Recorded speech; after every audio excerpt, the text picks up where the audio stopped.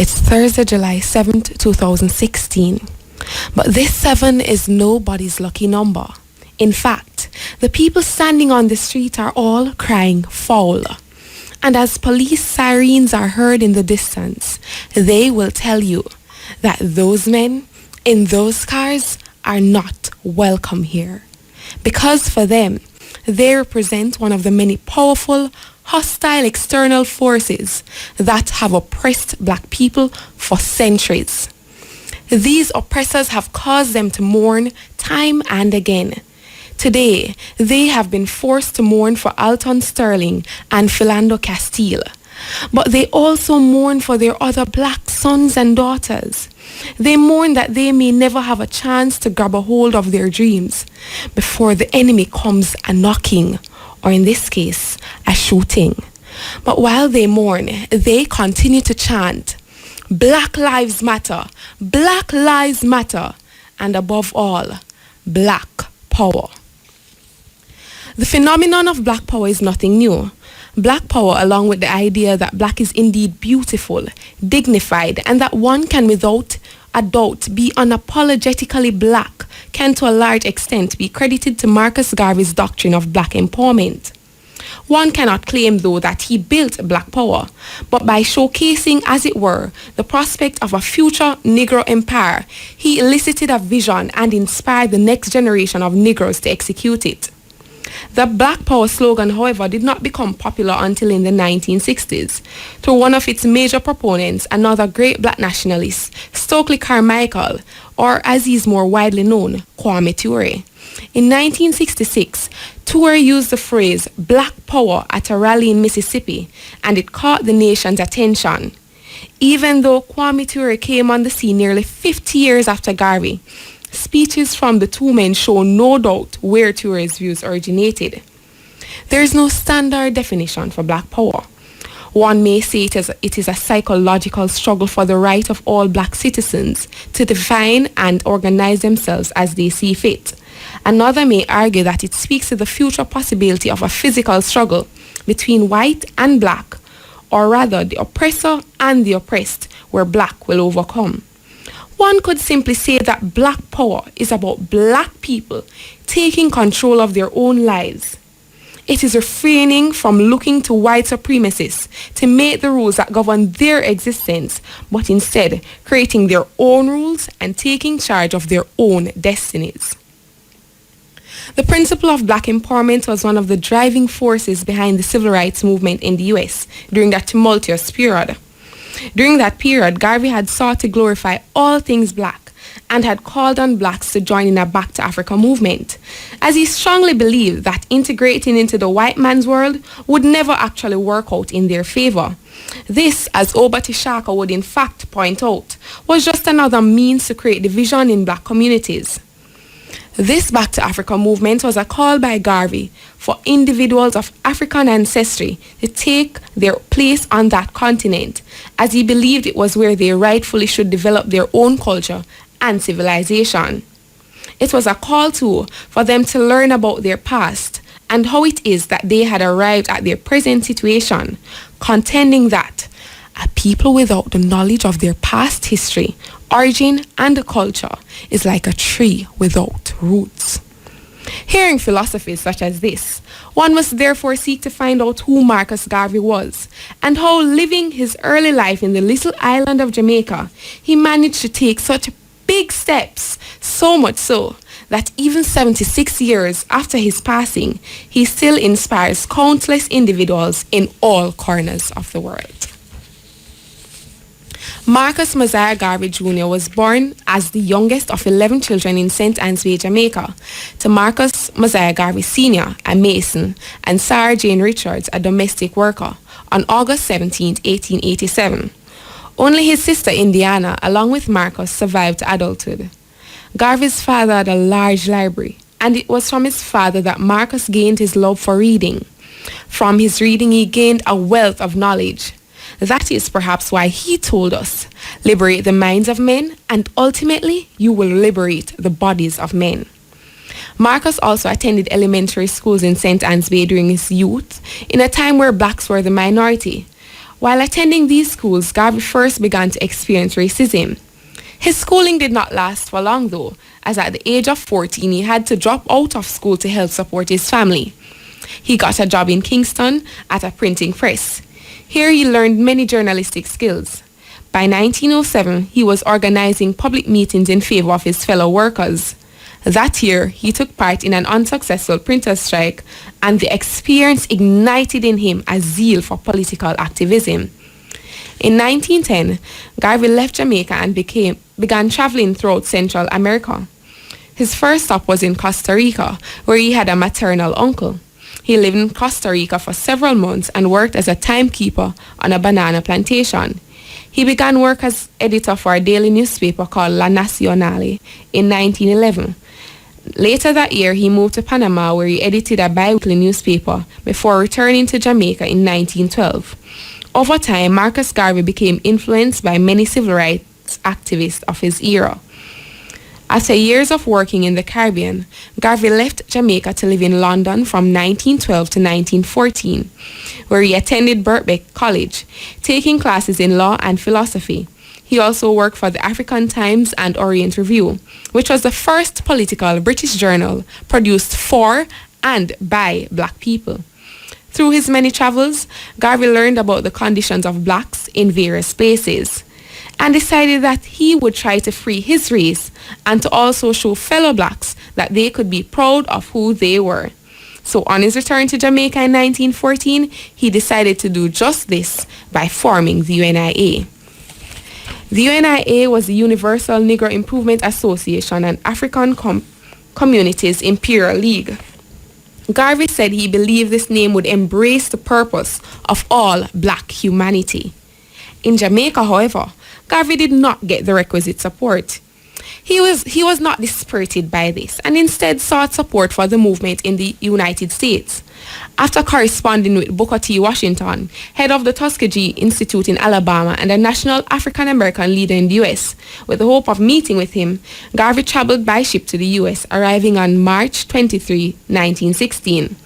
He intended to make a lecture tour and to raise funds to establish a school in Jamaica modeled after Washington's institute.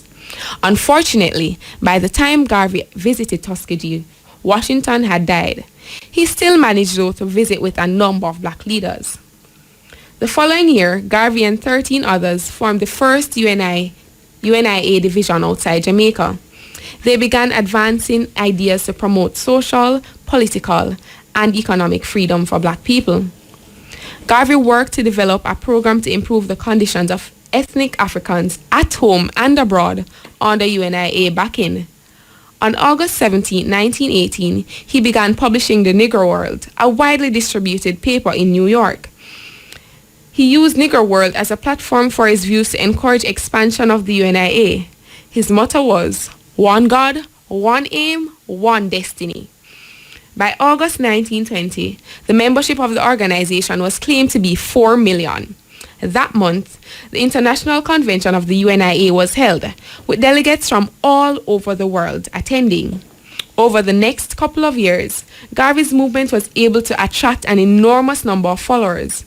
History will show that Marcus Garvey built one of the largest, if not the largest, black organizations ever. Indeed, when one looks at the UNIA, one can clearly see where it was one of the greatest Pan-African movements of all time. This concept of Pan-Africanism may be described as a worldwide intellectual movement that aims to encourage and strengthen harmonious ties between all persons of African descent. The movement extends beyond continental Africans and has considerable support base amongst the African diaspora in the Caribbean and the USA. It is based on the belief that unity is vital to economic, social, and political advancement, and aims to unify and uplift individuals of African descent. The foundation of Pan-Africanism is that all African peoples share not merely a common history, but a common destiny. So in that sense, Marcus Garvey, founder of the UNIA and pioneer of the Back to Africa movement, can certainly be considered an extremely influential Pan-African. Garvey also formed the Black Star Line Steamship Company to transport black people back to Africa. Stock was sold for this company to any black person who wanted to travel to Africa. The Yarmouth, the first ship purchased, was ready for its maiden voyage in November 1919. This venture was not without numerous challenges. Still, Garvey managed to secure 3 additional ships. In January of 1922, Garvey was arrested on mail fraud charges by the FBI. This was a way for J. Edgar Hoover to try to end Garvey's movement. Garvey appealed, but his appeals never materialized. Instead, he was deported in 1927. On his return to Jamaica, he was greeted enthusiastically, which motivated him to continue his movement to join blacks across the world and spread his ideas regarding the need for them to take control of their own lives. When speaking about women, Garvey once claimed, "No real man can do without her." It is no doubt then that Garvey did not choose to avoid to live with a presence he could not do without, albeit not once, but twice. At the age of 32 in 1919, Garvey married his first wife, Amy Ashwood. Amy Ashwood Garvey was a very active Pan-Africanist, social worker, and activist for women's rights. In an assassination attempt against him, she managed to come to his rescue by quickly getting medical help. For various reasons, they divorced in 1922, but each continued to do their separate work to better assist the marginalized groups that they both represented. These people understood that despite personal issues, the fight must continue so that the positive transformations could be achieved in the lives of these groups. In 1922, Garvey married again to Amy Jacks, who was working as his Secretary General. Amy played a very important role in his career and at various points played significant roles in the UNIA. One must not be caught in the trap of thinking, however, that Amy's authority was derived from her status as the wife of such an influential man. She was in fact a leading Pan-Africanist and black nationalist in her own right. She participated directly in the struggle to achieve the organization's goal of liberty for African people around the world, based on the doctrines of Pan-Africanism. After Marcus died, she became one of the key political leaders, archivists, and interpreters of the Garvey movement. She taught many persons about his ideologies and was instrumental in the publication of the highly acclaimed text, The Philosophy and Opinions of Marcus Garvey. In the compilation of this book, Mrs. Garvey succeeded in revealing the true outlook of one of the greatest black leaders of the 20th century. As a result of employing Marcus Garvey's actual letters, speeches, and writings, readers are granted the privilege of seeing his own words on the page instead of yet another author's interpretation, which is what his story has seemingly always done. Amy and Marcus had 2 sons together, Marcus Messiah Garvey III, who was born on September 17, 1930, and Julius Winston, who was born on that same day 3 years later. While Garvey was forced to return to his homeland, his activism did not stop there. A few months after his return, Garvey decided to travel again, this time to Geneva, to present the Petition of the Negro Race. This petition outlined the worldwide abuse of Africans to the League of Nations, which was an organization aimed at promoting international cooperation and preserving global peace. The following year, Garvey founded the People's Political Party, Jamaica's first modern political party, and the first to openly defend the interests of the black majority.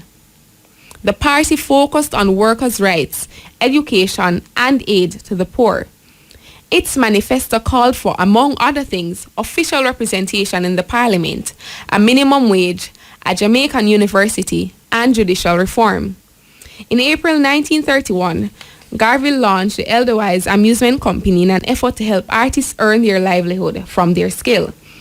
Garvey was a man who strongly believed that blacks the world over should be self-reliant, and at one point had publicly stated his hope for black people that it was for them to live today as to realize that they are masters of their own destiny, who must strike out with confidence and faith in self and reach for anything they desire. Several Jamaican entertainers, including Bim and Bam and Ranny Williams, went on to become popular after receiving primary exposure that the company gave them. In 1935, Garvey again left Jamaica. This time, though, he was headed for London in an attempt to reconstruct the international influence of the UNIA, which over the years had somehow waned. During these years, Garvey remained active, even continuing to speak extensively, and he also kept in touch with events in war-torn Ethiopia and events in the West Indies.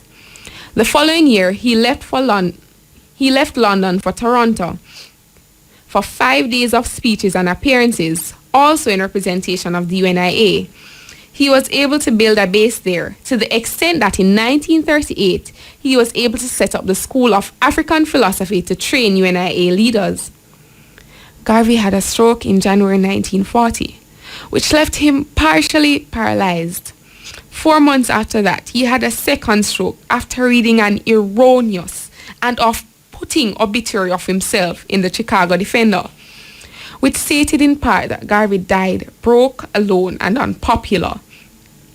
Garvey died in London on the 10th of June 1940 at the age of 52 as a result of having suffered these 2 strokes. Due to travel restrictions during World War II, his body was interred at St. Mary's Catholic Cemetery in London. 2 decades later, his body was removed from there and taken to Jamaica, where the government proclaimed him Jamaica's first national hero and reinterred him at a shrine in the National Heroes Park.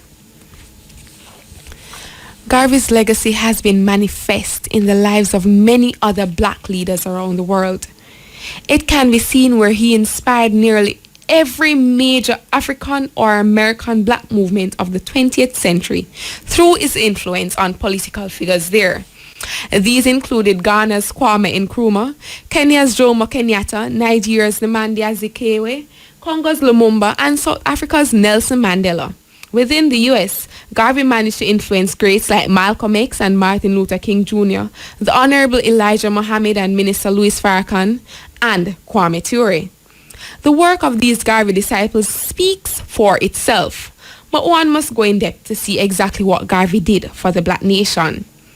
Garvey paved the way for blacks to visualize the possibility of a world no longer dominated by white power, a world where black power was the norm. Garvey encouraged them to be ambitious in their doings, making it clear to them that ambition is not something to be feared, as it lights up the life of the individual and makes him see himself in another state, a better state. Through the formation of the UNIA and its many partners, and through businesses and gatherings all over the Americas, Garvey enlightened Negroes to the political, economic, military, religious, and social possibilities of black power. Whites like J. Edgar Hoover felt very threatened by Garvey's ideologies and craftily tried to discredit him so as to put an end to his influential reign. But this was not to be. The minds of Negroes all across the world were already saturated with dreams of a Negro empire. As Garvey rightly puts it, the world ought to know that it could not keep 400 million Negroes down forever.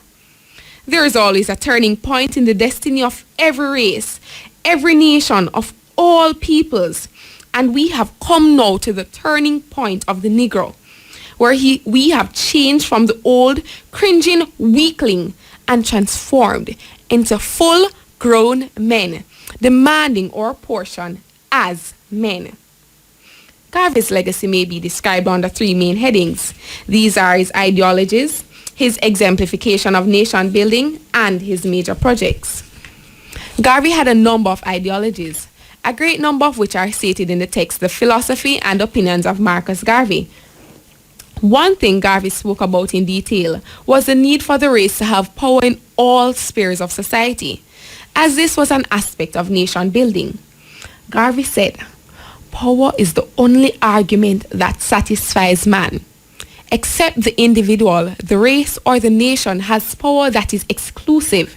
It means that that individual, race, or nation will be bound by the will of the other who possesses this great qualification. It is advisable for the Negro to get power of every kind. Power in education, science, industry, politics, and higher government. That kind of power that will stand out so that other races and nations can see. And if they will not see, then feel. Garvey also spoke about equity and the need for blacks to have certain qualities, which would make them into a great race. Garvey asserted that God Almighty created all men equal, whether they be white, yellow, or black. And for any race to admit that it cannot do what others have done is to hurl an insult at the Almighty who created all races equal. All of us were created lords of the creation. And whether we be white, yellow, brown, or black, nature intended a place for each and every one. Surely Africa is for the black man. 400 million Negroes shall shed, if needs be, the last drop of their blood for the redemption of Africa and the emancipation of the race everywhere. He strongly believed that if Africa were to be redeemed, the race would need individuals with certain attributes, men of vision and ability, men of character, and above all, men of honesty. Garvey exemplified nation building through the formation of a number of black organizations, including the UNIA and PPP, educational institutions like the School of African Philosophy, commercial institutions like the Black Star Line Steamship Company, the Negro Factories Corporation, and the Negro World, social institutions like the Black Cross Nurses and the African Orthodox Church, and perhaps one of the greatest colonization movements ever, the Back to Africa movement. Garvey had two main projects, which were to help create black governments, presidents, armies, etc., and to create a black superpower in Africa. So far, one can clearly see where Garvey, through his Black Power movement, mobilized many black leaders to take control of their societies, as is obvious with scenarios like that of Nkrumah and Mandela. In that sense, much of the first undertaking has been achieved. Unfortunately, one cannot see where a black superpower exists in Africa at this point. It is the hope that soon Garvey's followers will rise up so they can move towards this goal. This is probably the greatest legacy Garvey left for all his followers to build on. Indeed, why should we wait on chance to make a difference in our lives when chance has never yet satisfied the hope of a suffering people? As a people, we need to build black power. We need to teach our brothers and sisters that every time we refuse to accept the white man's defining our boundaries, black power reigns. Members of our race must demand that we participate in the decisions that affect our lives and that of our children. If that means marching and chanting black power in the streets so that the daily attacks on our men will stop, we should. If it means meeting with others who share our ideals, the ideals of Garvey, so that we can form institutions to eliminate the poverty of blacks the world round, we should. Before we can begin to claim the power though, we must understand that we must educate ourselves so that we can fully appreciate the writings of great men like Garvey and build on the foundation they have set. We need to remember that if we do liberate our minds, we can liberate bodies, thus liberating ourselves from oppression. Garvey never liked poverty. He always said it was a crime. So black power in this sense is using any skills learned in university to aid in the formation of organizations aimed at benefiting financially and otherwise others of my race scattered around the globe. We need to continue where Black Moses, Marcus Mosiah Garvey left off, leading our people out the wilderness. We have to remember, above all, to love ourselves, because black love is the genesis of black power. And as a friend Adisa once said, black power is the answer to every challenge we face when it is operationalized and we are courageous enough to confront the questions. So as the crowd continues to chant black power, one man takes out his portable radio and asks for all to listening. In listening, they hear the sound of Bob Marley as he steadfastly urges, emancipate yourselves from mental slavery. None but ourselves can free our minds.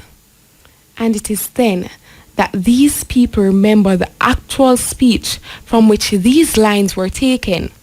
A speech given by MWALIMO Marcus Mosiah Garvey in Nova Scotia during October 1937 that continues to inspire them. They think of his exact words.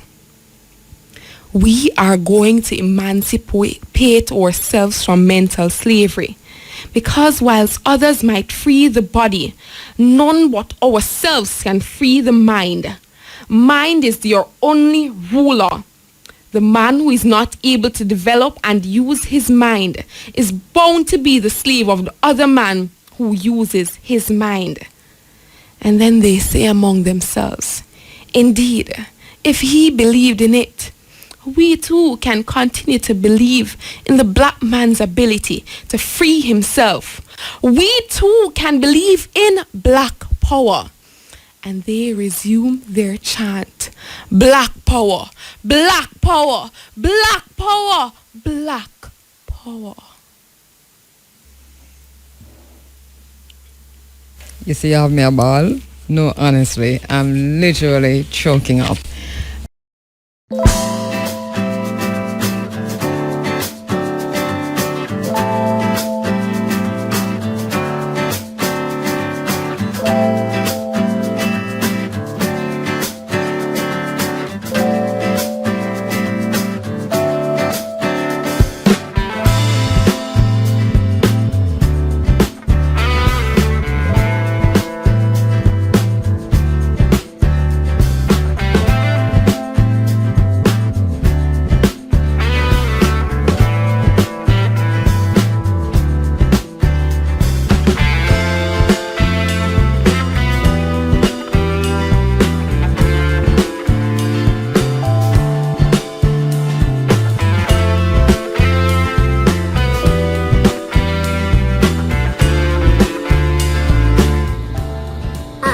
R. Was. Two.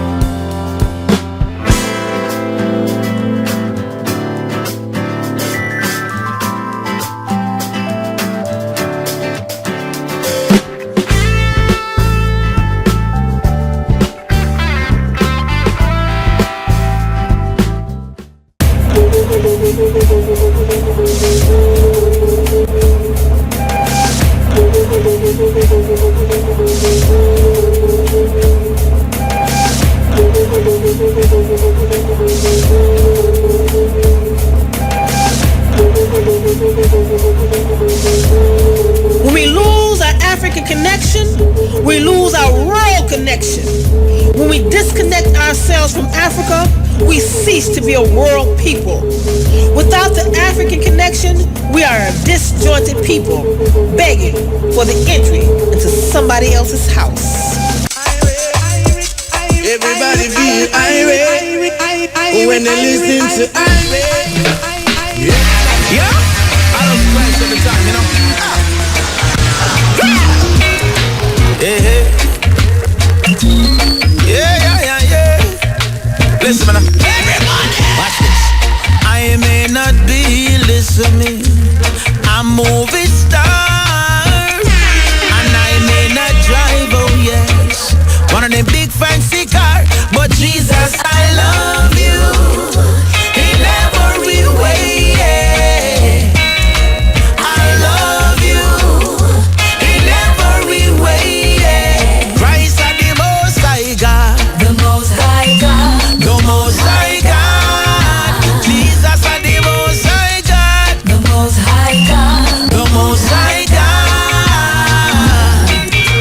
no get to what you want, it can be depressing. You must seek the blessing before you run down the blessing. Don't watch the car when me drive a home me living. Material things can't stop you from sinning. Some want to make it cause them looking for a killing. Enough of them sell out for pound and shilling. Some come for wreck it but them heart never willing. We come for give thanksgiving. Jesus, I love you in every way, yeah. Jesus, I love you in every way, yeah. Christ are the most high God, the most high God, the most high God. Jesus are the most high God, the most high God, the most high God. Listen, man, fi know how fi live and what you get and what you give. Must show love to charity. You're not to be so sensitive like a baby in a crib. First learn to serve humanity. Well, seek the Father, no run down, no vanity. The Father blessing and the true prosperity. Humble yourself and face life reality. Because you can't change your mind in a cemetery. The Most High God, the Most High God, the Most High God. Jesus and the mother of the son and God and the Most High God, the Most High God. Jesus, I love you in every way, yeah. Jesus, I love you in every way, yeah. I'm the apple of your eyes. You're the lover of my life. Pure love, love at first sight. I'm the apple of your eyes. You're the lover of my life. Pure love, love at first sight. The things that you're hearing, young girl, it may not sound right, yeah. And some folks are saying, my girl, you should have never served Christ. But we don't care about their views. Whoa, yo. Lord Jesus, I will keep on loving you. Christ and the Most High God, the Most High God, the Most High God. Whoa, yo. Jesus and the Most High God, the Most High God, the Most High God. Sing again. Jesus, I love you in every way, yeah. Jesus, I love you in every way, yeah. The Most High God, the Most High God, the Most High God. Jesus and the Most High God, the Most High God, the Most High God.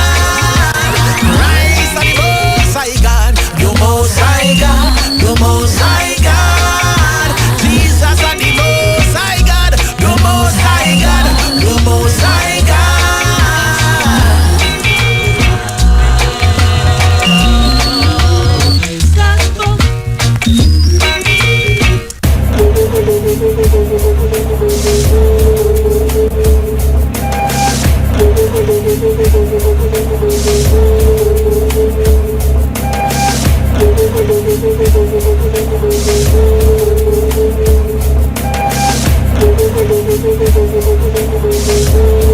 When we lose our African connection, we lose our rural connection. When we disconnect ourselves from Africa, we cease to be a world people. Without the African connection, we are a disjointed people, begging for the entry into somebody else's house. Let us start our class with a prayer. In the name of the African ancestors who began the march of humankind in the womb of Mother Africa, we ask these ancestors to be with us, to strengthen us, and give us a vision for the future.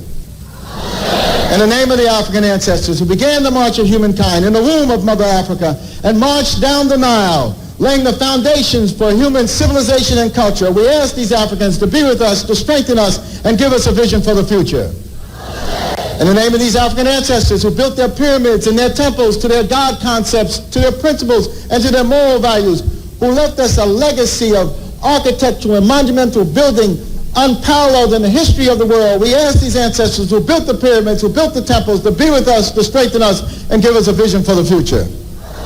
We ask these African ancestors who took this African culture and extended it throughout Africa, building the stone cities of Zimbabwe, building the empires of the Sudan, Ghana, Mali, and Songhai, building the Swahili city-states along the east coast of Africa, and in Christian Africa, asking King Lalibela and giving him the courage to build the 12 churches of Lalibela, from the ground down, monuments to the world. We ask these Africans who spread this culture to the Dogo and to the Akan and to the Yoruba and to the Bankango and to the Zulu. We ask these Africans to be with us, to strengthen us, and give us a vision for the future. In the name of the Africans who opened up Africa, opened up the Nile Valley to other cultures and other peoples, and they came in and nurtured themselves on the African greatness. First coming in early with the ancient Hebrews, and they synthesized this culture and produced Judaism. Later coming in were the Christians, and they synthesized this culture and produced Christianity. Coming in were also the Greeks, who took the African culture, synthesized it, and produced Greek civilization. And then later, the Prophet Muhammad, and with the Arabs coming into the Nile Valley, they synthesized the culture and produced Islam. We ask these African ancestors, who as part of their legacy laid the foundations for Judaism, Christianity, Islam, and Greek civilization, to be with us, to strengthen us, and give us a vision for the future. We ask those African ancestors pulled out of Africa, taken to the hells of North America, South America, the Caribbean, maintaining the spirit of African humanity in their hearts and in their minds, and who left us this enormous legacy of struggle.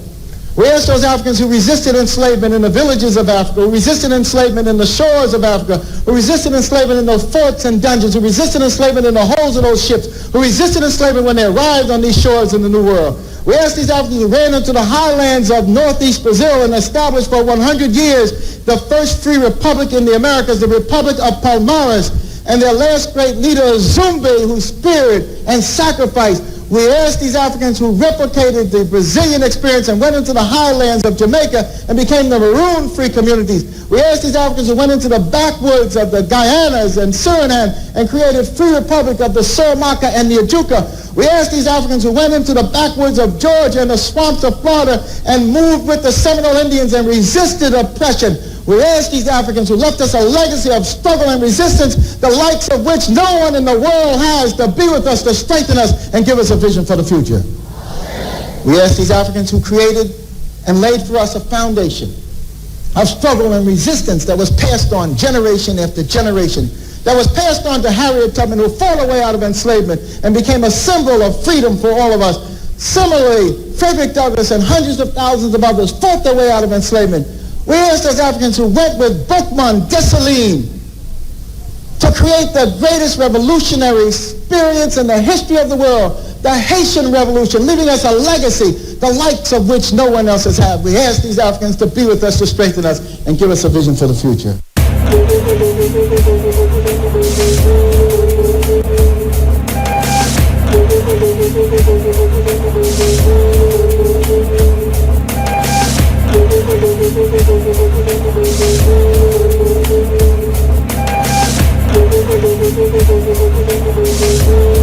When we lose our African connection, we lose our world connection. When we disconnect ourselves from Africa, we cease to be a world people. Without the African connection, we are a disjointed people begging for the entry into somebody else's house. What do we do with what we have learned? What do we do with what we know?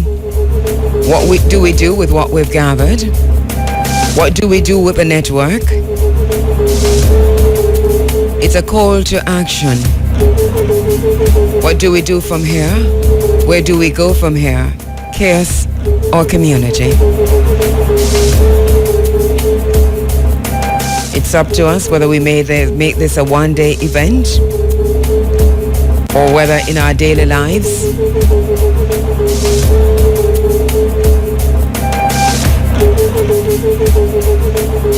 we make the difference. The revolution starts with us.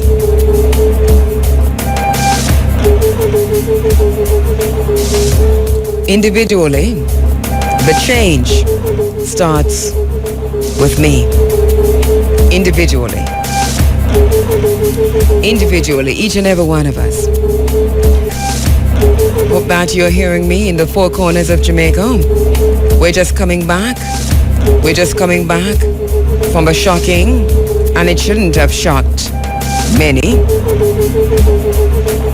But the nation was plunged into darkness yesterday evening into last night. The entire nation was plunged into darkness as the JPS, through what they call a procedural error, failed to provide electricity to the nation last night. This raises many, many questions. It raises questions about independence. It raises questions about emancipation. It raises questions about vision. It raises questions about control. It raises questions about influence. Because it was just April that the nation, a so-called sovereign nation, was plunged into darkness under similar circumstances. And so how many times must this happen before we take a stand? So many alternatives: solar energy, hydropower. In the Jamaica, the land of wood and water,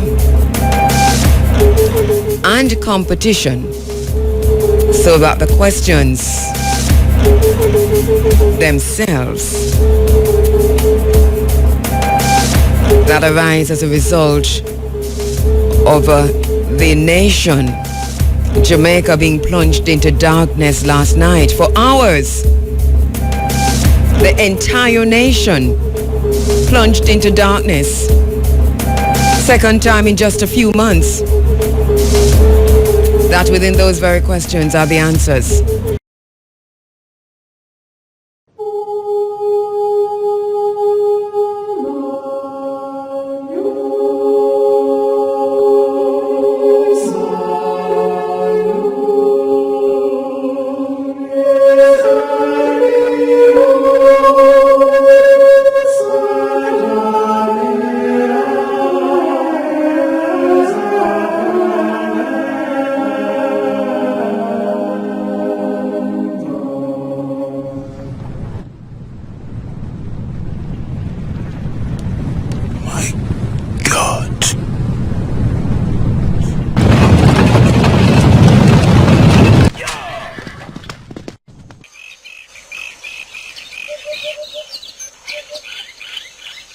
Wait till you hear what your friends have planned. By order of Her Majesty Queen Victoria, the Bechuanaland Protectorate is to become a crown colony under the direct authority of Cecil Rhodes. A colony! What do you think of your allies now, huh? Segoma, when you were a boy, some foolish people tried to poison you against the British. You fell easy victim. But they're stealing your country! Segoma, British soldiers coming just now. Now do you believe me?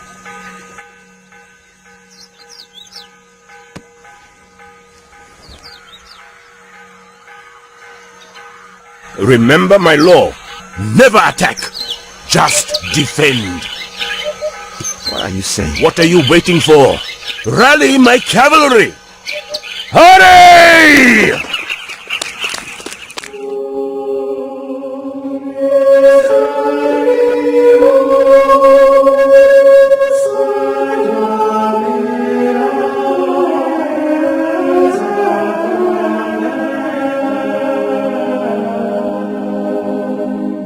The essence of power is the ability to define someone's reality and have them live according to that definition as though it is a definition of their own choosing.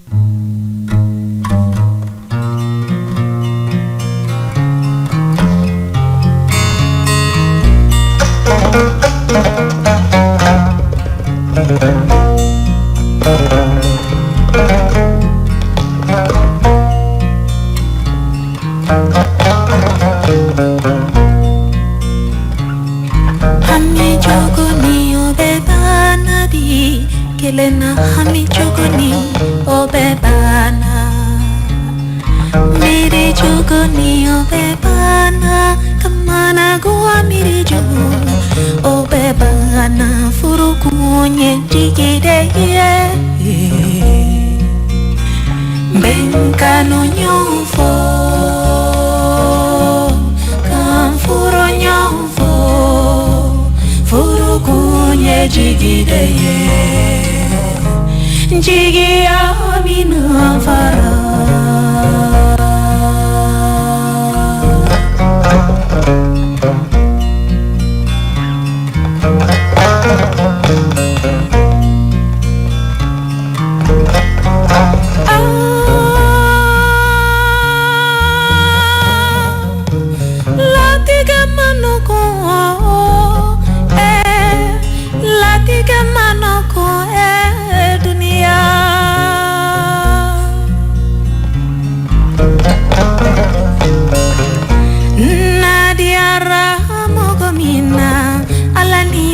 Tigia ni togo tigia narungo ya ramo mina alani mogontanya ni togontanya adiara nela abi alani furuke nyantigia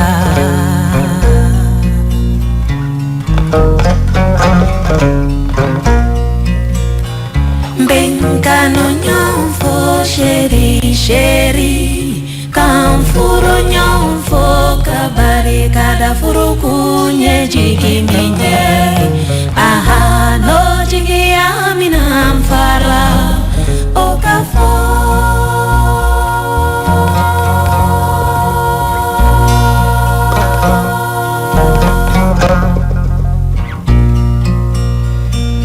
Furo nyanjogo debe furo ke duninye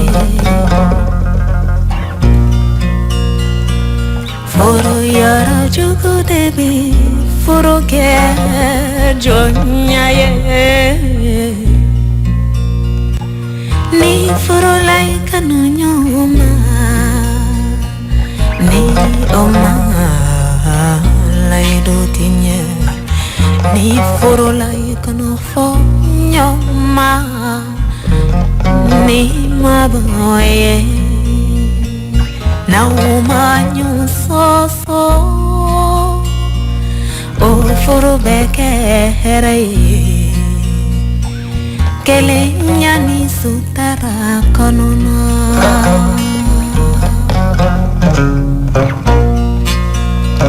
Benkano nyofo Kamfuru nyofo Jigi amina fara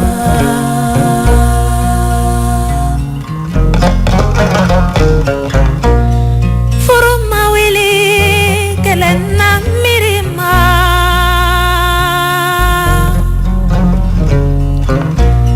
Furuma na kelulu siginyon lube kuma uche Lolo sumo lube dofo Lolo teri lube kuma sigio furu dambe bebana O furu kono sutara bana O furu kelenya beni bana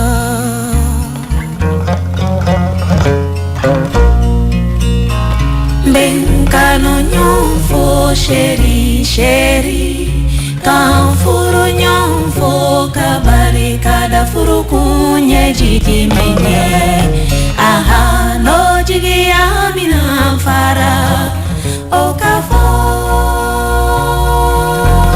It's the sound of Lokia Traore Bomboy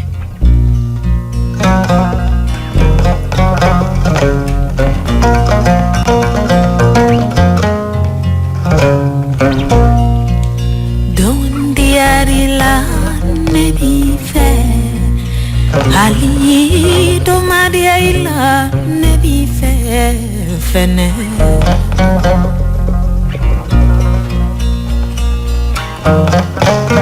And the track you're listening to is called Before.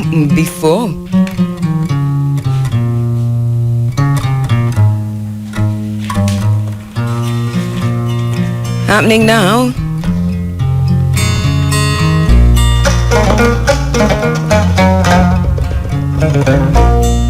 Spanish police say they have dismantled a nationwide network that illegally regularized the working status of Chinese immigrants in Spain. They arrested 57 people in Barcelona, Valencia, San Sebastian and Las Palmas in the Canary Islands.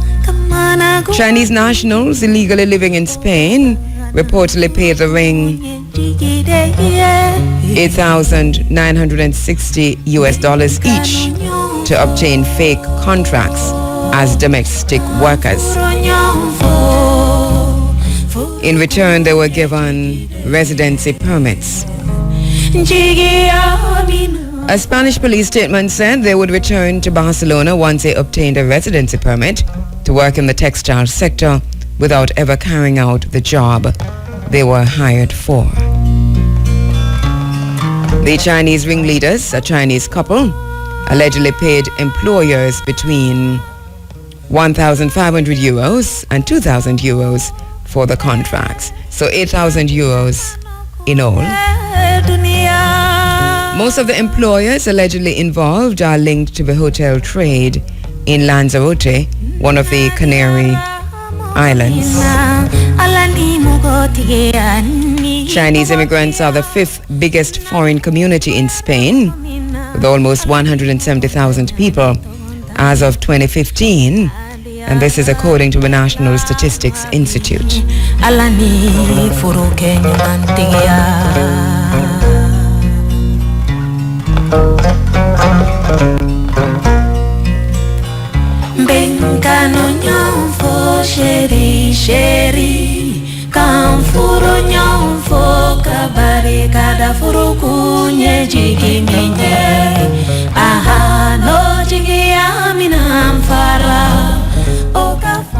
Happening now in Ethiopia.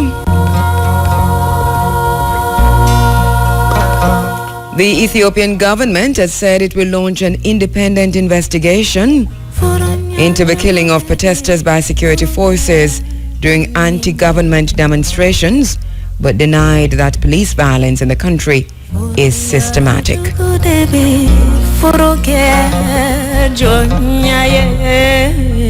A government spokesperson reiterated that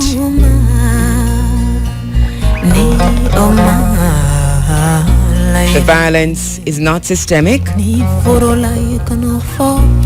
He said the government takes the allegations very seriously and pointed out that there are cases of off-grid police officers who sometimes take the law into their own hands. The Human Rights Watch said Ethiopian security forces have killed at least 500 people since anti-government protests began in November. Human Rights Watch said that thousands of people have been arrested and detained. Anti-government protests that started among the Oromo, Ethiopia's largest ethnic group, have spread in recent weeks to the second largest ethnic group in the country, the Amhara. Both groups are demanding more political and economic rights.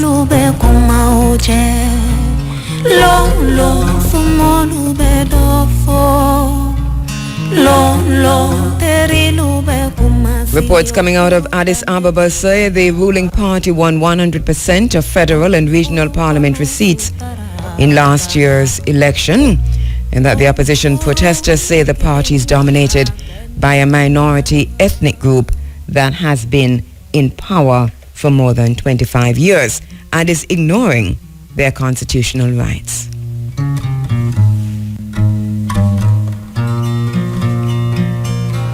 Meantime, the Ethiopian government has blamed the opposition in and outside the country for organizing what it calls unauthorized protests by anti-peace forces.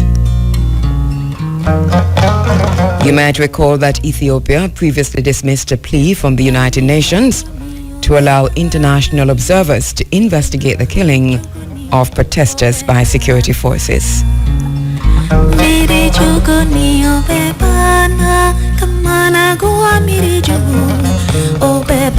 What we're witnessing in Ethiopia, many are calling a civil war.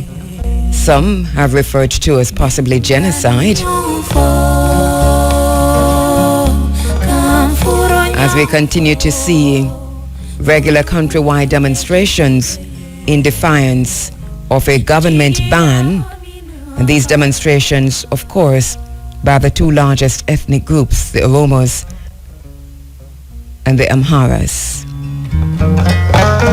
They have demonstrated once again the power of a marginalized majority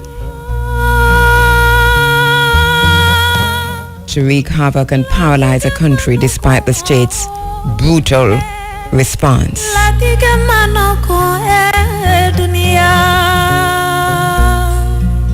Ethiopia's minority ethnic group, the Tigray, which comprises less than 6% of the population of 90 million, has ruled the country with an iron fist for 25 years. What are we seeing in Ethiopia? Are we getting glimpses of Rwanda decades ago? As we view the accumulated anger directed at the Tigrays, is this likely to explode and result in a human catastrophe with serious implications and regional stability?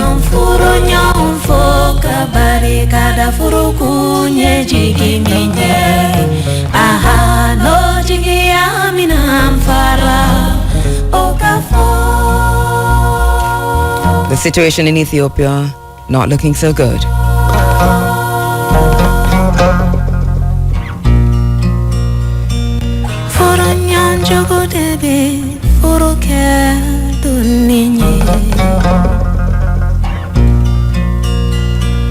Foro yara jugo debi foro ke jonya ye ni foro lai kanunyo ma ni oma lai do tinye ni foro lai kanu fo nyoma ni maboye now manyu so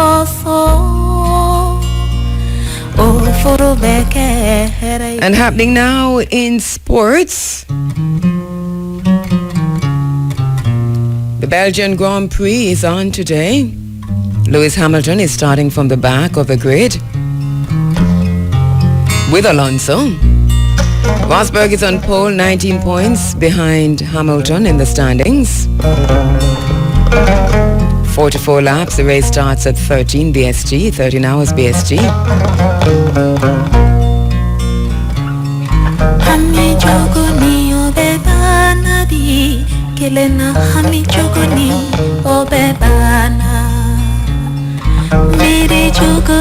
If Lewis Hamilton wins today, he'd move on to 50 career victories, just 41 more to go to catch Michael Schumacher.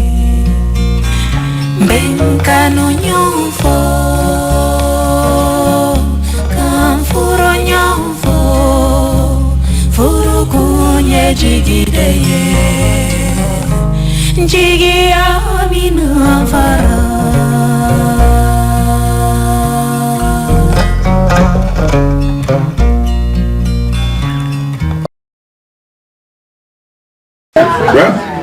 Can't take the camera. 6 sciences that all schools for black children need to have. Here we go.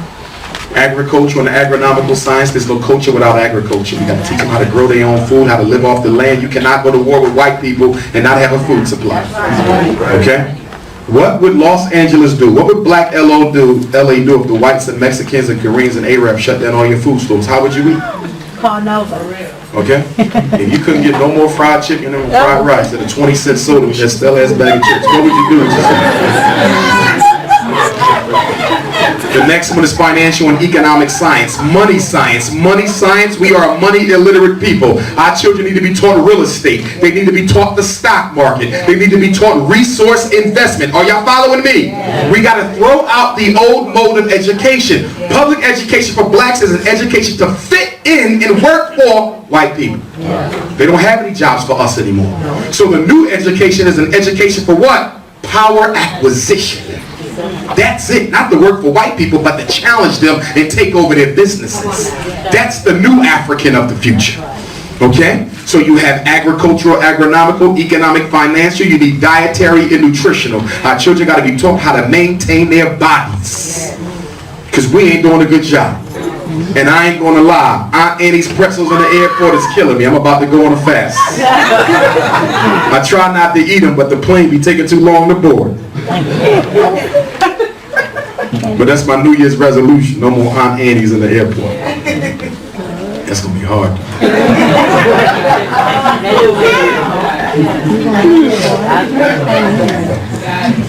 You say, how you doing? Okay?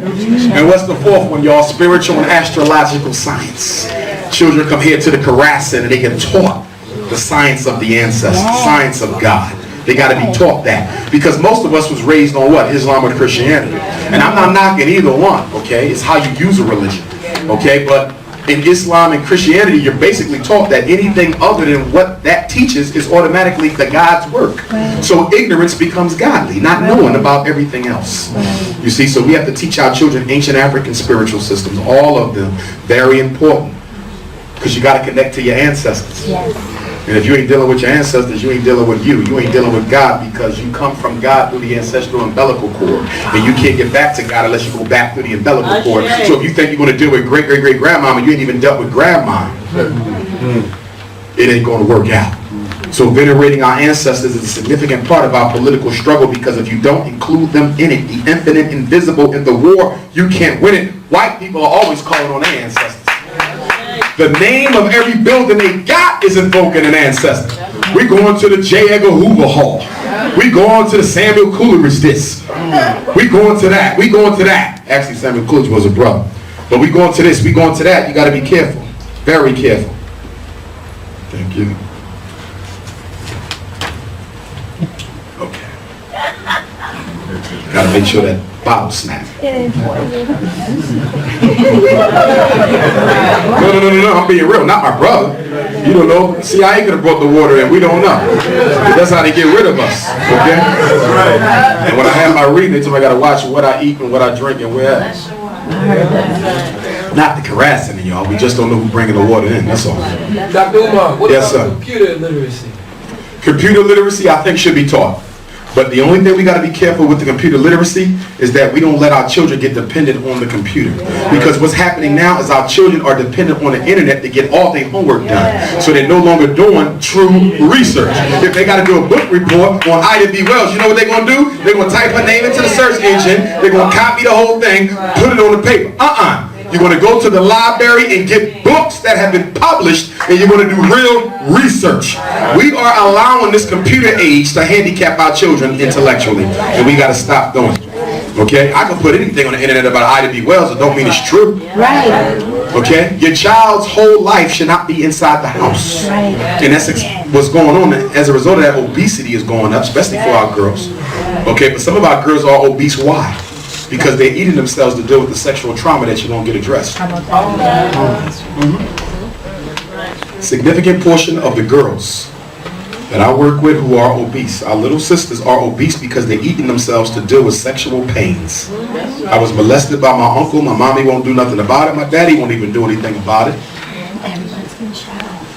And so I'm just going to go to the refrigerator and cope with my pain. A lot of us do that. When you find yourself drifting to the refrigerator when you ain't feeling well, you're a food addict. You use food as a drug. And food is a drug. Okay? You find yourself grabbing some soda. You need some soda, some Kool-Aid in order to feel a little bit better. You got to watch that. That's where that obesity. Most black folk ain't obese because they love food. They love the pleasure food gives them to help them escape from their pain. You got to remember that. Okay, and I also believe that at least 25% of the pain and hurt that black women feel towards black men. I think one of the reasons why our relationship is so distant is because a lot of our women have been sexually abused by black men. So all black men become a symbol of that first hurt. And it makes it hard for a sister to trust a black man when she was taken advantage of by a black man. You see? So we got to get something about this. And grandparents, you got kids who you know are child molesters, they got to get out the house. If you don't want to send them to jail, send them to the hospital. You got to get some help, but you can't let them stay around here and molest the whole family. This ain't working. Okay? You got pedophile on top of pedophile. I'm getting phone calls, cousins, and the homosexual pedophilia, with a 13-year-old cousin molested a 6-year-old little cousin. Okay, one boy, his cousin put his privates in his mouth. This is the type of stuff that I'm dealing with, okay? Some of the boys are making sex videos, doing all types of trifling stuff to these, to the little girls. Mother called me, brother, Umar, look at this video of my son made with his friends. Look what they did to this little 12-year-old girl. It's bad, because we're exposing our children to sex too early, okay? That's supposed to be forbidden until they get older. But when you're 6 years old and you're allowed to watch TV and people having sex, and you with your 2-year-old little cousin, let me see if it works the same way. Who put the idea in their head? You. Okay? With the little girls, you gotta watch. That's why I don't think the little girls should be sitting on men's lap. They don't like that. Santa Claus. Alright? Santa Claus. They love you. Okay? Because the male reproductive organ is a very sensitive organ. You understand?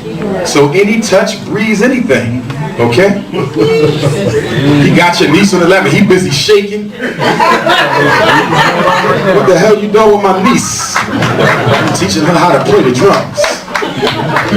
Where the drum at? So she sits over here, and then you got to train your daughters not to be so fast around men. They running, jumping.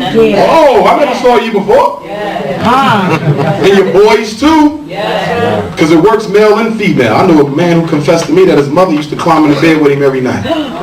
Molested by his mother, yes. Emotional problems. This is, I'm telling you, I can do a book on them cases. That's why I know what the Roman Catholic Church is doing. I'm talking about the church on the corner. Okay? It's the rule of religion. Then the mother and the father don't want to say them because the pastor has a high-ranking position in the community. So we can't tell on him because we'll be ostracized. So our kids just got to be quiet about that. And the next thing you know, they shooting up the whole neighborhood. Right? Yeah. Oh, what happened to him? Anybody know? Oh, you know, but ain't nobody gonna tell. Ain't nobody gonna tell you that part. Okay? Mass incarceration. We got to do something about mass incarceration. Prisons are nothing but slave ships without water. Okay? We have to teach our young men to stop committing crime in the first place. But we understand that most crime is politically motivated. What did they do at the end of slavery? At the end of slavery, you didn't have any statewide prison systems. After slavery, you did. Because they knew that they wasn't going to give black men jobs, so they simply did what? Upgraded vagrancy crimes to major felonies.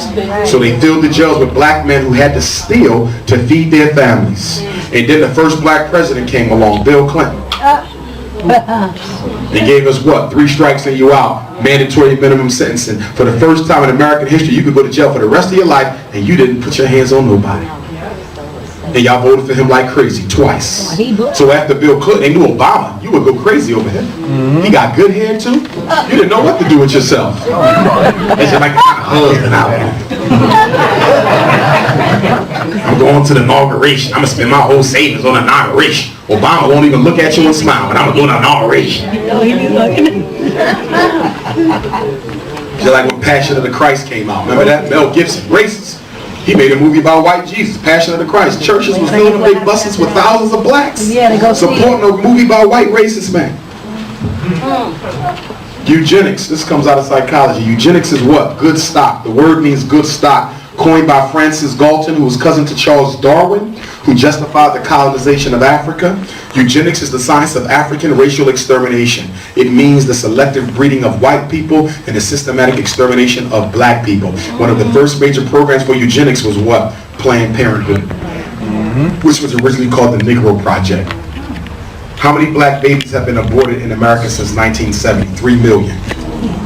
So when we talk about the Hispanics taking over, they only take it over. Well, most of them are African anyway, but for the sake of conversation, they only take it over because we kill our babies. They don't kill theirs. Right.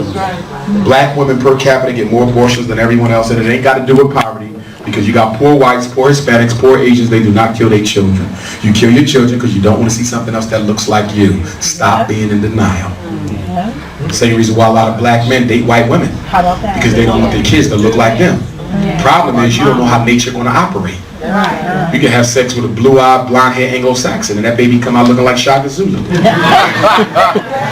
Spear and everything. Hey, Dad. Hey, Dad. You don't control that.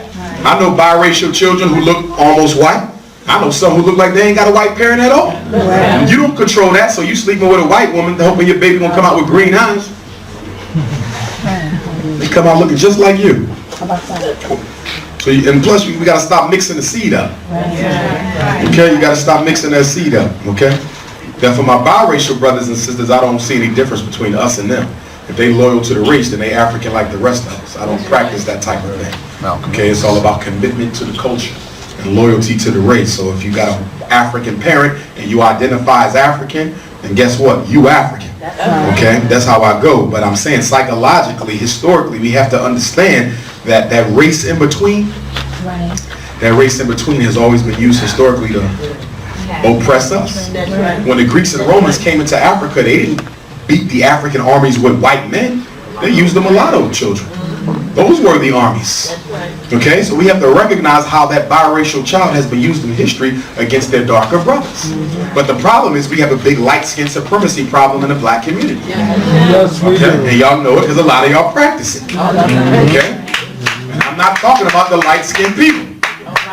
Okay, you can be blue, black, purple, and be a light-skin supremacist. Light-skin supremacy refers to what? A belief, a psychological construct that you have created that says the lighter you are, the better you are. You could be blue, black, purple, and be a light-skinned supremacist. In fact, most light-skinned supremacists I've met have been dark, not light. Okay? Clarence Thomas, Supreme Court Justice. Blue, black, purple, and he's a light-skinned supremacist. He's married to George Bush's cousin. He's married to George Bush's first cousin. That's his wife. And he's a pastor and had the nerve to marry Rush Limbaugh, the most racist radio host in America, in his house. See? What good is all those degrees if you don't even love you? And that's why we got to teach black children loyalty to race before we teach them anything else. Because if you teach them science before you teach them self-love, the science will be used against you. You're going to teach them medicine before you teach them self-love, the medicine is going to be used against you. Teach that first. Knowledge of self precedes all other knowledges. Okay? Very important that we understand that. So we talked about agricultural and agronomical, financial and economic. Science of the black man, science of the black woman. Black boys have to be taught about the women got to be taught about the men. Dietary, nutritional science so they stay alive, and also political and military science. Our sons need to be taught how to use guns. The girls too. That's right. How to clean your urine if you're out in the woods and it ain't no drinkable water. There's a science to cleaning your urine so you can make it drinkable. That's real. They need to be told that. How to start a fire without more matches. They need to be told that because this ain't promised to you. Okay? And according to white supremacy, do you know what's supposed to happen to the United States? In order for the one world order to produce itself, the United States is supposed to split into 3 independent countries. A civil war has to be born so that international police could come in, save the day, and now you have one world government. So there will be chaos in America. And a lot of these little experiments you see, Columbine in Connecticut and Dark Knight and Virginia Tech, these are just trial runs for the one to come. That's right. So get ready for this. The problem with black people is we trust white people so much, we think that they're always going to be in charge. White supremacy must fall. Problem is the Chinese supremacy won't be any better than the white supremacy. In fact, it's going to be worse because the white man make you think he like you because he ain't got the numbers. So he got to work with you. Chinese people got the numbers. You see what they do in the Chinese store? You coming in, you short 5 cents. Go get 5. Hold on, dog, I've been buying from you. Go get 5. You want chicken or not? 5 cents. No, don't talk to me. 5. I said, I grew up on you, dog. 5. Or get out of here. And what do? Go get 5. They ain't got time for no white supremacy tricks and games and stuff like that. You go to the Korean hair care distributor, I need to get a box of perm. I need 45 bottles of perm. Okay, well it costs $8 a piece times 45. Are you like, can I get a deal? Can I get a hookup? Nope. Do you want to not? They don't play them games with us. So imagine them being in control of things. I don't want to hear none of that. You go there and tell them, look, we study African religion, you study Buddha. Buddha born in Asia, me Chinese. 8 times 5. They're not letting you come in with them on no nothing. You see how they are? They have nothing but contempt for black people. Nothing but contempt. Shooting kids in the back. Kid been buying food all her life. She spilled 1 soda and she gets shot in the back dead. And we right back there the next day buying the same thing. Okay? Trayvon Martin died, we all go buy hoodies. We made Champion rich, Nike rich, Adidas rich. Arizona iced tea. This is what we do. And everybody bought a pack of Skittles. Didn't even know Skittles was giving money to Zimmerman's defense. White people work together. That's what Connecticut was about, y'all. That's what Connecticut was about. Arm all the white people, arm all the teachers, arm all the school police so they will be in a position to kill black people and then invoke the stand your ground law. You don't see how all this is connected? They preparing for Zimmerman to get an easy sentence, which is going to give white people the incentive to start shooting blacks and then stand back and say, I did it because I thought my life was in danger. That's what makes the stand your ground law a throwback to Jim Crow. Because you don't have to prove that they was going to hurt you. You just got to prove that you felt that your life was in danger. What kind of law is that? And half the states in America now have either adopted or are considering adoption of stand your ground. White people shooting black people in cold blood and saying I thought my life was in danger. Y'all heard about the brother, another one in Florida at the gas station with his woman. White man came out there and told him to turn his music down. He told the white man where to go. White man opened fire. Blew his head off. And guess what the white man saying? Stay on your ground. They said, how? He said, because I thought he was reaching in his glove compartment for a gun. All this is connected. Connecticut is connected to the Zimmerman case. The reason why you didn't get a verdict on Zimmerman because they wanted to make sure y'all voted for Obama, so Obama delayed the case. Yeah. I got to wake up to this thing. But everything is male and female, and every cause has an effect. That's called karma. What if everything that ever happened in your life that was negative, truly negative, you created it yourself? Because you know that's what some of the ancients taught. God don't punish nobody. You punish yourself.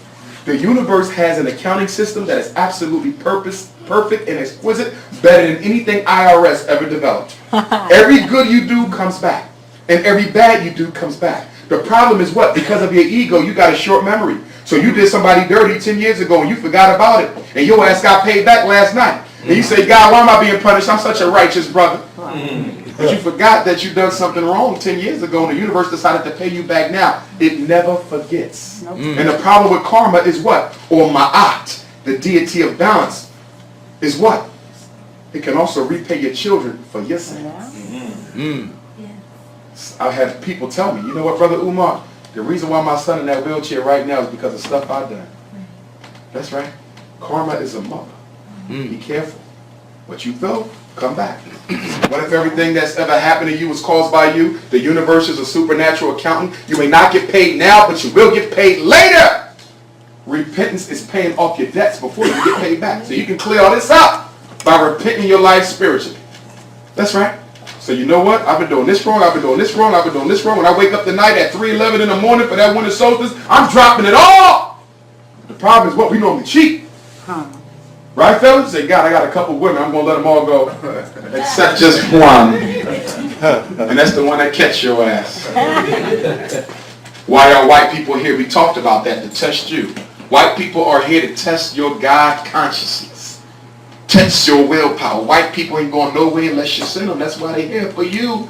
Accept it and start doing something about it. You will lose if you don't accept the divine responsibility of putting the cracker back in its place. What did Jesus say? Unless you be born again. Black Christ of Ethiopia, because you know that's where he was born before they changed it at the Nicene Council and said he was born in the manger in Bethlehem. Everybody knew he was born in the cave in Ethiopia. Kill the nigger so the African can be born again. Every last one of us got a nigger inside. That's the little girl, the little white boy, the little white girl. You got to kill it so the African can be born. That's why he said, unless you be born again, you got to shed the ego-based identity and let the true God come out of you. Unless you become his children. Children have profound confidence to receive what they need and want. They have true reverence for their parents and never question their ability to provide. In 3 days I will rise. You have to know why you fell. You must know what you must do, and you must manifest the work. Every political problem has a spiritual aspect. Every spiritual problem has a political aspect. They are not two separate worlds. Our greatest contradiction of black struggle has been what? We have always kept the spiritual separate from the political. Ain't that right? You could join the Black Panther Party, or you could go to church. You could join the mosque, or you could join this organization. It's time to bring the political and the spiritual together so people don't have to go to two different places to get fed. Are y'all following me? Yes, sir. Did our ancient ancestors reach divine perfection? Possibly, but they forgot their responsibilities and forgot their enemies. They forgot who they were and who they were up against. We make these same mistakes. Forgetting who we are and forgetting who our enemy are. Some of us think that all we got to do is love white people and everything will change. Did you see what happened in Connecticut last week? He killed children of his own race. And you want to go hug them and pray with them. Right. And lastly there, that's the book. Listen, don't let consciousness be an excuse for why you're not working on your spiritual self.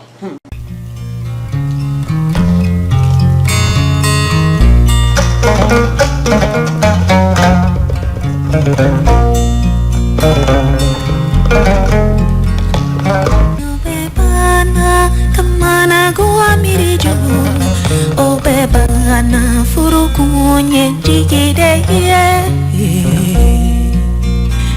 bengkano nyofo,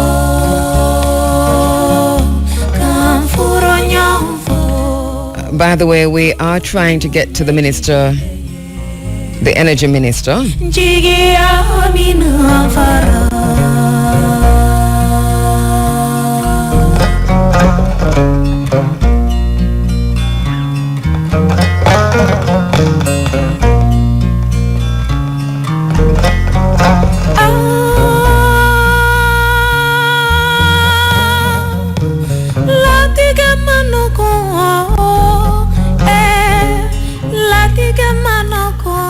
The Minister of Science, Energy and Technology, Dr. Andrew Wheatley, has put out a press release after last night's power outage. As you know, the nation was plunged into darkness for hours last night. And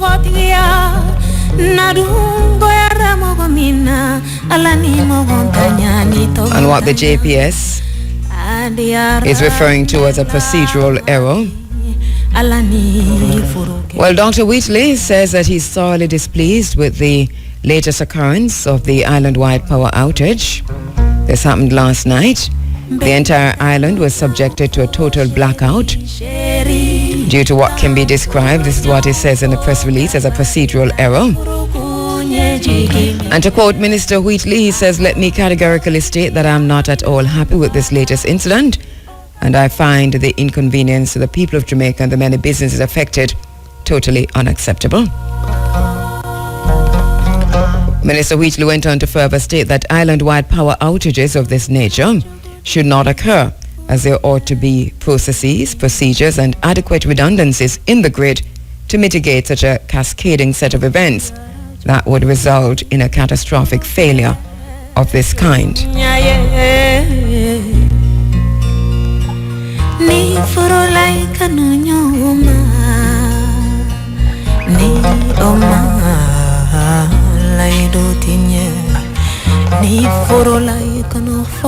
The release from the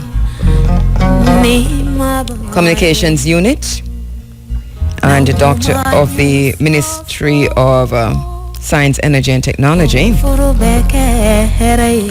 notes that Minister Wheatley has been informed by the Jamaica Public Service that it was working to resolve the issues in keeping with its commitment to its customers. And you might have realized by now that a phased process of restoration of power to all customers took place last night. I don't know if all persons have been restored, if all homes. If electricity has been restored to all homes, let me know if you still don't have electricity. And the minister also said that he's been in contact with the Jamaica Public Service officials and that he has requested a preliminary report to be submitted to his office by Monday, August 29, that's tomorrow, with a final report to follow on Thursday, September 1. All right, so that was a disaster of great proportions. And once again, we underscore that this really should not have happened, but it also raises questions, many questions of competitiveness, questions of monopoly, question of independence, question of emancipation, question of control. Can you imagine one company controlling the electricity in Jamaica, a so-called sovereign nation, so that if that one company decides, for whatever reason, that the country is going to be blacked out, and I'm not saying that they decided last night, but it was a decision of sort. Because if you didn't have the necessary plans in place or systems in place to ensure that this didn't happen, then you planned for this to happen. And that is how we're reading it. So the question is that if you've got one, I mean, look, Jamaica, a land of wood and water, hydro power. Jamaica, land of sunshine, solar power. And yet, the entire nation was held to ransom last night because JPS, a predominantly foreign country, and don't tell me about no shares, was able to preside over the country being plunged into darkness for hours. This after a similar fate in April, just a few months ago. To me, the outrage, Minister Wheatley, is not enough. And this is why we're trying to get to the minister. We've been trying. Can you tell me what's happening, Shamara?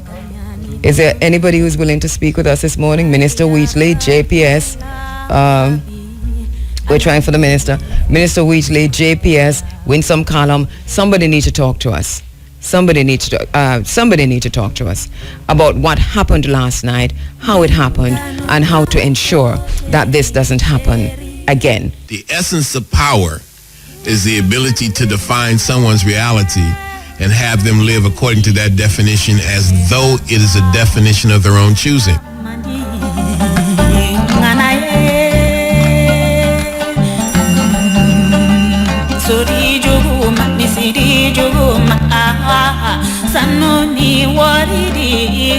All right, so on Facebook, a comment that I made, lots of responses. We're going to share some of them with you. So the comment was that this is a definition of powerlessness, when one foreign company can control and shut down an entire nation for hours. Hashtag slavery.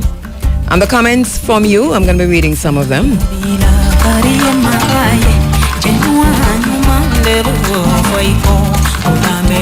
So Bensley Hype says, hope this makes the people wake up a bit, demand more, stop taking in the programming, the PR programming. Kofi Tafari says, we need a new breed of Sam Sharps and Paul Bogles. Sand says, all soldiers are soldiers still here though. Who will stand with us? Javon Smith says, we need to stop the monopoly. Christopher Binns says, go solar. Ras Kadamani Ishmael says, it wasn't nice.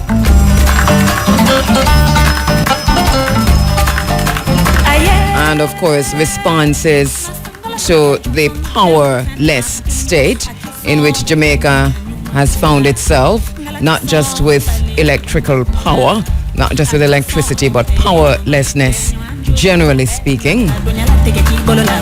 But in context, last night, Jamaica was plunged into darkness for hours. The entire island. I heard that it was chaotic on the streets of Kingston, in Montego Bay, and also in Otrias and the town centers of Jamaica as traffic lights went out and darkness prevailed. And while many talked about looking at the stars and seeing the moon and liking the darkness, that is all well and good. We can find that in many, many places in Jamaica. Andre Henry says, Andre, I can't read that. All right, but he makes reference to the smuggling trade, and Kofi Tafari says it's real thing. He was thinking the same. And Andre says, great mind thinks alike. All right, so Cherry Natural says, pun well intended. Never trust them before, still don't trust them now. And yeah, Cherry, my sister, the pun was really well intended. And Hora L says, testing 1, 2, 3, 4.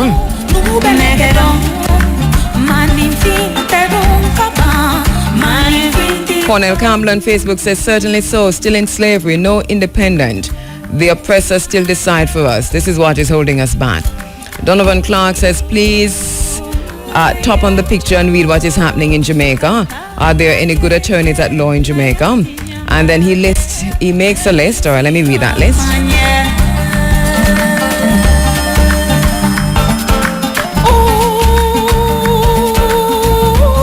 All right, so he says foreign companies control our talk and use of the internet, Flow, Digital, and Lime. They control our major highways, Highway 2000. Foreigners control our mineral, bauxite. Foreigners control our labor force of bright young ladies, call centers, Chinese stores and supermarkets, lotto and cash machine operators, gas stations, insurance companies, etc. Foreigners control our food, rice, sugar, soda, peas, onion, garlic, cooking oil, fish, chicken bag, turkey neck, etc. And he goes on to say, foreigners control our health, medicinal drugs at the pharmacy, condoms, vibrators, sex dolls, toiletry, etc. We have moved away from natural remedies and natural sex. He says foreigners control our technology. We don't make pin, needle, spoon, fork, knife, bicycles, tires, cars, phones, televisions, radios, flashlights, thermos, computers, cameras, wire. And then he goes on to say foreigners control our politicians, the Queen, the IMF, the World Bank. Foreigners control our idea of human beauty, falls hair, bleaching cream, tattoo, silicone breasts, etc. If we could take full control of just one of these 10 categories, one area of these 10 categories, and I mean just one, then Jamaica would have seen meaningful growth. Well, you've got a very good point. Some of the points, though, are not necessarily control, but influence. And in the situation, in the case of JPS, we're talking about full control in terms of our ability to generate electricity. Full control. We have solar, we can go solar energy. We've got water, we can go hydropower. But we're not doing that. A lot of the points you made there are really how we are influenced by a global foreign culture, as opposed to whether or not these are controlling us. All right, Marcia Elliott says that's what it is, agreeing with the brother. And then she says, don't forget the false bottom, even so-called conscious ones wear them. Is lost with loss is we allow them to control. Oral Clark says there can be no justice without fighting for it. Weston Gregory says, you see it too? All right. He says it's a disgrace.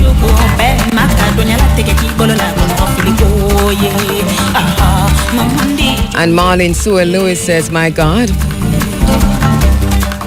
this is what we the people of Jamaica voted for. It's a big shame on Jamaican public service. Mr. Prime Minister, we don't need any apology. We need to solar right now. JPS needs competition. And she says, go to hell, JPS. JPS, she continues, JPS, do you know the amount of people who got robbed last night? These people are poor and hardworking people working hard to make two ends meet so their children can go back to school next week. Where are these people going to get back this money from? Step in, JPS. All right, just some commentary from you on this situation that we faced last night. We're going to be talking some more about it. And as I said before, we are trying to get to the Minister of Science, Energy and Technology, Dr. Andrew Wheatley, who says he's thoroughly displeased with this. And I know he's outraged. I saw his tweets last night. I was following him on Twitter, and he really vented on Twitter. But it's not enough for our ministers to vent on the social media. What we should do is to ensure that this does not happen again. Find a way to figure out what really happened and ensure it doesn't happen again. Simple. And get off of social media.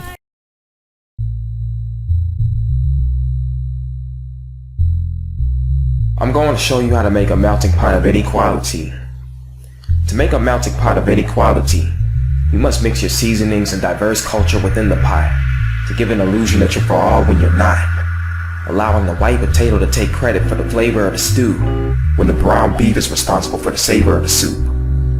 Symbolically, the pot represents white supremacy, masked by the illusion of social fantasy, a fallacy that tricks the many victims of its grasp into thinking that they are free when they are still in slavery. Black people have invented and founded most of today's societal norms, but white people take credit for it all while minimalizing black history. Black people are the water and the nutrients of the earth. Without us, society wouldn't have germinated the way that it did. To make a melting pot of inequality, you must start off with equal rights, privileges, resources, opportunities, money, and more. See, America was built off of the backs of the disadvantaged. Over 400 years of lives damaged people handed the life of the famished, so that the advantage could have life outstanding. To make a melting pot of inequality, you must forward a system of oppression, persecute those that question it, and teach those that rise from the bottom of the melting pot not to fight the system. To make a melting pot of inequality, you must take economic privilege and disperse it unevenly through the pot. Leave most of it at the top for the privileged to benefit off of. Meanwhile, the pot heats up on the fire. The blacks at the bottom aren't hired, or they're fired to make space for a Caucasian or someone with skin that's lighter. The stew begins to thicken and become stew. The stew at the bottom of the pot begins to burn and become hard. The blacks are the burnt material stuck to the bottom of the pot. Our skin was black like an oven because of the terrible famine. Quote from Lamentations chapter 5 verses 10. The blacks are the burnt material stuck to the bottom of the pot because of the fire of capitalism burning it. You begin to see poverty, a raise in crime and murder because of the equality being a non-priority. So you've systematically and intentionally neglected the bottom of the pot. Now guess what? Just like a normal pot of stew that isn't thoroughly and equally stirred while sitting on top of a fire, this melting pot of America has burned. And the flavor of burned, neglected bottom stew has flowed into the pot. The soup at the top tastes burnt as well. That is how you make a melting pot of inequality. This is the phenomenon Martin Luther King referred to as injustice anywhere being a threat to justice everywhere. And unfortunately, this melting pot known as America will receive its due payment for its intentional inequality knowingly dealt to black people. That is the fate of this melting pot of inequality. With that said, no, black lives don't matter. They never have and they never will. If they did, this melting pot would have truly been a place where we're all free and accepted. Since we're not free and accepted, we must get our own pot. Come out from the common pot. Come out from among them and be ye separate. Pull together our own ingredients and resources. Make a righteous foundation for our own pot of stew. But first and foremost, we must put the Most High Yah of heaven first so that he will prosper us in our ways. That is how you make a set-apart melting pot for the culture, resources, and wealth of your own people. Shalom.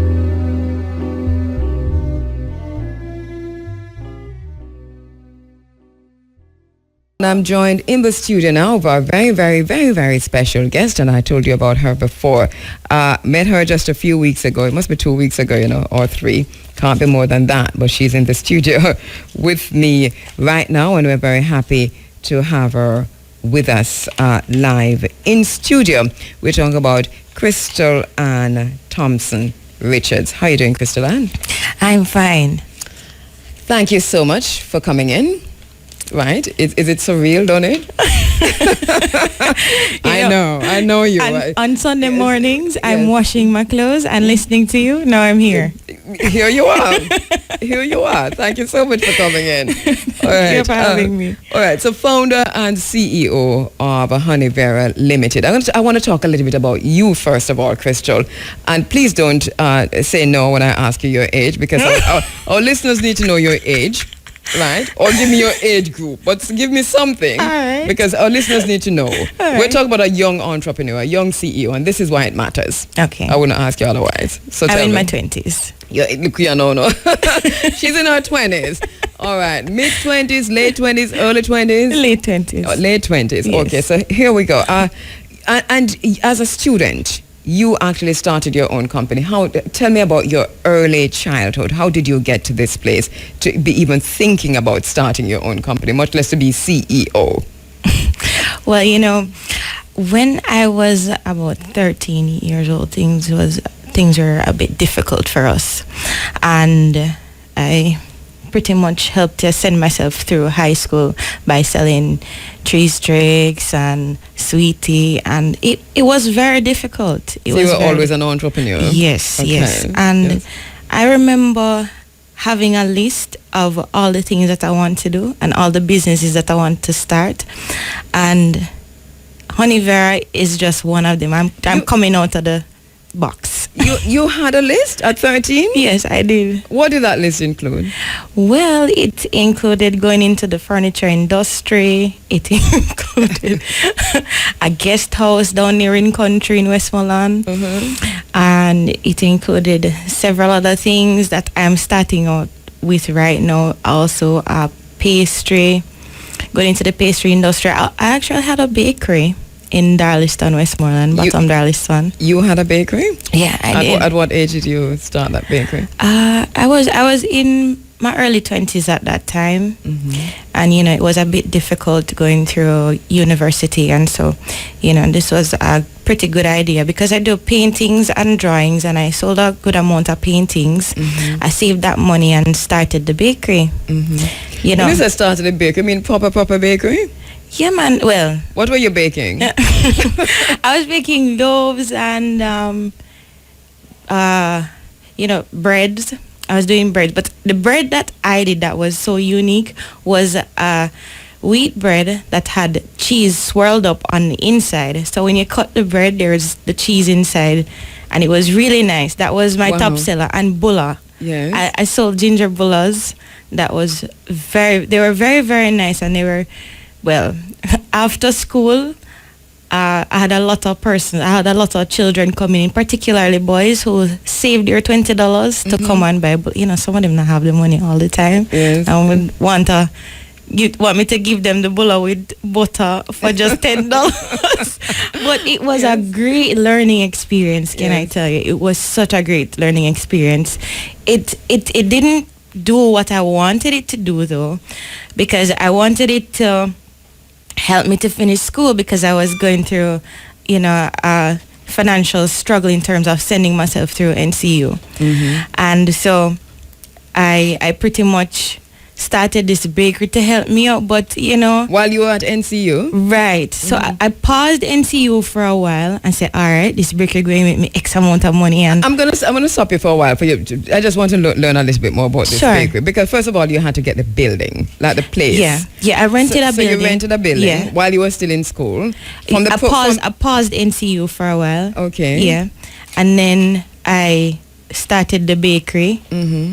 Well, from the money that I got from the paintings, I bought all the pots and got the carpenters to help me set up the inside and build pretty much everything, because I got an empty building and I set up everything, got all the equipment, and that was the first time I got a very, very small mixer, and it was a great learning experience. I actually started to distribute to the supermarkets in my community. I did small donuts and cupcakes as well. You know, I'm really, really just bowled over by listening to you, what you're saying. I mean, and you see me looking at you and smiling, because I honestly, I can't believe what I'm hearing. All right, so you did that. And you're saying that I did this out of necessity, because I had to assist with putting myself through school. Yes, and assist with my family as well. All right, so tell me about your parents. Okay, so my mom, she's a strong woman. she was a single parent at that time with us, so it was very difficult for her, and she tried her best with us. And raising 4 of us at that time was not easy on her own. My dad would step in every now and again when he could, and so that was it. I get a bit edgy talking about my parents because they're my mom is always there and my dad is always there, but he wasn't there financially as we wanted him to. Yeah, and so I wouldn't say the pressure came down on us. It just made us stronger, and it showed us that, listen, you can be responsible at an early age, so you can do it, so do it. And I saw something between you and your brother also. So you're pretty close. You're a close-knit family. Yes. Right. Yes, Mosaic. Because you actually drag him into listening to Running Africa. Yes. Regardless of what he says. And he's here taking pictures and everything. But, we're not paying you much mind this morning. It's fine. But he's listening now, is he? Yes. Okay, yes. brilliant. I called him and told him I was coming on Area FM, and he laughed so hard. So he's listening. Hi, Daddy. All right. Okay, so here we are now. You are now you're an entrepreneur, and you're, for me, from what I've seen, you're doing pretty well in terms of putting your business out there. Yes. In terms of the profit, we're not going to go deep into that, but you can give me a background as to how you're doing there. Now, from there, so you went through to NCU. Tell me about those studies. What did you do at NCU? Well, I did 2 degrees at NCU. I did an Associate of Arts in Communication Studies, and I did a Bachelor's of Science in Biological Science. Right, and then you put both of them to use, because here you are now with Honeyvera. Yes, right. and I sneaked in a certificate in entrepreneurship from the Morris Entrepreneurship Center at Northern Caribbean University. So you were doing all of that while you're running a bakery and trying to get your business off the ground? Well, studying? It happened in a space of time. So I started the bakery, then I stopped the bakery because not all businesses are successful the way you want them to be successful, and so that was my learning experience, my first fall, my first stumbling stone that I stepped on to rise further up. That was the bakery. Yes, that was the bakery. What did you learn from that? Well, I learned to have a business plan. Okay. You didn't have a business plan? No, I didn't have a business plan. I had a business idea that I thought would work. And so when you do a business plan, you pretty much can do a SWOT analysis, the strengths, the weakness, the opportunities, and the threats. And so, that's a good thing to have. But after that, I pretty much worked at NCU. I did custodial work, cleaning offices and bathrooms.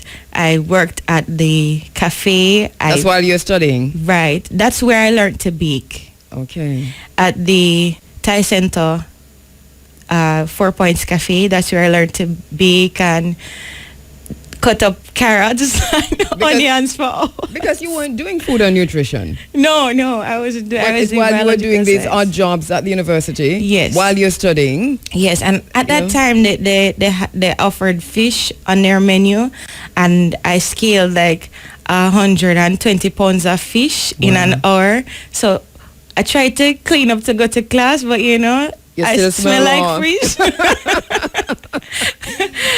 You're going to the classroom smelling of fish. Yeah, and then sometimes my fingers are orange from cutting up carrots. Yes, and bleach wouldn't take that off. Nothing would take that off. So, but I can tell you, it was a great learning experience, a fantastic learning experience. I love to cook, and so.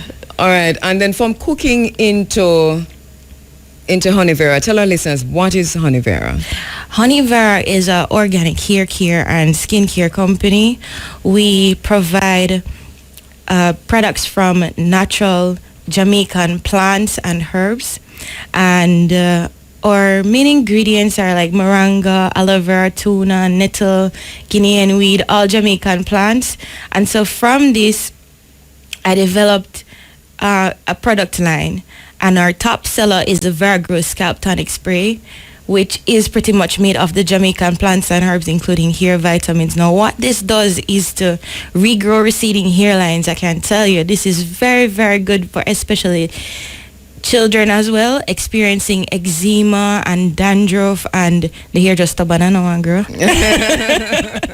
This is what you use for adults as well. Males and females have been using it, and I can tell you, Kabo, it's been doing tremendous for hair loss all over Jamaica, and we've been asked to strengthen our US market because this is a great product.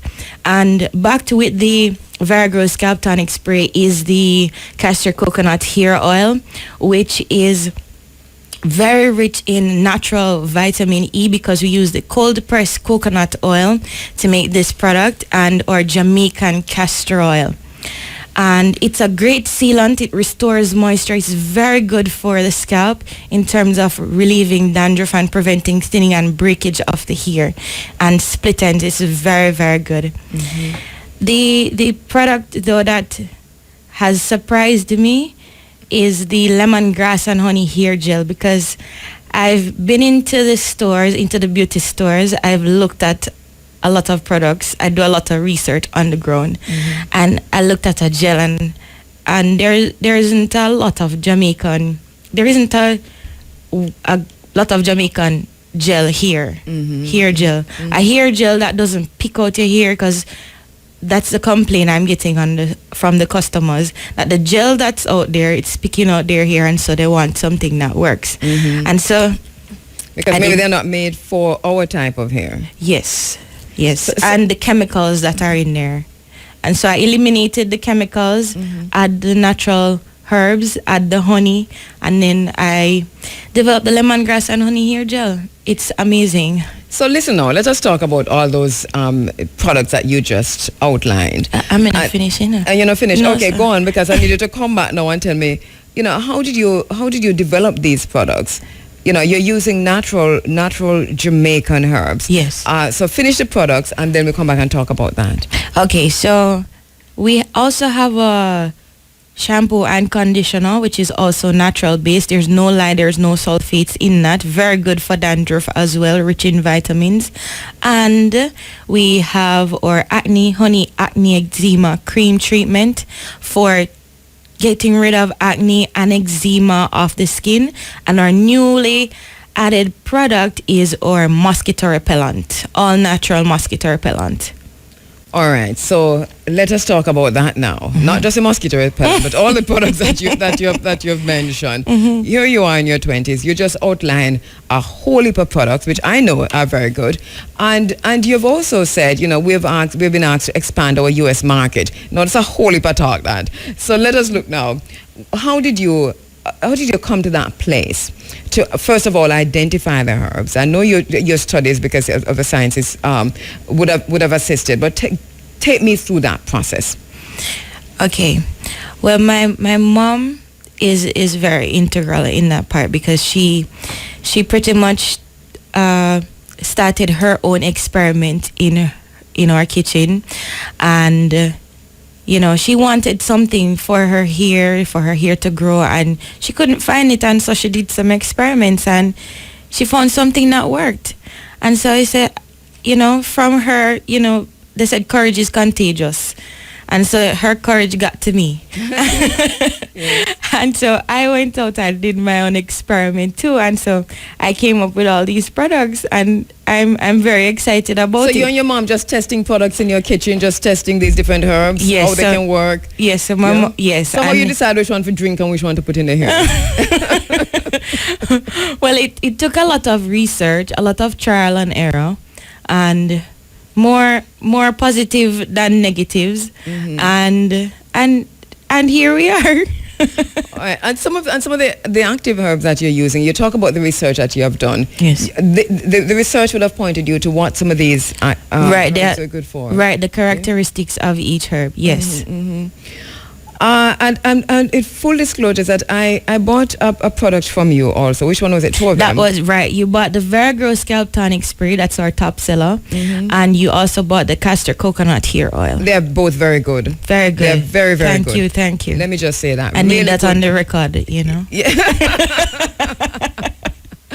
They are very good, and it's just a few weeks, and I know it is. For me, it's the best thing I've ever found for my natural hair, because everybody know I have sister locks, and it's for me it is the best thing I've found so far for my own hair, and found it right. And I've used everything from the products from Morocco to Ghana to Europe and back again. Yes, and then all the time it was right here on the ground in Jamaica. Oh, thank you for that. So really, really good.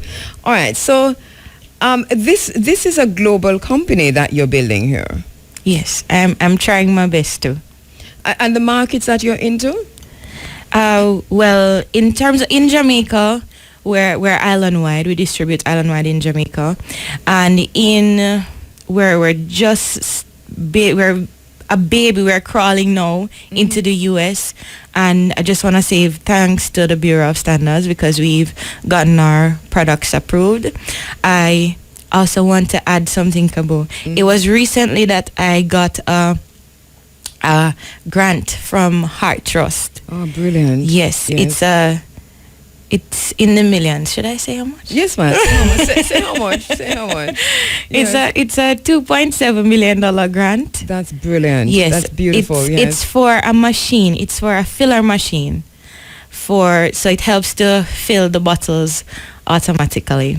So, it helps us to get out bigger batches of products. Okay. And so, I just want to encourage anybody out there, if you're thinking about starting a business, you don't know where you getting the money from. A grant is not something that you pay back. It's given to you. Guidelines are given to you. They help you along the way. Heart Trust is a very, very, very great way to go. And so this has assisted us, or will assist us. We're waiting on it, Heart Trust. And so that will assist us in moving into different markets and expanding. That's really brilliant.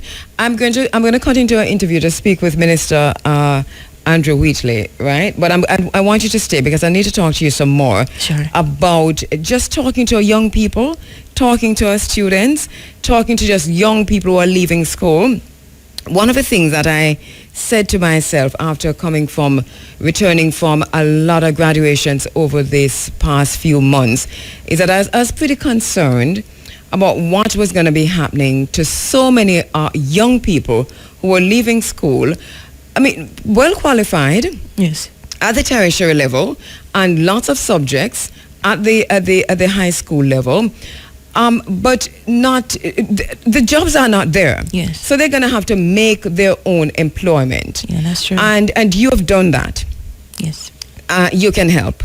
Yes. You can assist. Yes. Those young people. So parents and young people who have just graduated who are thinking of going into business, and you probably haven't even thought about it. But here is a chance for you to do so. All right, I'm going to keep Crystal Ann with me, a young woman, Crystal Ann Thompson Richards, young girl, who is a founder and CEO of Honeywera Limited. All right, so I'm standing by to speak with Minister Andrew Wheatley about the situation we faced last night. Let me know what's happening with that. Do I need to take a break and come back? But we understand he's on the line. All right, we know that there is a press release in which he said that he's sorely displeased with the latest occurrence of the island-wide power outage, and that he found the inconvenience of the people of Jamaica and the many businesses affected totally unacceptable. So we're standing by to speak with the minister on that. Let me go to the phone lines. Oop. All right. Minister Wheatley, good morning. Good morning. All right. Thank you so much for joining us inside of the Africa Forum. I was following you closely on Twitter last night. I felt your outrage, but I thought to myself, it's not enough to feel outrage. First of all, tell me though, what caused that island-wide blackout power outage last night? Do you know? Well, we are still waiting on the official preliminary report, but based on communication between our ministry and the GPS, it was reported to us by GPS that it is as a result of what is termed a procedural error.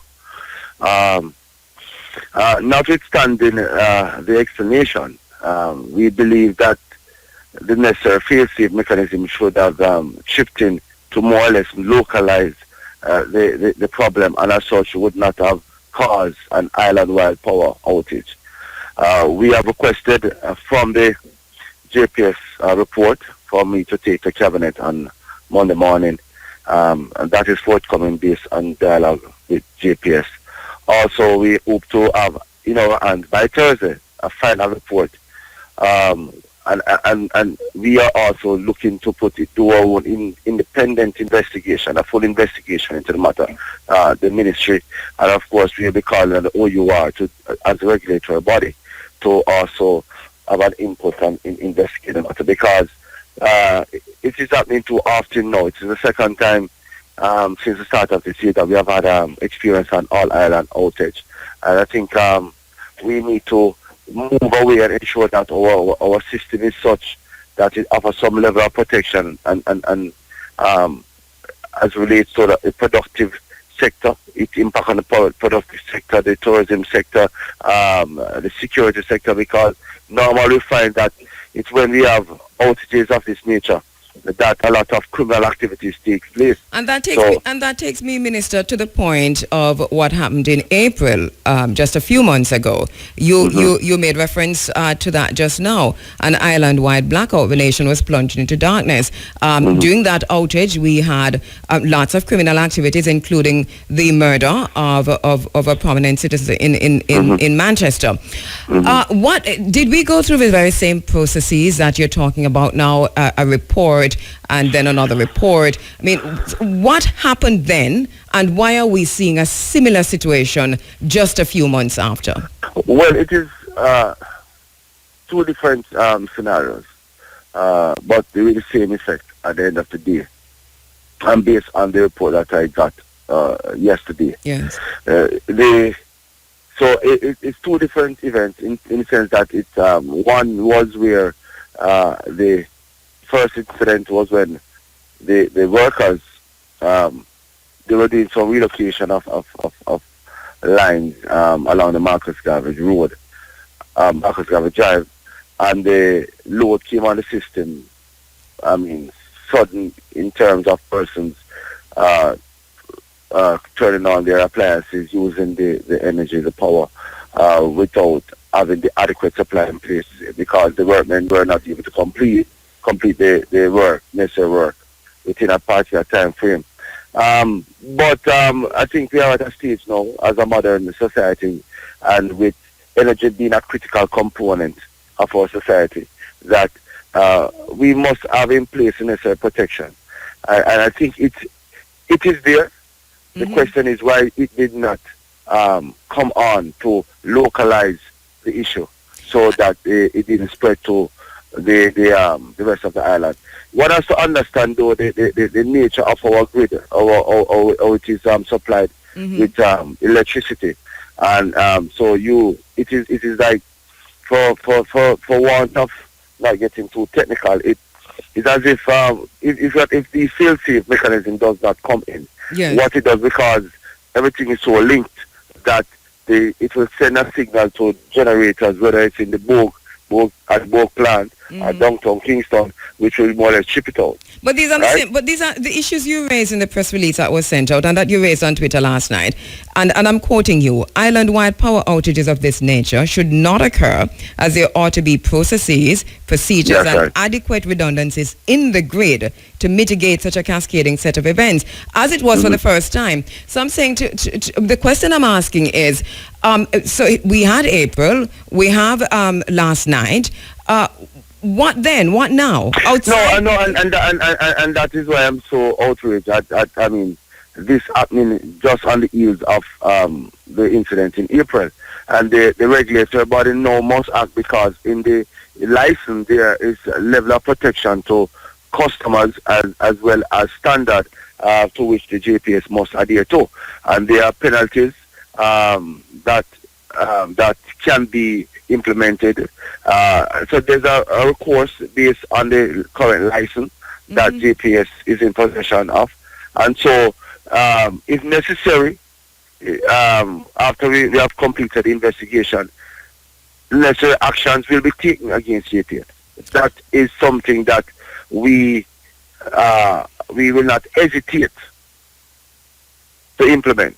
So because the license that they're in possession of speaks a certain standard in terms of delivery standards, and ensure that the ingredient or the system is of such a standard to withstand any incident as the one that we just encountered. It is something that we take seriously. The OUR as a regulatory body is empowered to ensure that we protect the citizens and ensure that the minimum standard is attained at all times as relates to service delivery. And when you say the necessary action will be taken against JPS, what leverage do you have, or what's a range of actions?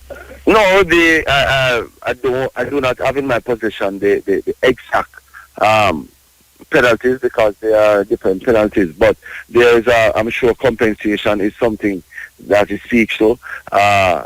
It's a list of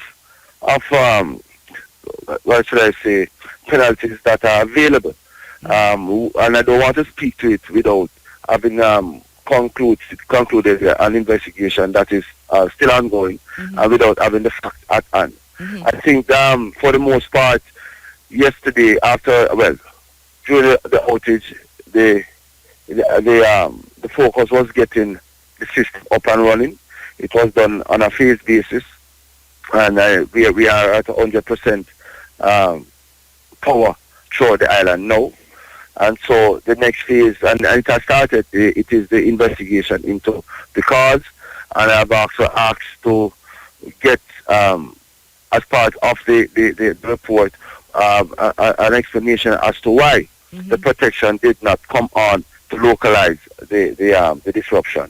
Minister, one of the things that I thought of last night and in April, and I know we've been having these conversations, is a kind of monopoly that one company, one power company, has on a so-called sovereign nation. For me, is this acceptable to you? It is not that it is acceptable, but one has to look at the landscape and the feasibility of having more than one power company based on our population and based on the and usage. That is something that we must be very mindful of.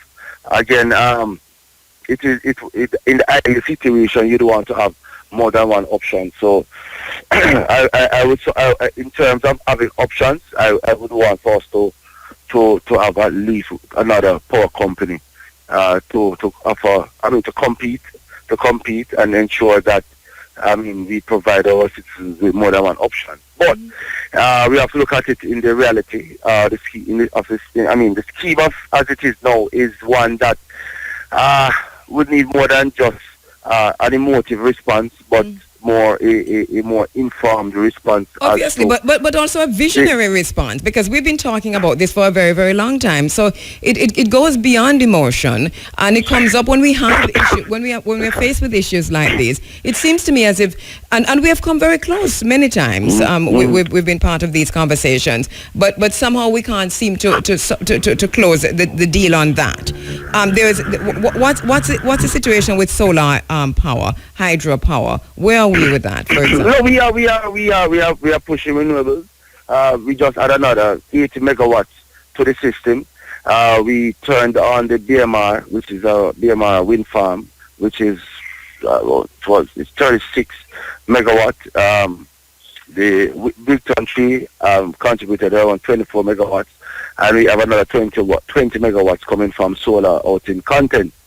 But one must also appreciate that the grid itself is owned by JPS, and that again is something that is very, although the energy generation itself renewable might be cheaper or more environmentally friendly, one has to also consider the grid and the impact the grid has on the whole rollout.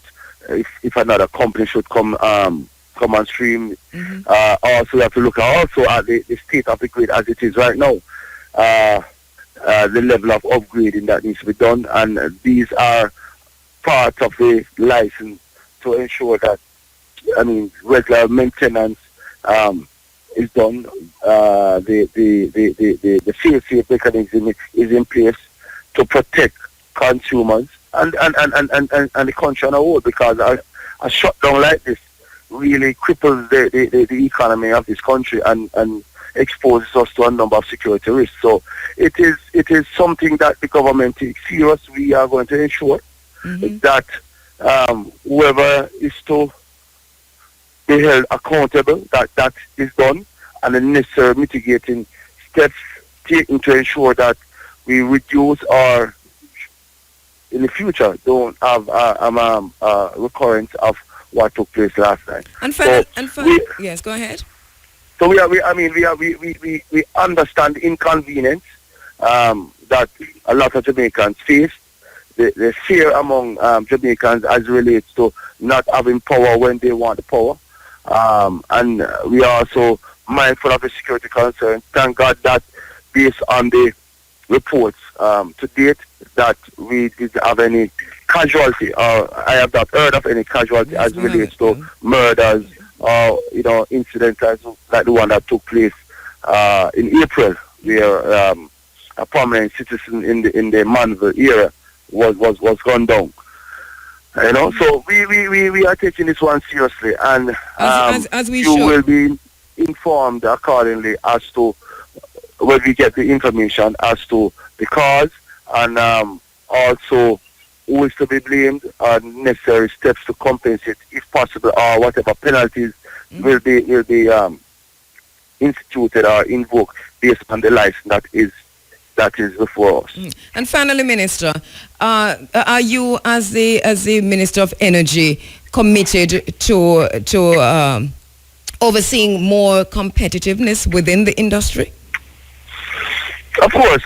We would want to have that level of competition, because I know that will drive service delivery. We have seen that in other sectors where when you have more than one player, that you see persons jostling to ensure that they satisfy the customer, the consumers.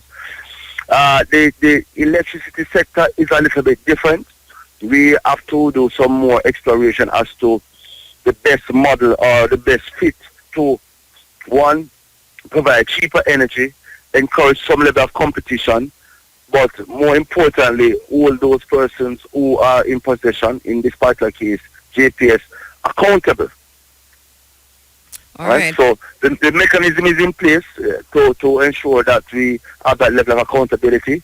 We are committed to enforcing whatever agreement is in place as ways of service delivery, and so I am sure in the next couple of days that you will hear more as relates to the way forward and how we're going to address and prevent any further recurrence of power outages of this nature. All right. Thank you very much, Dr. Andrew Wheatley, Minister of Science, Energy and Technology. Thank you, sir.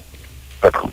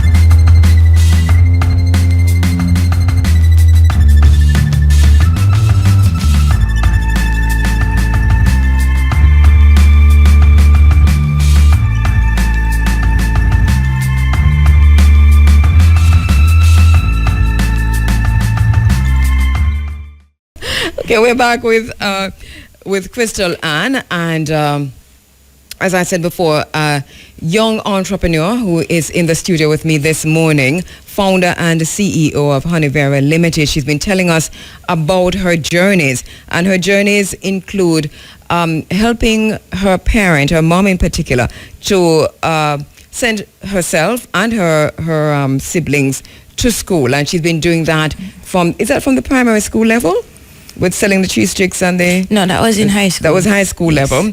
And then later on in university, doing a similar thing, starting your own bakery and so on, learning from that. Yes. That the main, and you've told us the main lesson you learned from that is that you must have a business plan. Yes. And so you've gone on to Honey Vera, you're now the CEO, you're the founder of that product, and I'm sure you had a business plan.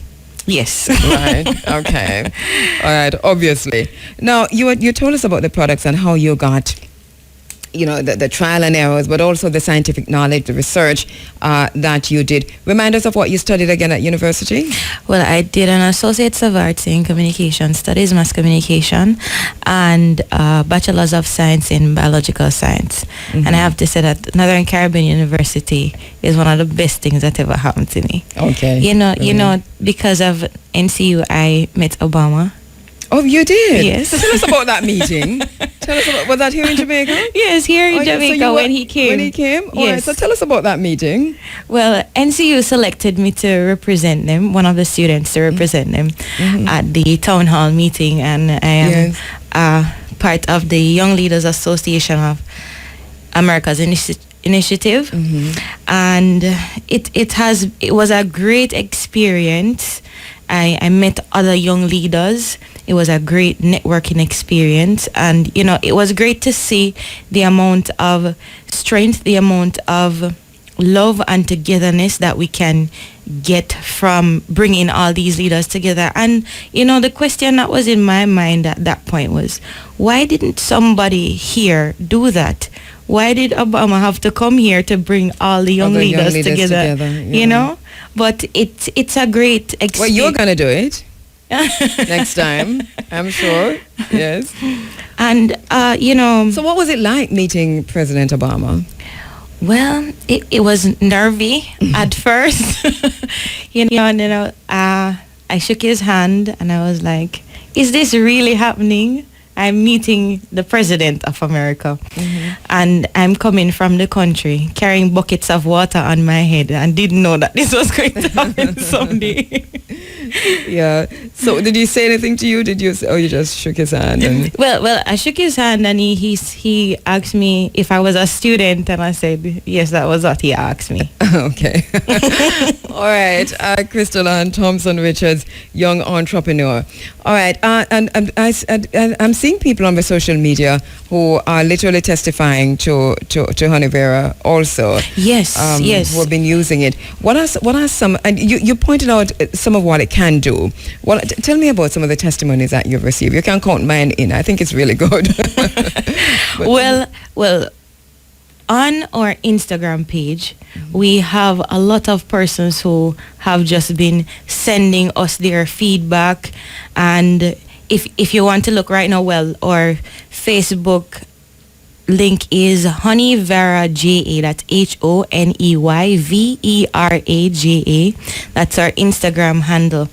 And I just want to share this one with you. This lady said, hey, I just wanted to say we've been using the Viagra Scalp Tonic Spray and the castor coconut hair oil for 30 days. If you look at her baby's hair at the back, there's no hair. There's just a big bald spot to the back. And she says she's been using it for 30 days. And now the results are evident, she says. You have a great product and I hope to see it in the U.S. soon. You are a gift from God and I appreciate you. And the list goes on. We have more testimonials coming out from children with eczema, men with bald spots.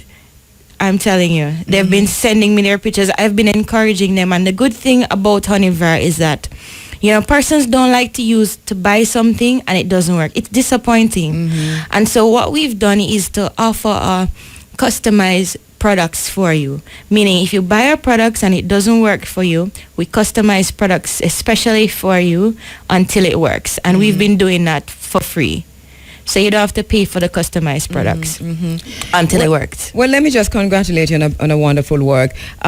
For some advice now for our young people in terms of starting their own businesses. Here you are. You've been doing this for a good while now. Have you ever worked for anyone? When I was at NCU, I worked several jobs at the university. Yes, but right, since then, including cleaning the toilet and the whole thing. Yes, right. And you see, this is why I even admire you more, because no job was too lowly for you to do while you were getting your degree. No.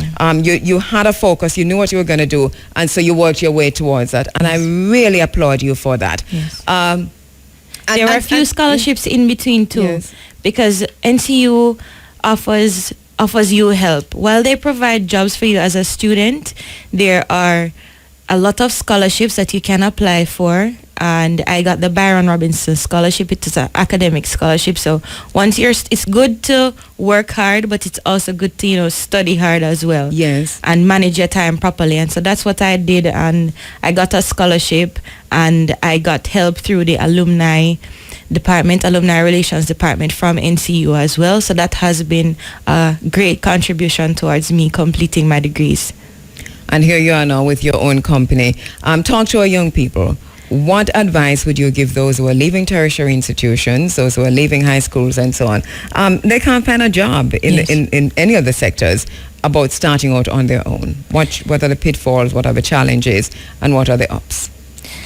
Okay. My little sister Rita said to me, "Crystal, I want to be a Jill of all trades too." She saw the Observer front page. They call me the Jill of all trades, and she said she wants to do that too. And you can do it too, young entrepreneurs out there. You can do it too. There are several organizations that are there to help you. One of which that helped me is the Women Entrepreneurs Network of the Caribbean. They helped to guide me. They pretty much brought me into Heart Trust, another institution that is great in helping, and here I am now with a grant from Heart Trust. And the Young Entrepreneurs Association too, they are very, very good in terms of helping you with your business. It's a great way to network. Also the Jamaica Business Development Center, JBDC, they will help you. You'll get somebody there to guide you, your own personal assistant, I like to call it. And it's absolutely free. It's absolutely free. You just need your bus fare to head down to the office nearest you. So they will help you to develop a business plan. If you have a product idea, they will help you as well. And it's also good to, step into the Bureau of Standards office. You don't need to have money in your pocket at some point. You just need information. And so you go around, do your research, pray about it, and ask the Lord to guide you along the way, because prayer is very, very important. I can tell you that the Lord has been doing so many things for me, from selling 3 sticks to shaking Obama's hand. All right, and you're such a beautiful, beautiful person in spirit and just to look at. Really beautiful young lady. I'm very happy that you could have made it into the studio this morning. I know you keep disconnecting your microphone. All right, go ahead. Go ahead. Yeah. Well, I just want to direct persons to our social media pages. Our Instagram is HoneyVeraJA. Our website is honeywera.com. That's www.honeywera.com. Our Facebook page is just Honeywera. And you can call us at 454-7789. That's 454-7789. We'll be happy to assist you with anything that any hair loss problem, eczema, dandruff, your hairline gone, hair stubborn and no one grow. You found the right person. And that is true. All right. I've been using the products, and it's not too long ago. Was it 3 weeks ago that I met you, or 2 weeks? 3 weeks. 3 weeks. Just 3 going weeks. into 3 weeks. Marcus Black Market. I have to say that's a great event as well for young entrepreneurs to come to. So come out. We'll be having a next one soon. If you keep in tune to our social media pages, we'll let you know when we're having the next Marcus Black Market. All right, there you go. Wow. Great things are happening in Jamaica with young people, and Crystal and Thompson Richards is one such person. For persons who want the product, they're available. She just gave her numbers. Give your number again. It's 454-7789. That's 454-7789. All right. Is it also, I know it's very good for natural hair. Is it also Yes. good, is it good for any type It's of good hair? for all hair types because it's all natural and we don't have chemicals inside. It's great for everybody, from the baby straight up to the adult. All hair types, processed hair and natural. All right. Thank you so much, Crystal Ann. And thanks to your brother is here with you? Yes, Imazai is outside. He's my little stalwart answering the phone for me. All right. We're happy to have you both. Thank Safe you. travel back. And I need some more products from you. They're Most really, definitely. really good. I have them outside for you. Okay, Don't worry yourself. great. All right. Thank you so much, Crystal Ann Thompson Richards. Walk good. All right, so Crystal Ann Thompson Richards, founder and CEO of Honeywera Limited. She started Honeywera as a sole trader in 2014 while attending the Northern Caribbean University, as you heard. And Honeywera is now going into a limited liability company. She's a young person, and she's doing this with the assistance of family and friends. And you heard her, a product that is now assisting black people. People with eczema, and I suppose all kinds of people, but definitely here it is now. We've got something for ourselves. Eczema, alopecia, dandruff, hair breakage, hair thinning, products made with Jamaican plants and herbs to produce organic-based products.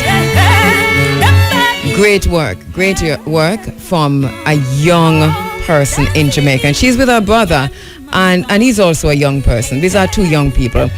She talked about her younger sister. She talked about her mom. She talked about having a business plan. Wow, isn't that beautiful? All is not lost. We've got young entrepreneurs doing what they have to do and doing it in excellent form.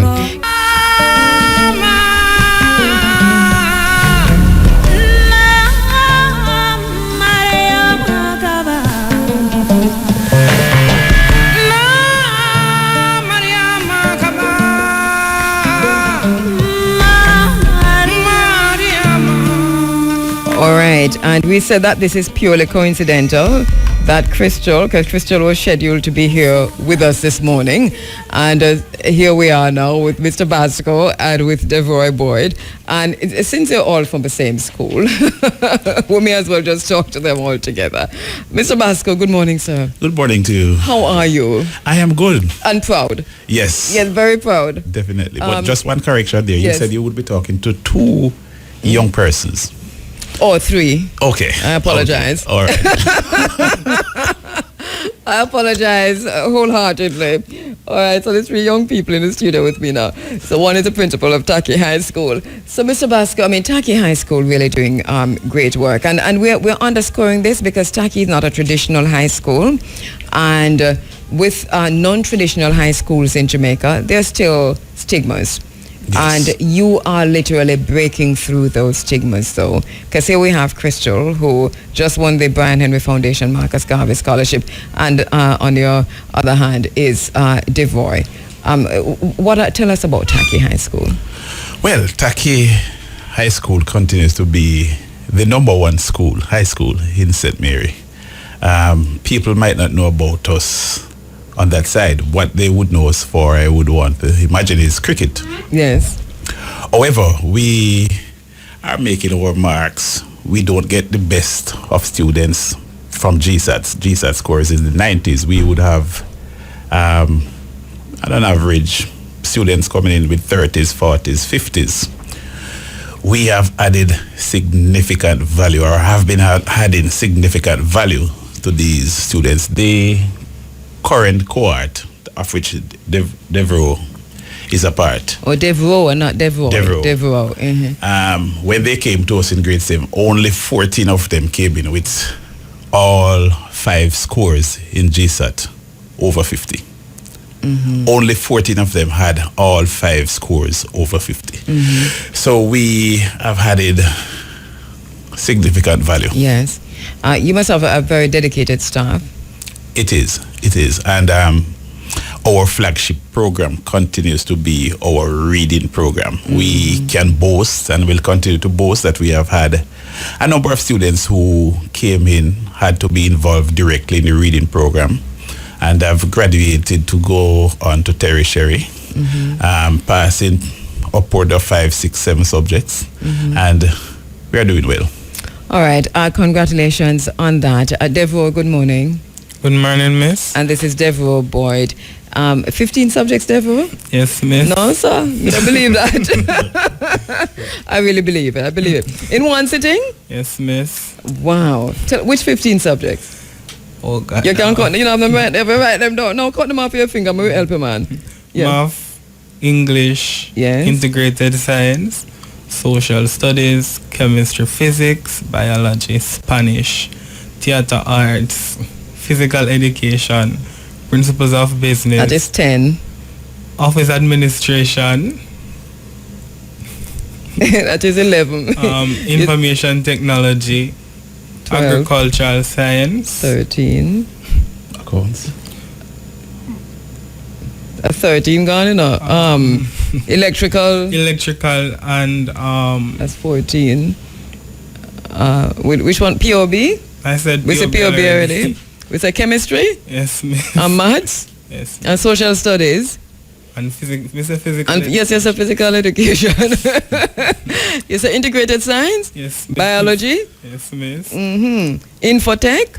Yes, miss. Theater arts already. Right, it's a whole heap of subjects. Look here, you have 15 subjects. Yes, miss. And you sat the 15 of them on one sitting. Wow! Congratulations. Thanks, miss. You studied for 15 subjects. Yes, miss. Was it difficult? Very, but nothing good in life comes easy. So I had to work hard, and with the help of my teachers, my friends, my family, and most importantly, my principal, the hard work really paid off. I know Mr. Basco, you know, you say once Mr. Basco says that the child can do, you're going to do, you know. and congratulations on that. You know, and a staff that you have directed in that direction too. Yes. So let us talk about your, you know, Devo. Where you from? I'm from Gale St. Mary. A rural community. Are you living with your parents? Both parents? Yes. What did your parents think of the 15 pass? All right. Honestly, my parents, they are very elated, but they are not surprised. They always knew that I could do such. Okay, they believe in you. Tell us about the grades. You get this in ones and twos? Honestly, I got 4 range 1s, 10 range 2s, and only 1 3 in physics. I'm going to say only 1 3. All right. So you're walking away with some. What did your community think? Honestly, just as my parents thought, they are elated, but they are not surprised, because a lot of people, just as they see me, they know that he's a smart kid. Okay. Tell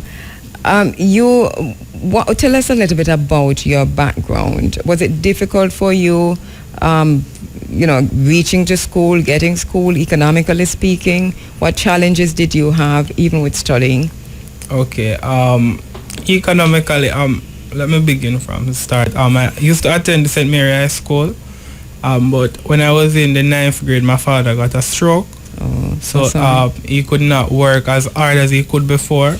So my mother transferred me to the Taki High School, which is a janitor at that school. And I live close to that school, so there is no need for bus fare and so on. And my mother also has a shop, so there is no need for lunch money. Okay. So I just walk to school and eat lunch at my mother's shop. Okay. Yes. All right. When you were being transferred from St. Mary High, which is a traditional, to Taki, which is a non-traditional, how did you feel about it? Honestly, I didn't really have a lot of bad feelings about it, miss, because it was mainly my decision, because I saw that my parents could not really afford to send me there, so I came up with the idea, miss. Oh, you actually said to your parents, Taki is nearer. Yes, miss. It will be less struggle, less challenge. And that is good enough, Mr. Basco. Yes, it is. That's brilliant. That's really good. So what do now you have 15 subjects. Are you going to go on to 6th form or what? Honestly, I want to study medicine, miss, but we all know that medicine is very expensive. And my family really cannot afford it, miss. But hopefully I'm going to the Cape this year. and I hopefully wish that I could get some help to send me to medical school after I'm finished with 6th form. Also, you have pre-med that is done at the University of West Indies. That would be a substitute for the Cape, but seeing that is so expensive, my family cannot afford it. So you have options. He has options, Mr. Basco. You could do pre-med at UA, or could do Cape. And then to university. But I hear what he's saying, that his parents would not be able to send him to university. Here we go again. Yes, it is. And I would just like to use this forum to congratulate his mother, who is a member of the ancillary staff at my school. Yeah. She is so elated. I hear you to ask him about the community and what they think. You have some people on staff, you have close friends of the mother. I could name one, Marcia Henry. She would boast about his passes as if he was her child. Yes. She would boast more than the mother. All right, that sounds good. All right, so and you want to study medicine? Yes, miss. So where would you do Cape if you're going to do Cape? Which school are you looking at? Because you should be starting shortly. Honestly, I signed up for the UWI Open Campus, but it is quite expensive, miss. But if you go to the Open Campus, they say that they would expose you a little to the first year of medicine. Meanwhile, you are doing the Cape, so that would be the best option now. But it is very expensive. So where would you do the Cape? You do the Cape somewhere else, and then sign up for UA Open Campus, and be able to be introduced at least to medicine.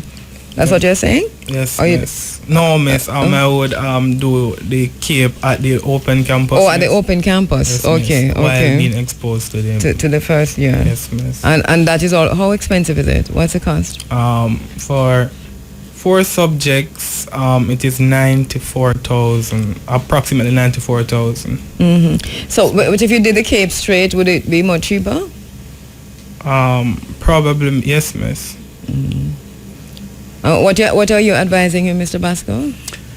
I am at a loss. I'm at a loss for words, but I was talking to him on our way down, and this is when I really got to know what he really wants to do. So I have not gotten a chance to say, this is the best option. Yeah. Well, congratulations, Devo, because listen, you are going to, whatever you want to do, you're going to do. You're going to succeed. You have I think one of the hardest hurdles you have already jumped that, which is past the CXC subjects, the CSEC subjects, and to whether you go Cape or you go UA, I think you're going to succeed. And if there's anybody listening who can assist Devro to go do pre-med at UA, which is where I think you should go as long as you can afford it. Go to your pre-med, be introduced at an early age. And you're so brilliant that might just put you over into medicine. Into straight medicine. But if there's anyone listening who can assist Devro to finish to start the tertiary level of his studies, please let us know. Devro, anything else you want to say quickly? Anybody want to say hello to? Okay, I'd like to give a shout out to my mother Sandra, my father, my 2 sisters and my brother, Auntie Marcia, my classmates, all of my friends from Taki. All right, thank you so much, Devro. Thank you so much, Mr. Basco. You're here as a principal and as a past principal of Crystal Dennis right there. Crystal, my darling, congratulations again. We're going to be saying hello to Crystal Dennis, who won the Brian Henry Foundation Marcus Garvey Scholarship here last week, Sunday. She is a former student of the Taki High School, and we're very happy to welcome her in the studio. So she has her past principal with her. By coincidence, Crystal. Hi, Crystal. Morning again. Good morning. Welcome. I think you're over the crying now. She cried last week, is it, Mr. Basco? She bawled? Well, Crystal, congratulations on winning this scholarship. Tell us about your application process, because your presentation was very good, just looking at it. And that was one of the first things that I saw from all the applicants. The presentation was good generally, but yours was outstanding. Thank you.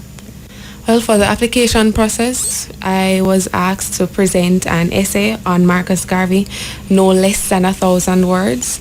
I was also asked to submit 2 recommendation letters from past academic influences. In addition to this, I was asked to complete an application form, 3 or 4 pages, and I was also asked to present a transcript from my past school. And that's a lot of work and would have turned off many. But you did it, and you had all your recommendations, your forms are properly filled out, and you had your essay. And I took one look at the essay and I know that, easy. All right, so tell our listeners what is on the front page of your essay, the very, very front page, the first page. My essay is entitled Black Power, Marcus Garvey's Legacy, and that is in bold because I wanted to capture everybody's attention. And you did. Like me, I said, we have black power. I wonder where she having at this now. So anyway, I'm going to put it one side and say, okay, I'm going to read that again because that immediately jumped out on me, at me, because students, coming from a student, you're saying, oh, wow. All right, so let me ask you a little bit more about yourself, Christian, because at the event last week, in accepting your scholarship, you talked about your dad, you talked about your background. Tell us a little bit more about that in 2 minutes because we have cash. Yeah. Right, sure. Daddy is a transport operator on the Gale to Ocherous route. Well, last week is a taxi driver. Today is a transport operator. He knows exactly. Everybody knows what I mean.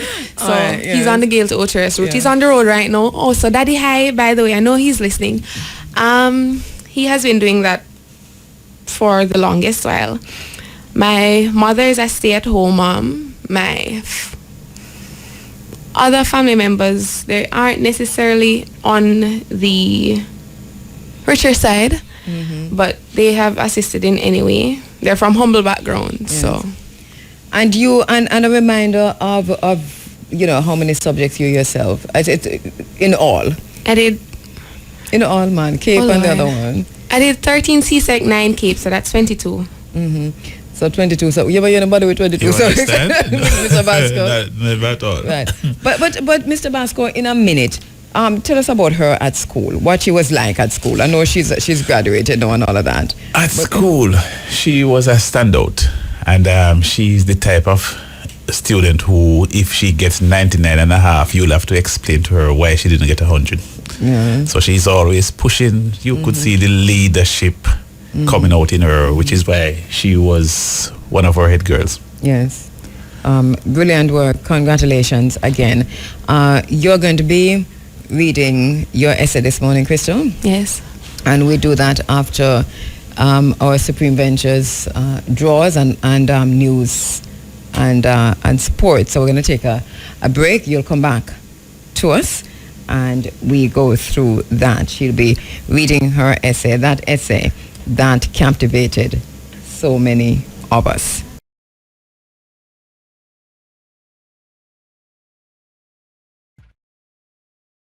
Talk about mindset, about people. First thing we have to do is we have to shift away from the multicultural position. It's killing us. Black people are the only culture in this country who are not selfish about their survival. We absolutely are not selfish about our survival. The youth may fight each other, but totally accepting the outside culture. Same thing with the elders, same thing with the adults. We have to get away from multiculturalism. Nobody practices it. Multiculturalism is all about holding other cultures' agendas as important as your own. That's suicide, especially for people who are at the bottom of the socio-economic ladder. You cannot afford to be worried about people's agendas who are doing better than you. Fix yourself first, and then you can go into multiculturalism if you feel religiously that's something that you have to be tied to. So that's number one, the multicultural mindset, get rid of it. Number two, the economic diarrhea in our community smells like garbage. We have to stop spending our money with non-African businesses that are not investing in the black community. The black dollar has to become stingy. Right now, the black dollar loves everybody except black people. Your dollar has to become a racist. Your dollar has to become a segregationist. Your dollar has to become exclusive to black people. Not hating anyone, but your dollar must discriminate against everyone but yourself. So that's number 2. We must practice economic discrimination. Do not give black money to other people. And number 3, you got to promote the black family. You got to promote the black family. Too much decentralization of the black family. What I mean by that, brothers with children, not with the queens. Obviously, I'm guilty of that. 2 daughters, we got to overcome that. We have to get married, even if it's not with our children's mother or our children's father. We got to build family, because right now the black family is under attack. You look at all the major TV shows, the Scandal, the Empire, the Basketball Wives, the reality shows. There's no strong examples of black families on TV, and in reality our children are not seeing them in everyday life. Although we do have a lot of successful black families, a lot of them escape to the suburbs, so they're not within the everyday view of black children. We got to save that family. We all we got. Black women need to get off this feminist thing, blaming black men for their issues. Black men need to get off this blame black women situation. We in this together. We rise and fall as a people. So let's not let people from the outside come in and turn sisters against brothers, brothers against sisters. Build the family, discriminate the dollar, and kill your multiculturalism. Do you think the government should be held accountable for the promised land, the 40 acres and a mule? Some form of territory where that land is, if we were to go visit that land that they promised us during that Sherman's decree? Promised land, Virginia, Florida, Atlantic beachfront property. Well, number 1, that 40 acres and a mule, when you actually go to that, a lot of beachfront property there too as well. Right, but that actually wasn't promised to every black person. It was only promised to certain black folk in the law. But nonetheless, this is what I think. I think we need to build ourselves up economically, so we have a position of financial leverage to demand the things that we. If our money was organized, we could put pressure on government and big business to make the concessions we need. But coming from a position of weakness, meaning economically disorganized, it's going to be difficult to demand anything, because you have no power to put behind it to pinch the powers that be to release the funds of the land that you need. So I believe we're entitled to it after we build up ourselves economically. Reorganize. See, the issue with the reparations movement is they're saying white people give us the money while we're broke. But if you're broke demanding reparations, you will never get it, because you have no economic leverage to use to demand it. Everything is about a power relationship. Our relationship with white folk is based on power. You're saying you owe me. White folks know that. But then the second question must be, what are you going to do if I don't give it to you? So without no economic leverage, we'll never get reparations. Internal always precedes external. Until we internally repair, the external won't even matter. Because what will happen, the white man to give you the reparations, he could give you $1 trillion today. White people will be $1 trillion richer tomorrow because you have no economic infrastructure. So the problem with the reparations movement is nobody's pushing internal repair before the payout. Because if they pay you out before the internal repair, it's going right back out to the oppressor. If we were to march, not on the Civil Rights Memorial, but upon that which represents the Civil Rights Memorial, should we have a march on the Southern Poverty Law Center for representation for reparations? Here's the thing: the Southern Poverty Law Center funded by white folk. I don't think we need it at all. We got enough young black attorneys and seasoned veteran attorneys out here where we can build our own unapologetically African law front. You follow? Johnny Cochran was the last. That's why they killed John, because he was about to push that reparations piece. He was too legitimate and too mainstream. They would have had to respond, so they had to kill him. Brain aneurysm. Khalid Muhammad, brain aneurysm. Whenever they want to kill you, they blame it on the brain aneurysm, so it looked like it's your medical condition when it was really a hit. But I think we need to tap into our own internal resources. We got the lawyers, bring them to the table, force them to do the work. We're going to have to pay them, because a lot of them are bourgeois Negroes. They're not going to do nothing for free. This is the way it go. You know what I mean? But let's use the internal. Don't tap the external, because once you tap the external, you're going to have to compromise. And the first thing you're going to have to compromise is your unapologetically African position, because once you start dealing with white folks, you got to go multicultural. We can afford that. We cannot dilute our coffee. It needs to stay super black and super strong. Now is the time for us to stand out, not blend in. If we stay blend in, they will kill us without nobody even realizing it because we're hiding behind a multicultural banner. Push the black agenda. Should we organize, real quick, should we organize around our zip codes? Should we organize with statistics that show the black community? For instance, like what we're doing here in Power, should we form our own government within a government, empowerments within the nations, within the communities, like Empower 36105, Empower 36116, and the communities organize around that so everyone will know, each one of these guys here will know where to go to join, to organize, to form our own government within this nation and represent our own people. Yes, we got to organize. We got to have independent communities as far as being independent from America to the fullest extent possible. A sovereign nation will never allow another sovereign nation within its boundaries. So the whole argument of us being a sovereign nation amongst a larger sovereign nation, that contradicts sovereignty. The very principle of sovereignty, there's only one sovereign on a given land. Once you have two people, it's no longer sovereignty. That's something else. That's collaboration. You see, remember the white man fought the Civil War. He killed his own brother so the country wasn't split into two. So if the white man will kill his own brother, the bloodiest war until Vietnam, to keep America a single nation, he damn sure ain't gonna let black folks separate nothing. You see. So what we got to do is we got to organize economically, politically, but we also got to remember Black Wall Street. We got to remember Rosewood. We got to remember Wilmington, which is to say that even when we fix our problems, we're not done, because then he comes to destroy. So once we have created the blueprint for the independent black community of the future, we now have to expatriate that community to an African-dominated country. So whether that's Central, South America, and the Caribbean, obviously my vote would be Africa because of the resources and the geopolitical power and position of Africa. But you cannot have a permanent black power base in America that white folks will accept, because black power is a contradiction and an undermining of white power. So once we have the blueprint, we got to move it on out here. There's no such thing as staying in America as an empowered people. You're going to have to go to war every day with the white man. So you don't believe in dual citizenship, citizens here? I do believe in dual citizenship. I do believe in dual citizenship because we still need the freedom to travel as necessary. See, I would never want you to move to Africa, give up your quasi-citizenship, because I need you to be able to get back into this country where you got to organize. You see, I go to Africa, give up my U.S. citizen, W.B. Du Bois. Du Bois gave it up. He can never come back in the country now unless you get a visa. So let's not lock ourselves out, because if we Pan-Africanism is Africa and everywhere else. You still got to be able to travel and organize. So the dual citizenship piece is the key. But a lot of African countries are scared of it because they've studied Liberia and Sierra Leone, how the formerly enslaved Africans went back home to build an independent community, and we became the white man in blackface over the indigenous African.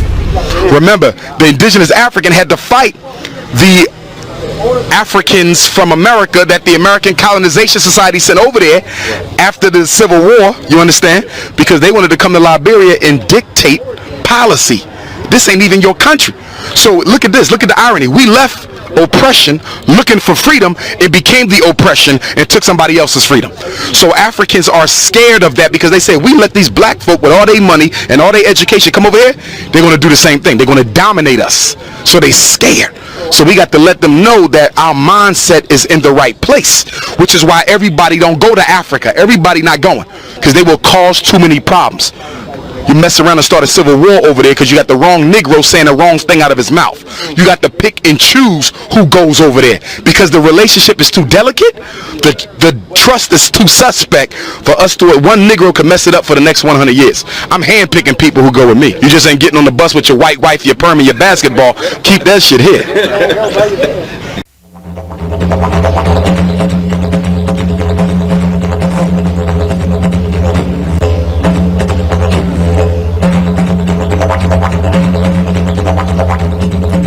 In focus now, Ethiopia, Shashamane. We go live to Shashamane to speak to Jonathan Dyer.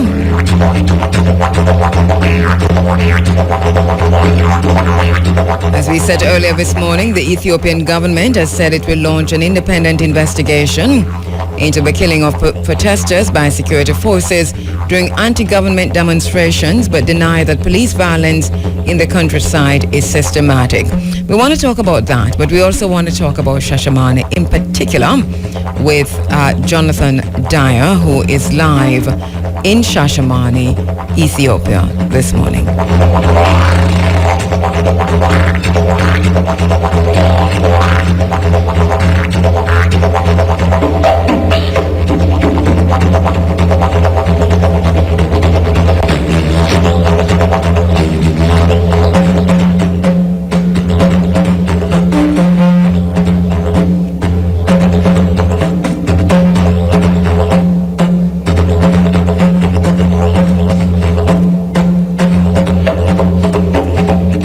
We go live to Shashamane, Ethiopia, where Jonathan Dyer is standing by. Jonathan Dyer, good morning. Thank you so much for joining us live in Focus Now from Shashamane, Ethiopia. Yeah, I can hear you now. Greetings. All right, we're hearing you loud and clear. Also, you're live in Focus Now on Shashamane. For those who know of your father, we're going to start there, Jonathan, with you because of that strong connection and the fact that so many have heard your father on IRFM, on The Cutting Edge, and also on Running African. Talk to us about your father. Who's your dad? Oh, my father is Noel Dyer, born in Jamaica, St. Thomas, in the year 1926, and made his journey to Africa, to Ethiopia. And yeah, he's one of the legends, one of the pioneers who had made it to Africa, Ethiopia. And he passed away 16 years ago now. And we remember him as Jonathan, as Noel Dyer, who the legendary Noel Dyer, who walked literally from Jamaica to Shashamane. An interesting story there. Can you give us an idea of what the situation is like on Shashamane now for Jamaicans living on Shashamane, and for those persons not just from Jamaica but from the West who have repatriated to Ethiopia and are now living on Shashamane?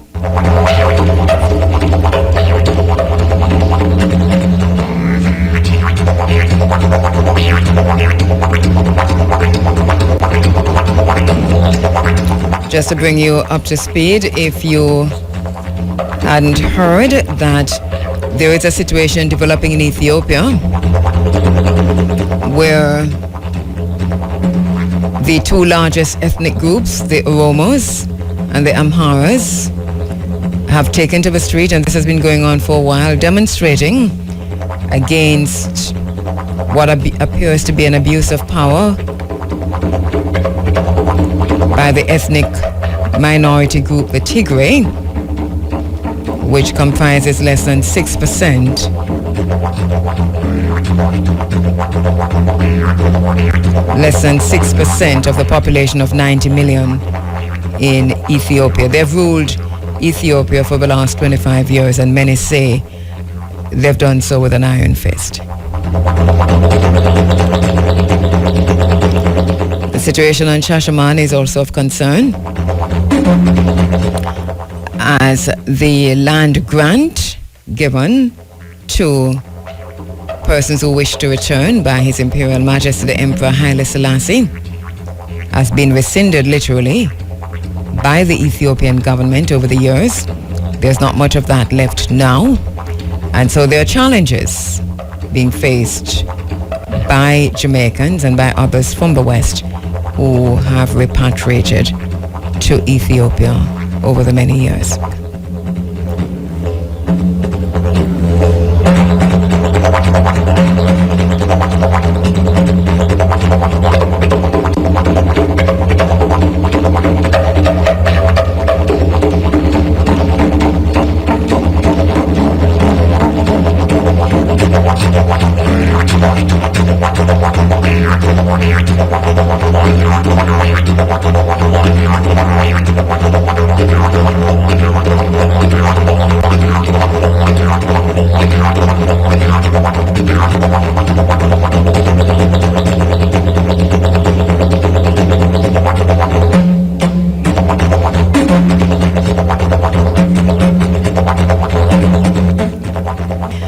just quickly, the Ethiopian government has said it will launch an independent investigation into the killing of protesters by security forces during anti-government demonstrations, but denied that police violence in the country is systematic. The government spokesperson, Getachew Reda, says that he's reiterating that the violence is not systemic.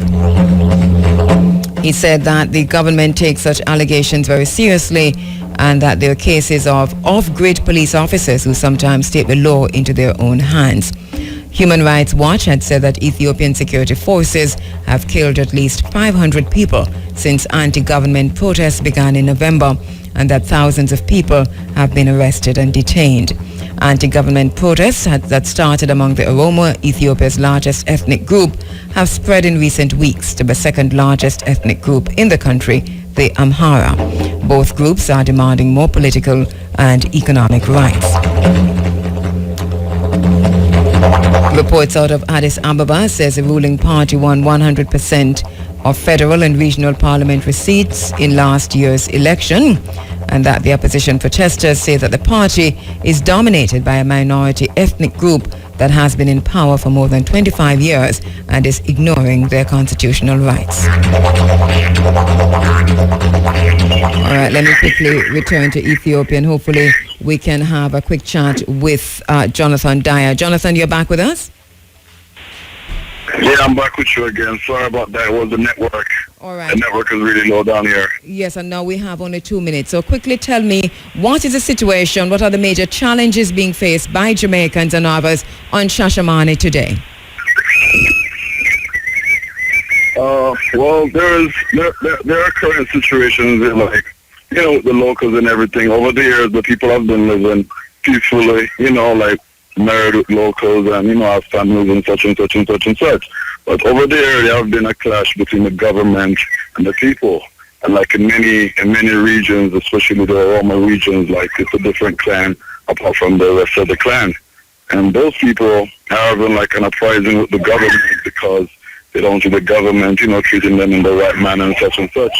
So now what they believe is that every land grant or every land that any other people or any other tribe have been settling on is theirs. So they believe that they should reclaim that. And the way that they're doing that is through, the uprising and the riot and such and such. So now, in between this uprising, the victims are actually the Rasta people or the Jamaican people, because now these specific clan or tribe don't really believe that Jamaican people should be here, even though, the Jamaicans have been here over 50 years now. So now they believe the settlement that the Jamaicans live on is actually theirs, and, quite different issues like that. Right, so obviously Jamaica finds itself at the center of this, what is emerging to be looking like a civil war in Ethiopia. And which group of persons, is it the Oromos or the Amharas or the Tigrays who are saying that the land no longer belongs to the Jamaicans? Which group is saying that? The Oromos, actually, it's the Oromo people. Not only the Jamaicans, they even believe that the Tigray, even the Amhara people don't belong where they are right now, even though they're married and have children with them, and so, issues like that. So how is that affecting the Jamaicans on Shashamane? Do you find yourself at the center of this civil war? Well, we don't really find ourselves in the center of the civil war, but, you don't feel really comfortable about it, because especially now that there's no Jamaican embassy in Ethiopia and such, the Jamaicans don't feel really secure about this, because the Amara have, they got their plan, the Tigray got their plan, all of them got their plan. Right now, it's the Jamaicans that, in the center of the situation, because they don't believe the government would even protect them. That's, yeah. We're completely out of time because we had that break in the transmission. But let me just ask you one final question. What would you want Jamaicans to know about what's happening to Jamaicans in Ethiopia this morning? Well, I wouldn't discourage anyone, because it's the long run that the King, His Majesty, has given the Jamaican and many diasporas to Africans and such and such. But what I would like Jamaicans to know is that, we would want the Jamaican embassy to be in Ethiopia, like to collaborate with the Ethiopian government and have an embassy in Ethiopia, to be secure. All right, Jonathan, we're going to have to link with you another time because we're completely out of time. But thank you so much for talking to us from Shashamane. Thank you so much for having me as well. All right, that's in focus now. Jonathan Dyer in Shashamane. Okay, you may have missed this. Most people did. But the Honduran government has just pulled off the most blatant case of hypocrisy in years. And I mean years. Last week, while the country was watching Honduras' men's soccer team lose to Brazil in the Olympic semi-finals, the Supreme Court approved a change in the constitution allowing presidential re-elections. It essentially declared that the rule in the constitution forbidding re-election was itself unconstitutional, thereby opening the way for the re-election bid of conservative President Juan Hernandez. Now, this might not seem like such a big deal. I mean, a lot of countries allow for re-election, but in this case, the ruling was huge. Why? Because it is the exact pretext that the Honduran Congress, Supreme Court, and the military used to oust leftist President Manuel Zelaya 7 years ago in a military coup. Let me explain. In June 2009, Zelaya was preparing to hold a non-binding referendum to ask the Honduran people if they would support a constituent assembly to change the constitution. This had been a demand from social movements for years.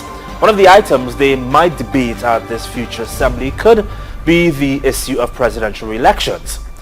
Right-wing officials saw their chance. They said that it was a power move by Zelaya to stay in office, and they launched a violent US-backed military coup which sent Zelaya into exile and unleashed a crackdown on Honduran social movements and human rights defenders that exists until today. In other words, the Supreme Court has just approved the very thing that Zelaya was taken out of office for. Why?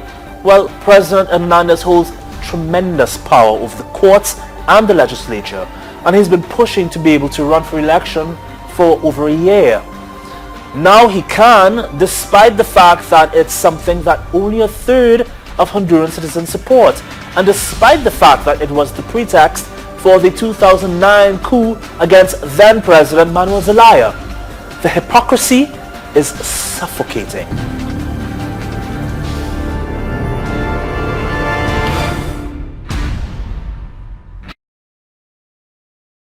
If I declared right now that I won't be paying any taxes until the U.S. government lowers my taxes to a fair rate, I'd almost certainly be arrested for tax evasion.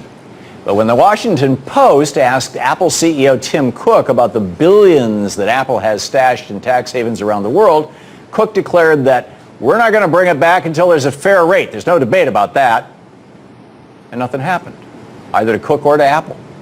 Because when it comes to taxes, it's truer today than ever before that only the little people pay taxes. Apparently, though, that's not enough for CEOs of multinational corporations like Tim Cook. He doesn't just want to avoid taxes. He wants Congress to know, or Americans to know, that Congress isn't writing the rules. Apple is.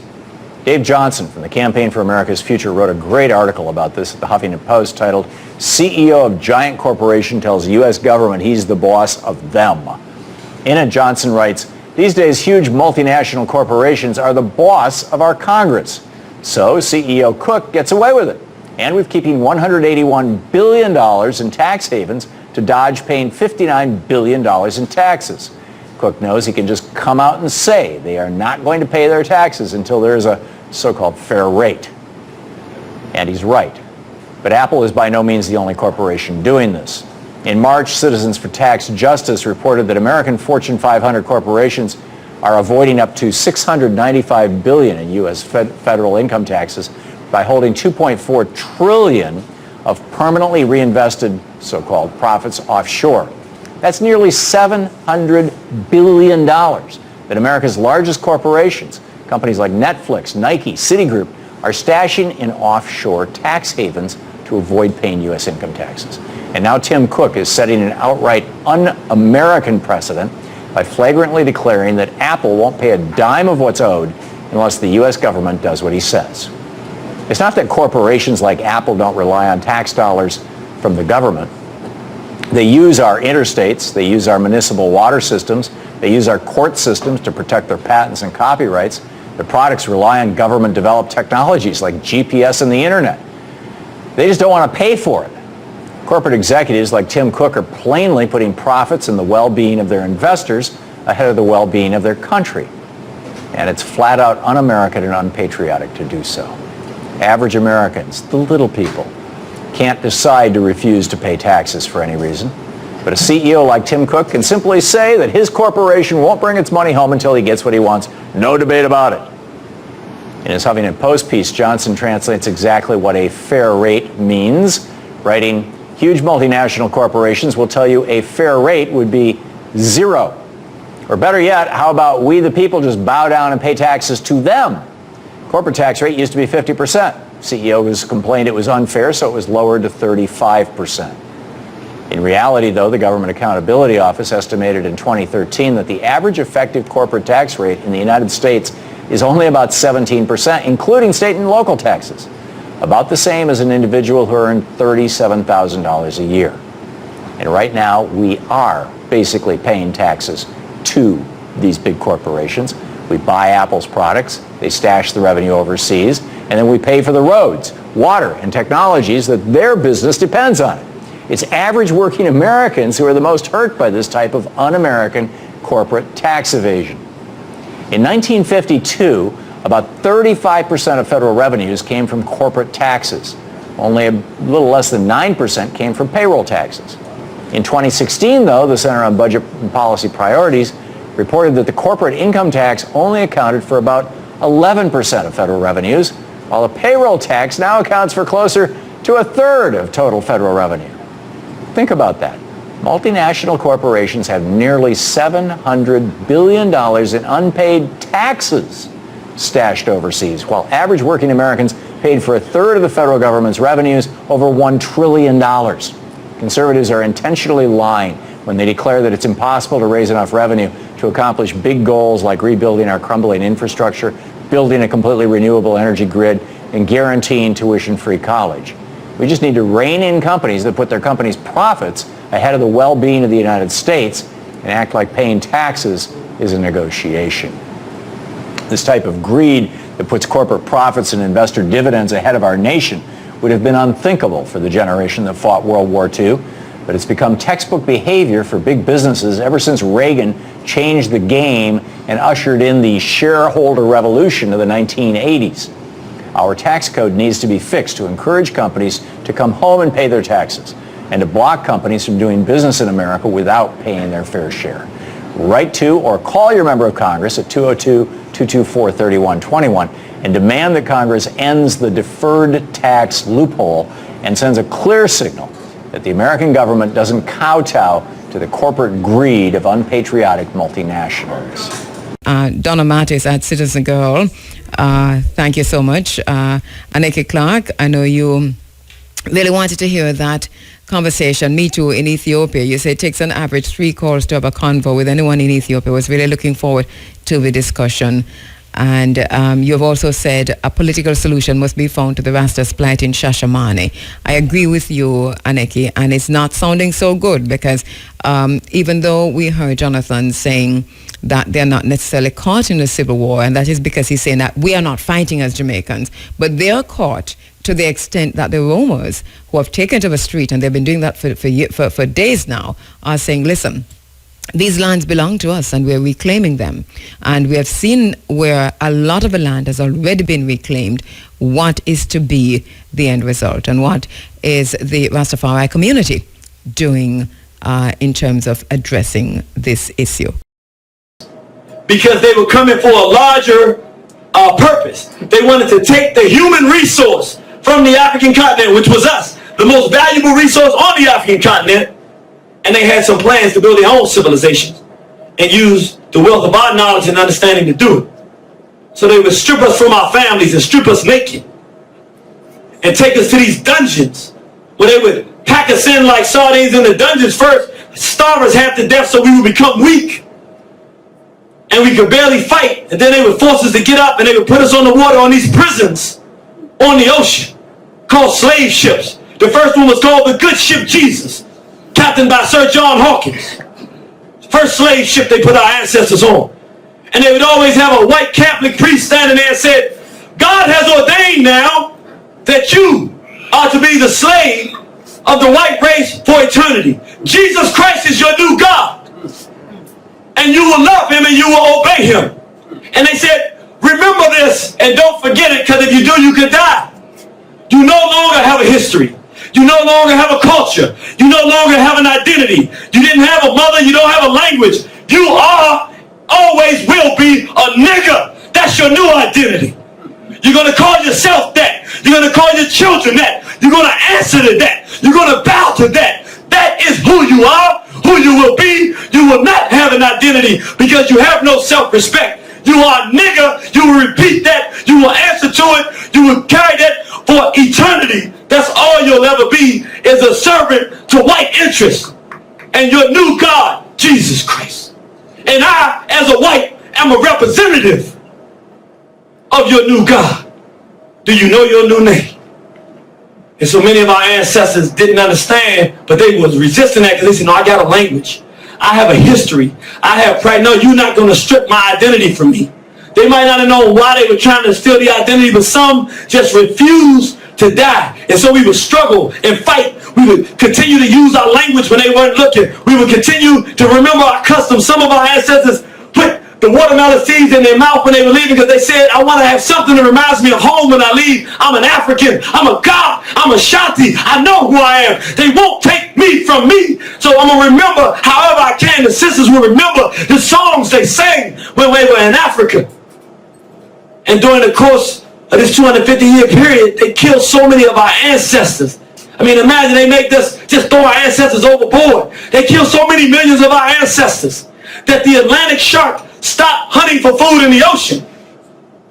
And they started traveling on a new migration pattern that they follow to this very day, because they could follow the slave ships and they knew that there would be fresh meat for them to eat. They stopped hunting in the ocean, the sharks. That's right. Because our ancestors became their most enjoyed meal.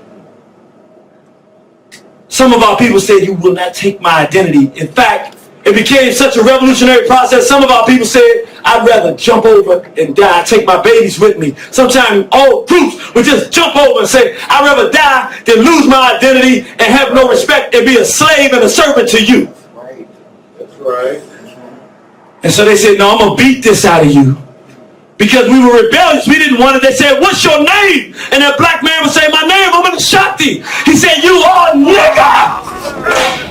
And they would take that whip and they would rip through the back of the brother. He said, I'm God, I'm Wolof. You'll never change me. And many of our ancestors died fighting, never giving up their identity, never accepting anything less than being proud, productive African people, the beginning of civilization.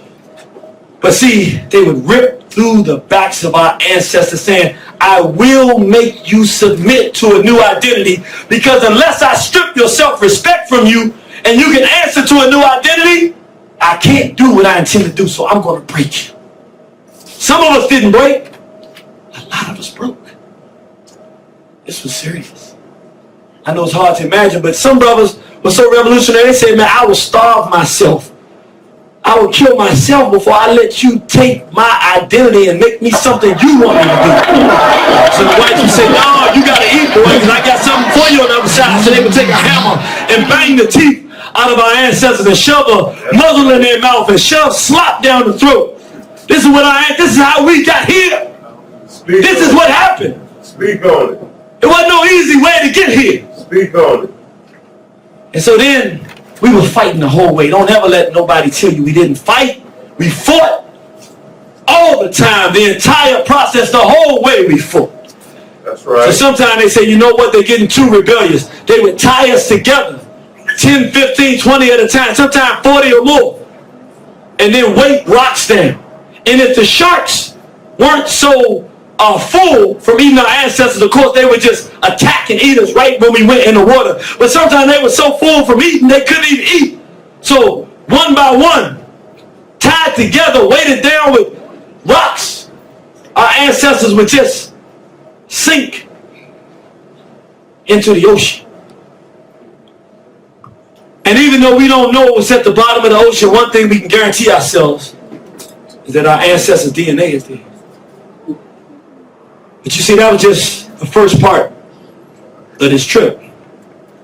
Because once they got us on shore, now the real dehumanization process begins, because now they strip us naked, men, women, and children. And now, you know what I'm talking about. They had to auction us off, you know, but they had to make us look good, so they would take pig lard and shine our bodies up like brothers do with their Cadillac to get it nice and shiny, because Europeans were coming to this market to buy our ancestors. That's right. And so we had no right to protect our own selves, and these Europeans would come to buy us like cows or sheep, to work forever, work until they killed us on their plantations, work us to death in many cases, if we were lucky. Because not all of us made it to the slave plantations.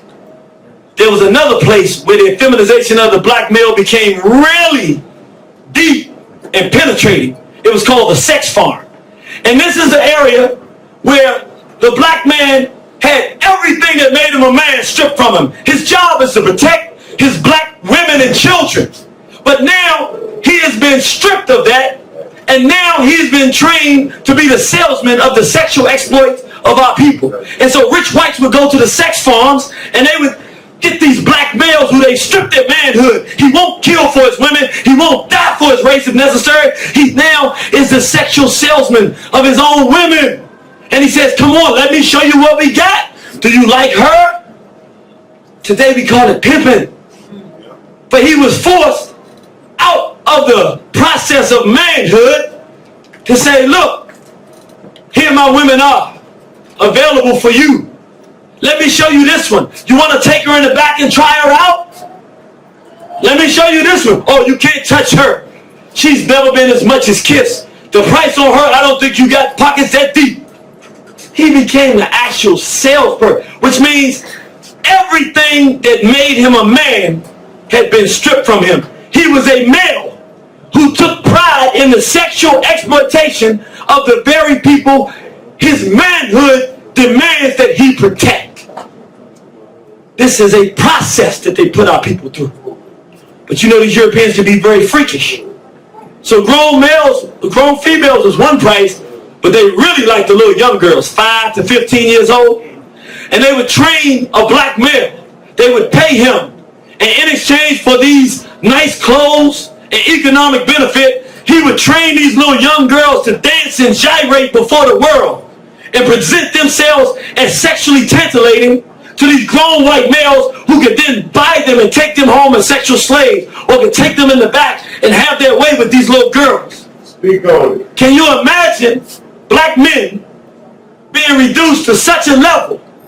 And I want y'all to see this because it's important to understand. Imagine in your mind being so reduced as a man that you actually take pride in receiving gifts and economic benefits from the exploitation of your own women. Speak on it. Can you imagine a time where we were so effeminized and so backwards that we would become the salesman of our own daughters? That we would take our daughters and say, hey, I want you to look sexual to the world. Speak on it. I'm supposed to be a father that protects, but no, that's not what I am anymore.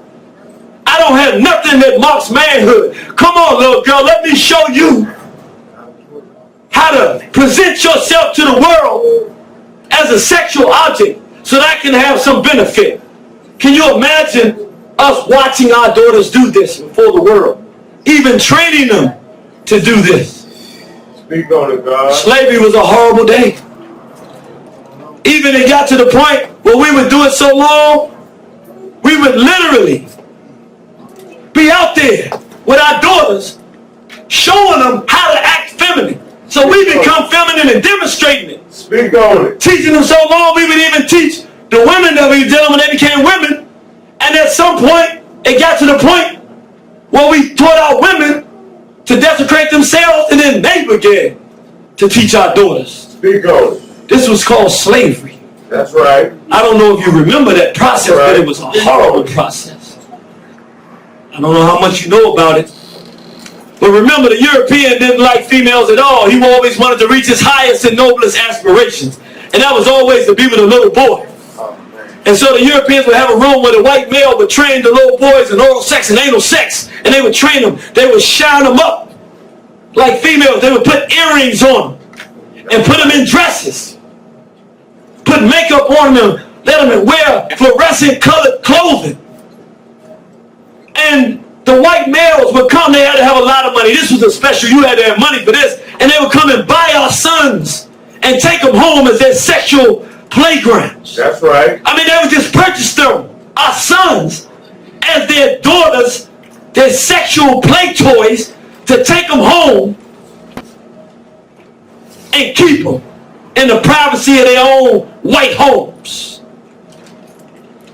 Slavery was a horrible process where the black male was actually transformed and effeminized so much that we were forced to support That's right. a process that turned black boys into objects of homosexual desire. I want you to understand, they even have what they call breeding farms. On the breeding farms, black males, big brothers, well-endowed brothers, young girl 12 years old just get her first period. Whites would travel hundreds of miles down here in Virginia, Southern Maryland, Tennessee. They were all around the country. And they bring the little girl there for him to rape. Some of the whites didn't want to breed from a professional breeding fee to get a black male to be trained to rape the little girl, so they would do it on their own plantations. Sometimes brothers would be forced to do this 10, 15, 20 years sometimes, impregnating all the females. Eventually, after 12 or 13 years, they bring his daughter in there. He raped her. Now he has a daughter, and his daughter and his granddaughter are the same person. 250 years of this, brother. Says there ain't no one day. That's right. So we wonder where incest comes from. We wonder where these freaks in our family came from.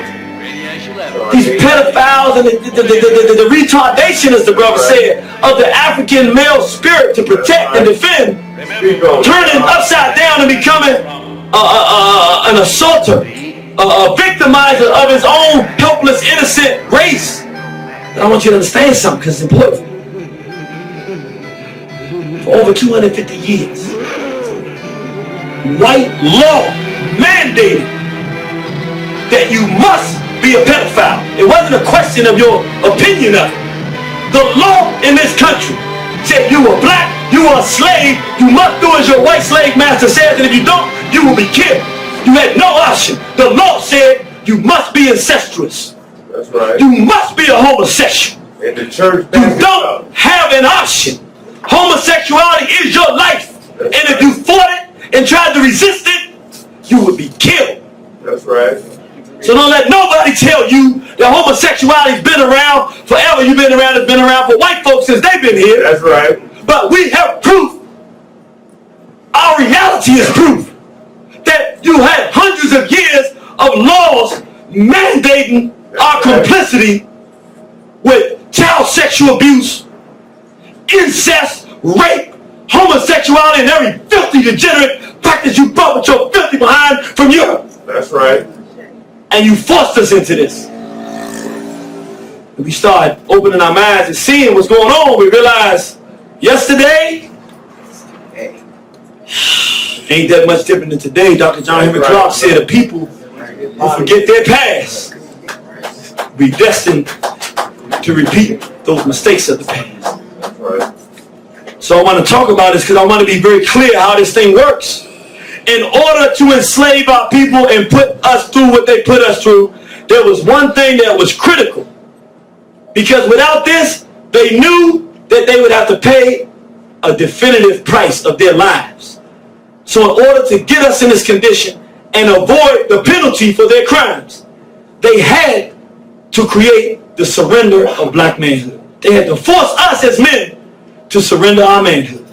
And so in the modern colonies, I want you to understand, the process hasn't changed. First stage in the process, you must stop having self-respect. in order to put a race through this, you must forget your identity or ignore your real identity and accept the new. The essence of power is the ability to define someone's reality and have them live according to that definition as though it is a definition of their own choosing.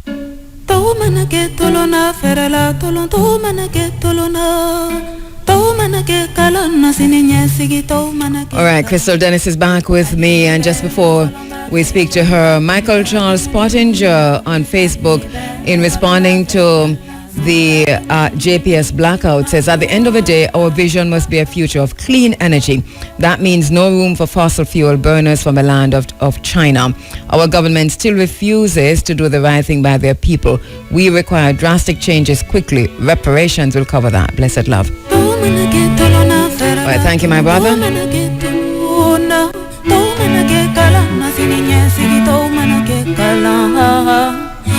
And Ezra Campbell on Facebook, commenting on the young people, says, it's a great feeling to hear my Jamaicans building the future one business at a time. Good job, Honeyvera.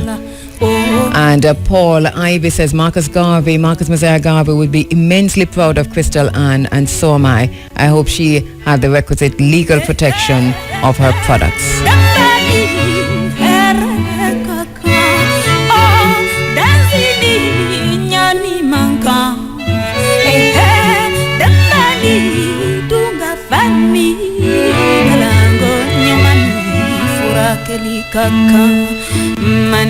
All right, so we're back with you and with Crystal Dennis. We had two Crystals on the program this morning, Crystal Ann and Crystal Dennis.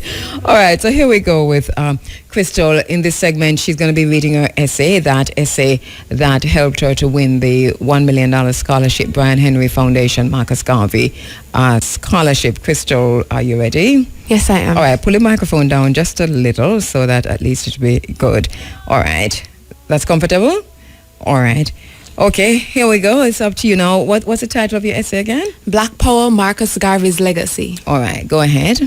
All right, so my essay is divided in sections. So I have the introduction, a little piece on Black Power, Marcus Garvey's early years, the formation of the UNIA and the Black Star Line steamship company, and its implication for blacks the world round. In addition, I have Marcus Garvey, the family man, his later years, his legacy, and Black Power from my perspective. And that's why you won. Yes. Very well organized essay. Go ahead. All right, so my introduction starts with a scene in America. So I want everybody to just close their eyes and picture the sound of sirens. It's Thursday, July 7th, 2016. But this 7 is nobody's lucky number. In fact, the people standing on the street are all crying foul. And as police sirens are heard in the distance, they will tell you that those men in those cars are not welcome here. Because for them, they represent one of the many powerful, hostile external forces that have oppressed black people for centuries. These oppressors have caused them to mourn time and again. Today, they have been forced to mourn for Alton Sterling and Philando Castile. But they also mourn for their other black sons and daughters. They mourn that they may never have a chance to grab a hold of their dreams before the enemy comes a knocking, or in this case, a shooting. But while they mourn, they continue to chant, Black Lives Matter, Black Lives Matter, and above all, Black Power. The phenomenon of Black Power is nothing new. Black Power, along with the idea that black is indeed beautiful, dignified, and that one can without a doubt be unapologetically black, can to a large extent be credited to Marcus Garvey's doctrine of black empowerment. One cannot claim, though, that he built Black Power, but by showcasing, as it were, the prospect of a future Negro empire, he elicited a vision and inspired the next generation of Negroes to execute it. The Black Power slogan, however, did not become popular until in the 1960s, through one of its major proponents, another great black nationalist, Stokely Carmichael, or as he is more widely known, Kwame Ture. In 1966, Ture used the phrase Black Power at a rally in Mississippi, and it caught the nation's attention. Even though Kwame Ture came on the scene nearly 50 years after Garvey, speeches from the two men show no doubt where Ture's views originated. There is no standard definition for Black Power.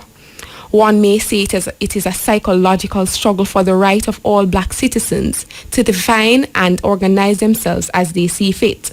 Another may argue that it speaks to the future possibility of a physical struggle between white and black, or rather the oppressor and the oppressed, where black will overcome. One could simply say that Black Power is about black people taking control of their own lives.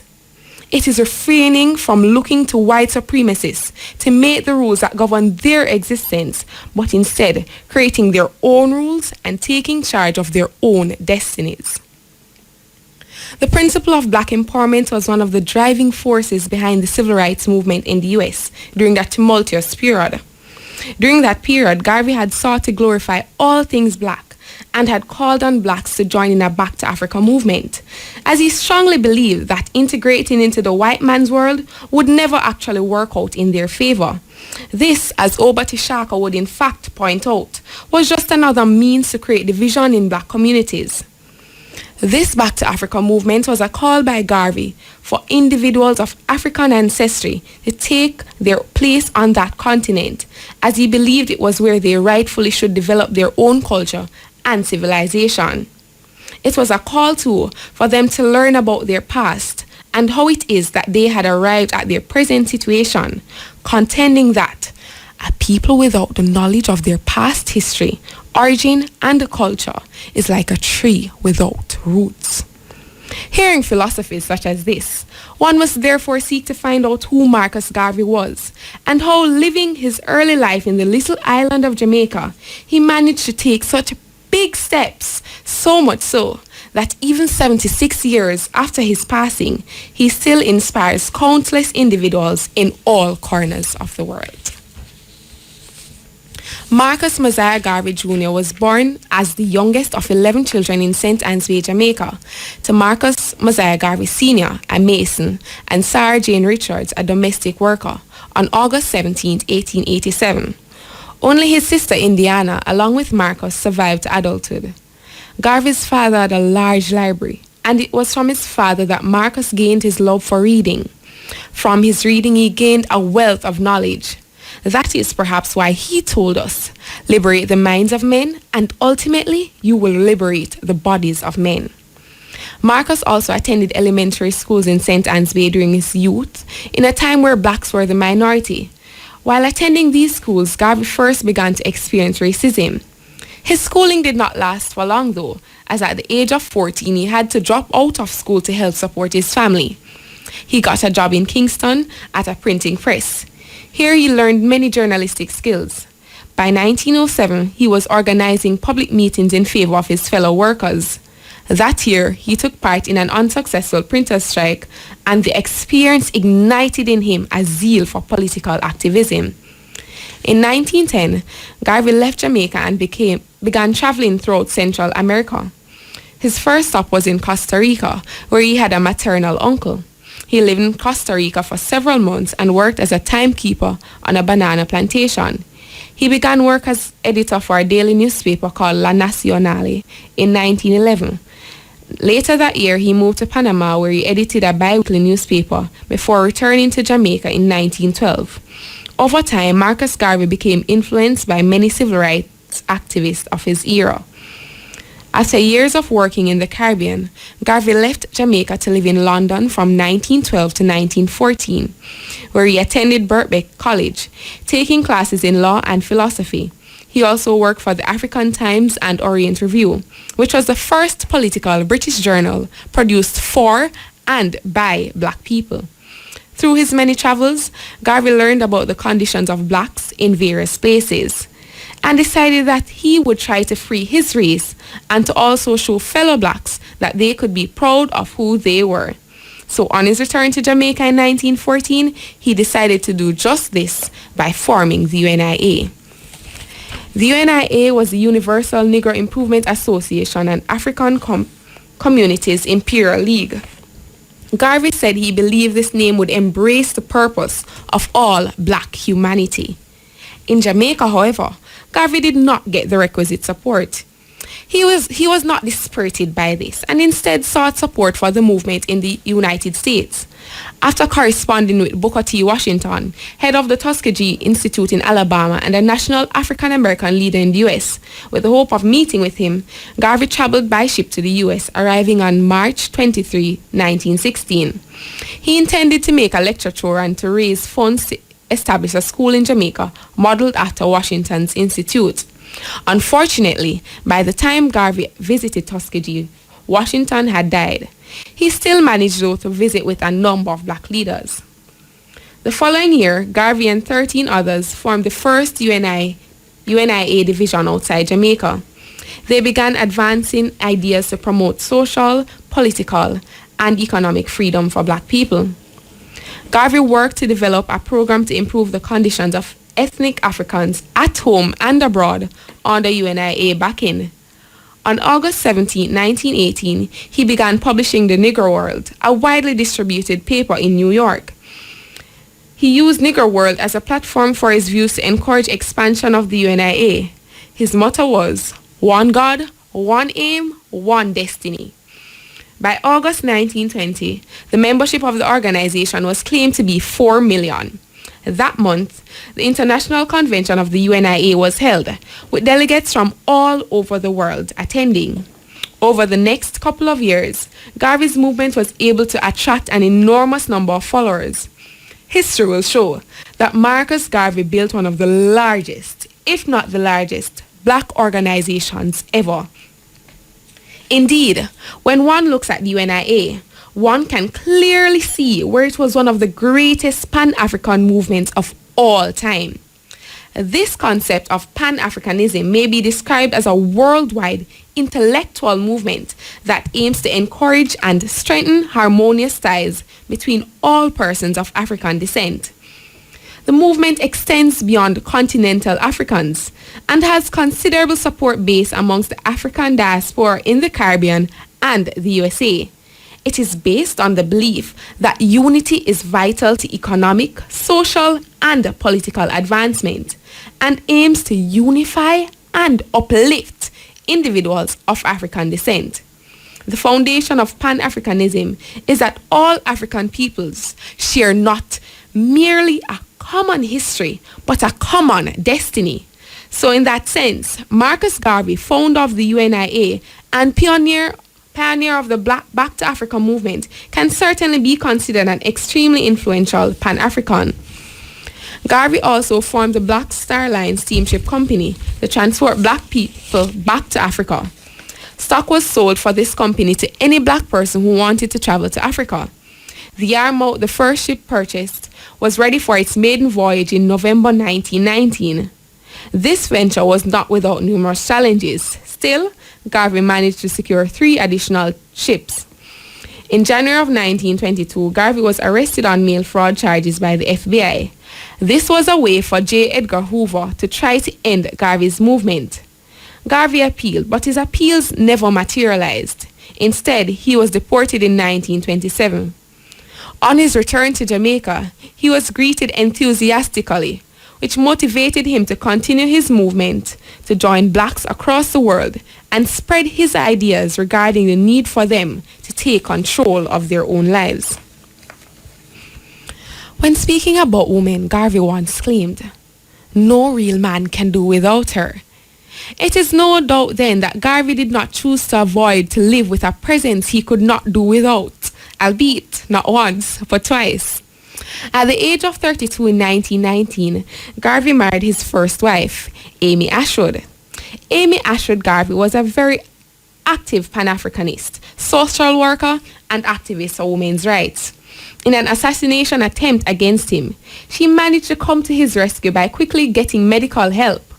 For various reasons, they divorced in 1922, but each continued to do their separate work to better assist the marginalized groups that they both represented. These people understood that despite personal issues, the fight must continue so that the positive transformations could be achieved in the lives of these groups.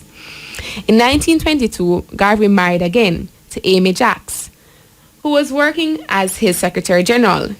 Amy played a very important role in his career, and at various points played significant roles in the UNIA. One must not be caught in the trap of thinking, however, that Amy's authority was derived from her status as the wife of such an influential man. She was in fact a leading Pan-Africanist and black nationalist in her own right. She participated directly in the struggle to achieve the organization's goal of liberty for African people around the world, based on the doctrines of Pan-Africanism. After Marcus died, she became one of the key political leaders, archivists, and interpreters of the Garvey movement.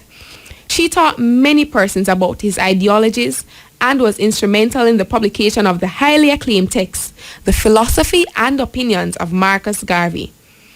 In the compilation of this book, Mrs. Garvey succeeded in revealing the true outlook of one of the greatest black leaders of the 20th century. As a result of employing Marcus Garvey's actual letters, speeches, and writings, readers are granted the privilege of seeing his own words on the page instead of yet another author's interpretation, which is what his story has seemingly always done. Amy and Marcus had two sons together, Marcus Messiah Garvey III, who was born on September 17, 1930, and Julius Winston, who was born on that same day 3 years later. While Garvey was forced to return to his homeland, his activism did not stop there. A few months after his return, Garvey decided to travel again, this time to Geneva, to present the Petition of the Negro Race. This petition outlined the worldwide abuse of Africans to the League of Nations, which was an organization aimed at promoting international cooperation and preserving global peace. The following year, Garvey founded the People's Political Party, Jamaica's first modern political party, and the first to openly defend the interests of the black majority. The party focused on workers' rights, education, and aid to the poor. Its manifesto called for, among other things, official representation in the parliament, a minimum wage, a Jamaican university, and judicial reform. In April 1931, Garvey launched the Edelweiss Amusement Company in an effort to help artists earn their livelihood from their skill. Garvey was a man who strongly believed that blacks the world over should be self-reliant, and at one point had publicly stated his hope for black people that it was for them to live today as to realize that they are masters of their own destiny, who must strike out with confidence and faith in self and reach for anything they desire. Several Jamaican entertainers, including Bim and Bam and Ronnie Williams, went on to become popular after receiving primary exposure that the company gave them. In 1935, Garvey again left Jamaica. This time, though, he was headed for London in an attempt to reconstruct the international influence of the UNIA, which over the years had somehow waned. During these years, Garvey remained active, even continuing to speak extensively, and he also kept in touch with events in war-torn Ethiopia and events in the West Indies. The following year, he left London for Toronto for 5 days of speeches and appearances, also in representation of the UNIA. He was able to build a base there to the extent that in 1938, he was able to set up the School of African Philosophy to train UNIA leaders. Garvey had a stroke in January 1940, which left him partially paralyzed. 4 months after that, he had a second stroke after reading an erroneous and off-putting obituary of himself in the Chicago Defender, which stated in part that Garvey died broke, alone, and unpopular. Garvey died in London on the 10th of June 1940 at the age of 52 as a result of having suffered these 2 strokes. Due to travel restrictions during World War II, his body was interred at St. Mary's Catholic Cemetery in London.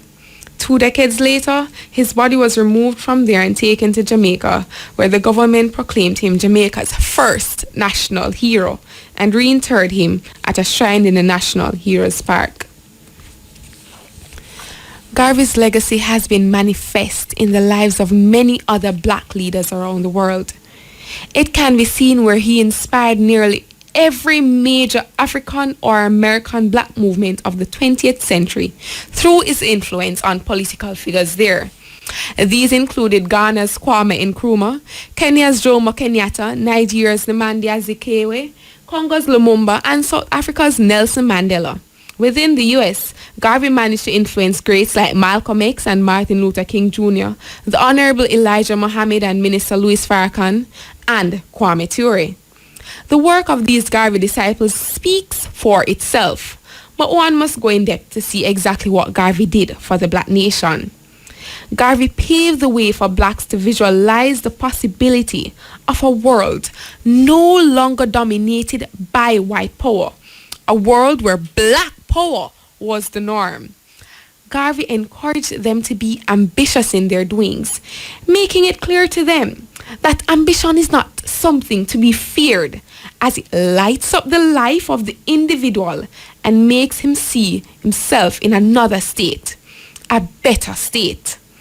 Through the formation of the UNIA and its many partners, and through businesses and gatherings all over the Americas, Garvey enlightened Negroes to the political, economic, military, religious, and social possibilities of black power.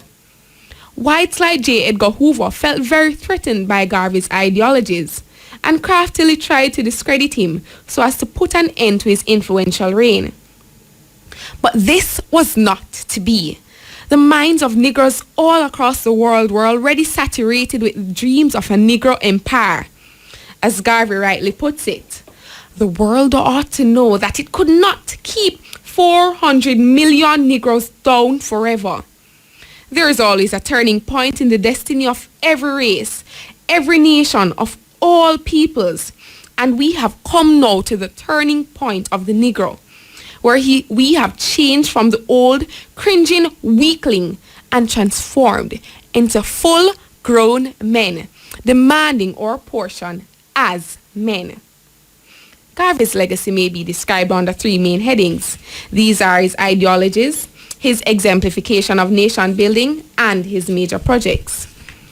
Garvey had a number of ideologies, a great number of which are stated in the text, The Philosophy and Opinions of Marcus Garvey. One thing Garvey spoke about in detail was the need for the race to have power in all spheres of society, as this was an aspect of nation building. Garvey said, "Power is the only argument that satisfies man. Except the individual, the race, or the nation has power that is exclusive. It means that that individual, race, or nation will be bound by the will of the other who possesses this great qualification. It is advisable for the Negro to get power of every kind, power in education, science, industry, politics, and higher government. That kind of power that will stand out so that other races and nations can see, and if they will not see, then feel." Garvey also spoke about equity and the need for blacks to have certain qualities, which would make them into a great race. Garvey asserted that God Almighty created all men equal, whether they be white, yellow, or black, and for any race to admit that it cannot do what others have done is to hurl an insult at the Almighty who created all races equal. All of us were created lords of the creation, and whether we be white, yellow, brown, or black, nature intended a place for each and every one. Surely Africa is for the black man. 400 million Negroes shall shed, if needs be, the last drop of their blood for the redemption of Africa and the emancipation of the race everywhere. He strongly believed that if Africa were to be redeemed, the race would need individuals with certain attributes, men of vision and ability, men of character, and above all, men of honesty. Garvey exemplified nation building through the formation of a number of black organizations, including the UNIA and PPP, educational institutions like the School of African Philosophy, commercial institutions like the Black Star Line Steamship Company, the Negro Factories Corporation, and the Negro World, social institutions like the Black Cross Nurses and the African Orthodox Church, and perhaps one of the greatest colonization movements ever, the Back to Africa movement. Garvey had two main projects, which were to help create black governments, presidents, armies, etc., and to create a black superpower in Africa. So far, one can clearly see where Garvey, through his Black Power movement, mobilized many black leaders to take control of their societies, as is obvious with scenarios like that of Nkrumah and Mandela. In that sense, much of the first undertaking has been achieved. Unfortunately, one cannot see where a black superpower exists in Africa at this point. It is the hope that soon Garvey's followers will rise up so they can move towards this goal. This is probably the greatest legacy Garvey left for all his followers to build on. Indeed, why should we wait on chance to make a difference in our lives when chance has never yet satisfied the hope of a suffering people? As a people, we need to build black power. We need to teach our brothers and sisters that every time we refuse to accept the white man's defining our boundaries, black power reigns. Members of our race must demand that we participate in the decisions that affect our lives and that of our children. If that means marching and chanting black power in the streets so that the daily attacks on our men will stop, we should. If it means meeting with others who share our ideals, the ideals of Garvey, so that we can form institutions to eliminate the poverty of blacks the world round, we should. Before we can begin to claim the power though, we must understand that we must educate ourselves so that we can fully appreciate the writings of great men like Garvey and build on the foundation they have set. We need to remember that if we do liberate our minds, we can liberate bodies, thus liberating ourselves from oppression. Garvey never liked poverty. He always said it was a crime. So black power in this sense is using any skills learned in university to aid in the formation of organizations aimed at benefiting financially and otherwise others of my race scattered around the globe. We need to continue where Black Moses, Marcus Mosiah Garvey left off, leading our people out the wilderness. We have to remember, above all, to love ourselves, because black love is the genesis of black power. And as a friend Adisa once said, black power is the answer to every challenge we face when it is operationalized and we are courageous enough to confront the questions. So as the crowd continues to chant black power, one man takes out his portable radio and asks for all to listening. In listening, they hear the sound of Bob Marley as he steadfastly urges, "Emancipate yourselves from mental slavery. None but ourselves can free our minds." And it is then that these people remember the actual speech from which these lines were taken. A speech given by MWALIMO Marcus Mosiah Garvey in Nova Scotia during October 1937 that continues to inspire them. They think of his exact words. "We are going to emancipate ourselves from mental slavery, because whilst others might free the body, none but ourselves can free the mind. Mind is your only ruler. The man who is not able to develop and use his mind is bound to be the slave of the other man who uses his mind." And then they say among themselves, "Indeed, if he believed in it, we too can continue to believe in the black man's ability to free himself. We too can believe in black power." And they resume their chant, "Black power, black power, black power, black power." You see, you have me a ball. No, honestly, I'm literally choking up. When I read your essay, I thought it was excellent. When I hear you reading your essay, I know it is brilliant. Great work. Thank you. You were in a trance reading. You just come back. You just look around and realize that this is where you are, don't it? Right. You drew us in. You drew us in from the beginning to the end. You had us on that journey with MWALIMO Marcus Messiah Garvey. You had us literally eating out of your hands there, Crystal. And this is why you got that scholarship. But even beyond that, you are brilliant. Great work. Thank you. Great work. And we're going to be hearing a lot from you. I am sticking to you like glue. That's how it is. Sisters in the struggle. I feel you and I hear you. A lot of research, Crystal. Yes. A lot of research. Yes. Tell me about the research.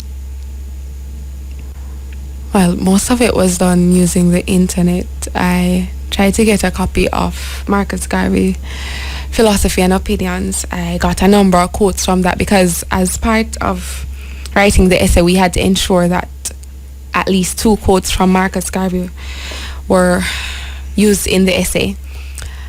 I got some info on his early life, his later years, and I just did a great deal of reading on the influence Garvey had, and I put all of that together. I hear it, and hearing you read it too. You know, there was never any doubt in my mind that you wrote it, because I felt you and I could hear you in it. But hearing you read it, you own that essay. This is coming from you. You're owning that.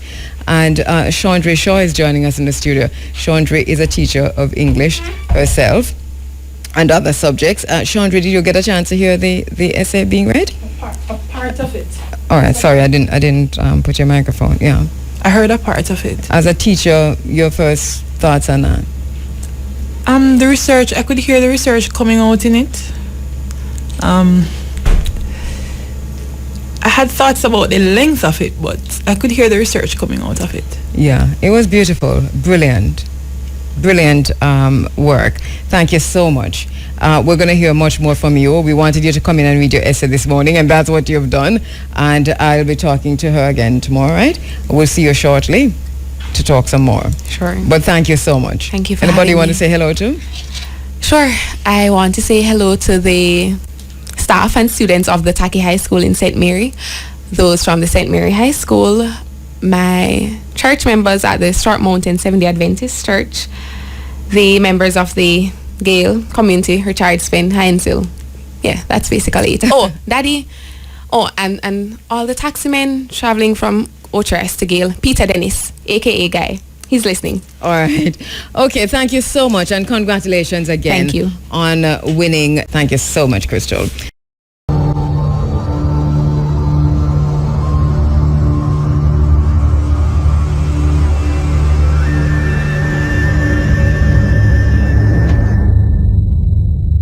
The white supremacists like to show dominance is by using sexual exploitation. People who are dominated socially can be dominated sexually. Sex is a way in which you show your domination. It's like a male dog gets on another male dog and humps on him. He's not after the sex, he's showing he dominates. I'm in control. If you have a system in place to guarantee your very survival, you will use any means at your disposal. So sex then becomes a tool. This whole idea of creating a mulatto caste is designed to create a buffer between the whites and the blacks. You give more privileges to this mulatto caste. Even Chancellor Williams, in his book, he was claiming that due to a biracial population which came about from Greek mixing with the indigenous African population there, it rose up another army which fought against their African mothers and fathers. In Africa, when the Europeans came in, the Portuguese would mate with the Africans, and their offspring would be called Lancados.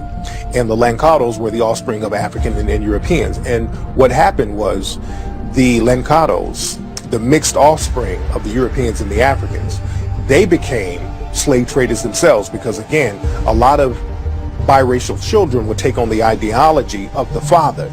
So whenever you see people talk about, well, Africans sold other Africans, this is really who they're talking about. When the Inquisition came, many of the Jews left Portugal and went to West Africa. This is during the period of the 1400s, 1500s. And they became the people who were running the slave trade. Some were Christians, some were Jews, many were Jews. And what they would do was marry African women, usually from a chieftaincy family or somebody where they can get in good. And they would use the offspring of these marriages to be the middlemen in the slave trade. That went on all over West Africa. It was the mulattoes who did Haiti as much, if not more harm than the French. Because there's this thing about, white supremacy is a very infectious disease. And when you buy into the lie that white or light skin is superior to black or dark skin, then we'll find instances where a mixed race black would be more vicious than a white person because they have to prove to the white person that I'm on your side, I'm okay. Mulattoes have always been used. The French were good at that, setting it up in Trinidad. They had the different staircases of mulattoes and octoroons, octagons, and different classifications of mulattoes. And they give the mulattoes the power over the darker skinned ones. And then on top of the mulattoes were the white people. It's another way of buffering yourself from the attack. So when black people get angry, they got to go through the beat the mulattoes to get to the white people. So that was actually a buffer zone in the manipulation and controlling the people. You had a ship full of African men, women, and children who were at the mercy of the captain and all the sailors on that crew. And those men could have sex with anybody they wanted to. The women, the children, and the men. You had to see 3 months tied down with these white men. There ain't no women there for the most part. When they start bringing women, they weren't even bringing women. They were bringing girls between the ages of 6 and 15 and raping them all. But they also were raping the men. Same things are happening on the plantation to demasculinize the black man. Control the slave population is to rape a father in front of his sons, or to take the biggest, baddest black man on the plantation and do something horrible to him to completely humiliate and emasculate him so that people won't respect him anymore. And that still happens to this day. In the Caribbean, they had seasoning plantations, which were plantations used to break the slaves. And one plantation or one place that had a lot of seasoning plantations was Jamaica. And people have to wonder, what were they doing on these seasoning plantations that was worse than what was happening on the regular plantations? Well, one thing that they were doing on these plantations, especially in Jamaica, they were doing a process called buck breaking, where the white supremacist slave owner or the white supremacist overseer would literally rape black men in front of the whole black population in order to break his spirit, in order to break him down as a man, in order to show dominance against him, in order to show the rest of the black population that this is not your leader. I just made your leader submit to me sexually. And this happened a lot in Jamaica. This is why homosexuality is so looked down upon in Jamaican culture today. And it was a way primarily of cutting down those who would rebel. In other words, it was a matter of power and control and domination. And they would call it buck busting, but it was really butt busting. Slavery continued until 1865 for about 2 generations, right? So how do you reconcile that? You can no longer bring in Africans, but you still have the business of slavery. So they still needed Africans to do the work down south, especially after the cotton gin was invented. So you had the creation of breeding farms. 2 of the largest slave breeding farms in the United States were on the eastern shore of Maryland and right outside of Richmond, Virginia. They literally bred black people like cattle. They would have a strong black man have sex with a healthy black woman. That woman could be his mother, his sister, his aunt, his cousin. It didn't matter. because the end product was produce a child that I can sell, bodies that I can sell and ship down to Mississippi, Alabama, Georgia, South Carolina, North Carolina. It was a business. We had breeding farms in the United States that would put one person from one plantation against another. We even had a system where if you were a breeder, male on one plantation, and a female on another plantation, or even on the same plantation, even if you were mother and son, they would mate you. And so I tell a lot of my patients and a lot of my friends, you got to stop using the MF word, because that was a description of what actually happened when the paper bag would go over the head to put one breeder against another when they were related. Incest. Take the Eastern Shore of Maryland, for example, right? Most people live within a 50-mile radius of where they were born. A large percentage of the people who lived on the Eastern Shore of Maryland during this time of these breeding farms migrated to Baltimore. Baltimore, Maryland is the incest capital of the United States of America. And according to statistics by my colleague, Dr. Patricia Newton, who's a psychiatrist in Baltimore, in that area in Baltimore, Sandtown, where you had these recent rebellions, 9 out of 10 black women in the depressed parts of Baltimore, 9 out of 10 black women have been victims of incest. In the same area, 7 out of 10 black men have been victims of incest. Watch the news channels here in America and see how many mixed race black men and women are forecasting the news in America today. Don't miss it. Don't miss who's on the television screen talking to us. That black-skinned woman or man is peripherally there. This mulatto, who I don't blame for their condition, but if you accept that role in society, then you got to take responsibility for what comes from it. You saw in the movie Precious, right? Monique won an Oscar for her role in Precious. Incest, she had sexual relationships with her own daughter, right? Her daughter was sexually molested by her father in the movie. When Monique was on the Oprah Winfrey Show talking about that film, she talked about the fact that what helped to prepare for that role was her thinking about how she was sexually molested by her own brother, right? Oprah had Monique's brother on her show and asked him point blank, did you know what you were doing when you sexually molested your own sister? He said, well, I was sexually molested by my uncle ever since I was a little boy. I thought this was natural. Everybody did it. So we look at the socialization of deviant behavior that was set in motion over 100 years ago that is still playing itself out in our communities right now. So until we can understand our history, until we can understand the pain that we're still going through, the mental anguish that we're still going through, and begin to realize how that shapes our thinking, our speech, and our actions today, we'll never be able to heal ourselves or effectively deal with the problems that we still have in our communities. Because there was once back in the days of apartheid, a professor came forth and stated, we cannot love you, African man, because to love you would mean that we would die. Because we gave them the keys to the castle. They said, what's making these people so powerful? He said, family. I destroyed the family, I destroyed the empire. So they sold your mother one way and your father another way. They destroyed the family. That's what destroyed Africa. So we had to build family. A black man and a black woman in love, raising a healthy child is the most dangerous thing on this planet. We're looking for a gun. The gun is the relationship.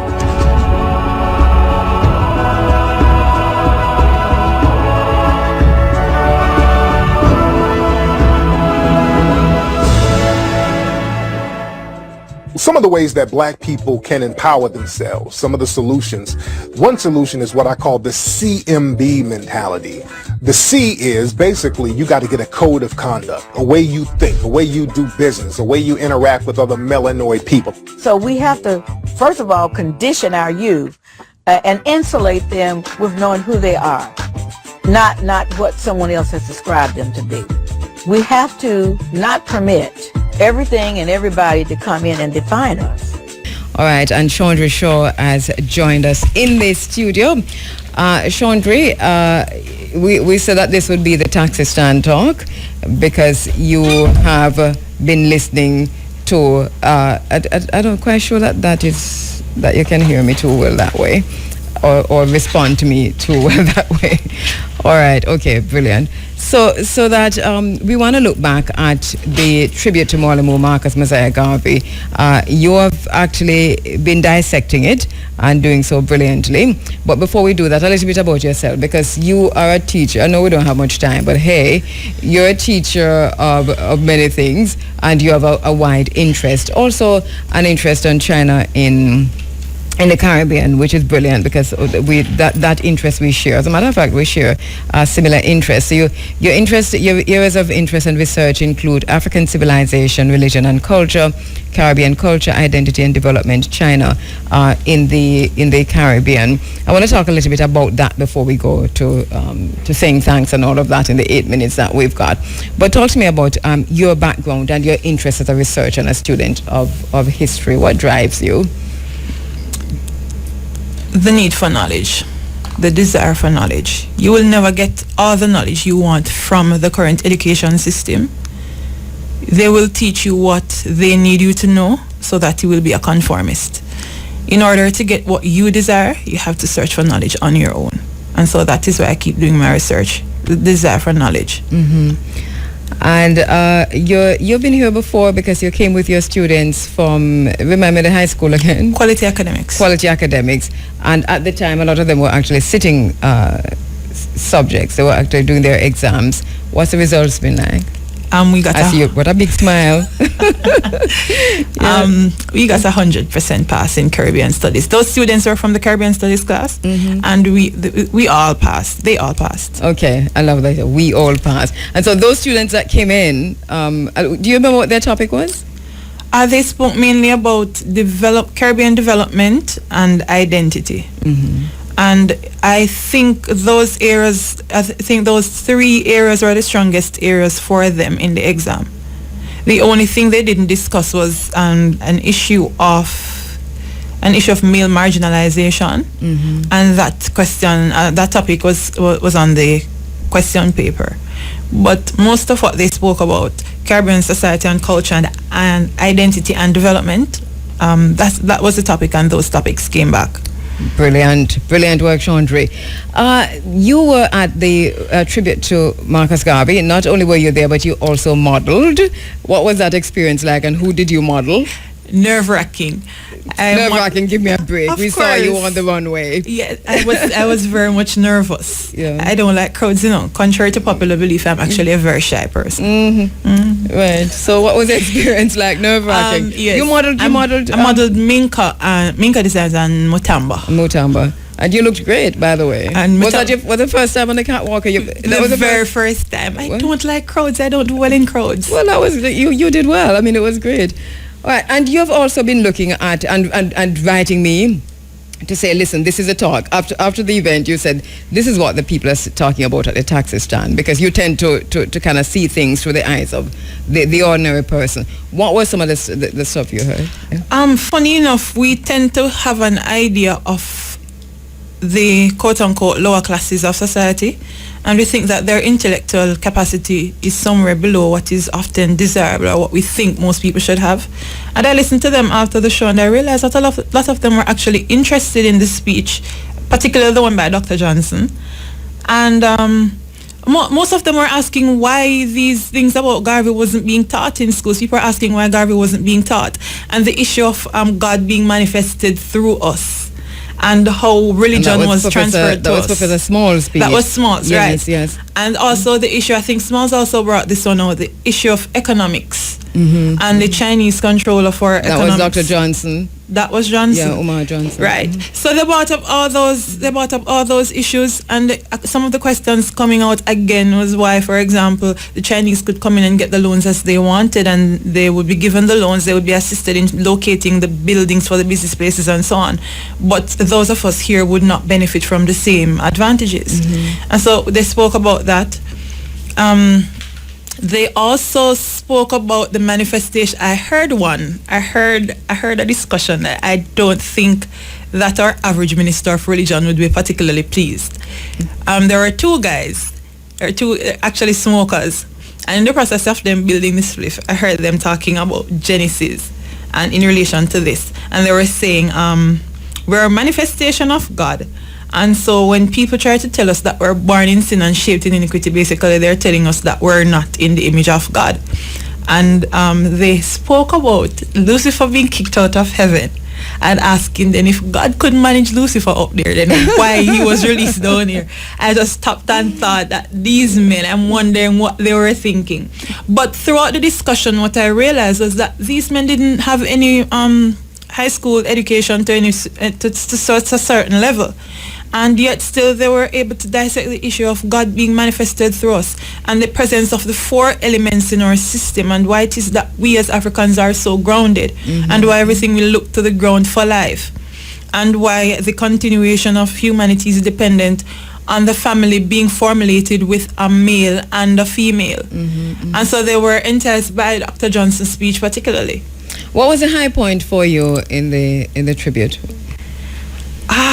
The stage show. No, I on the stage show. No, Dr. Johnson. Yeah. I'm biased in a sense because we share a lot of views. We share views about economics and we share views about family life. And I like the fact that he was outspoken. I realize he's not familiar with our political landscape, for lack of a better term. And the thing is, a radical like him would not be readily accepted here, because the problem is we have a status quo, and that status quo should always be maintained. And so not many soldiers are willing to rise up and speak up, but then again, he's perhaps in a better position because he has a PhD that cannot be taken from him as is. And for me too, that was a high point. I also liked Ernest Smith's performance. The fashion show was also a nice little change to how things are normally structured around the tribute to MWALIMO, Marcus Messiah Garvey. And then I really listened closer to Professor James Small, and you're right that he was talking about us as a manifestation of ourselves, in terms of the manifestation of God and the manifestation of our ancestors, that we are who we have been waiting for, literally. That if you want to know God and see God, look in the mirror, because you are elements of the creative force, and also elements of your ancestors. And I kind of like the simple way in which he walked us back to the very beginning of who we are. So quite a few high points, and then you talk about the stage show. I mean, there were some serious high points there too. So who was the best performer for you? I am not certain. Bounty Killer Capleton.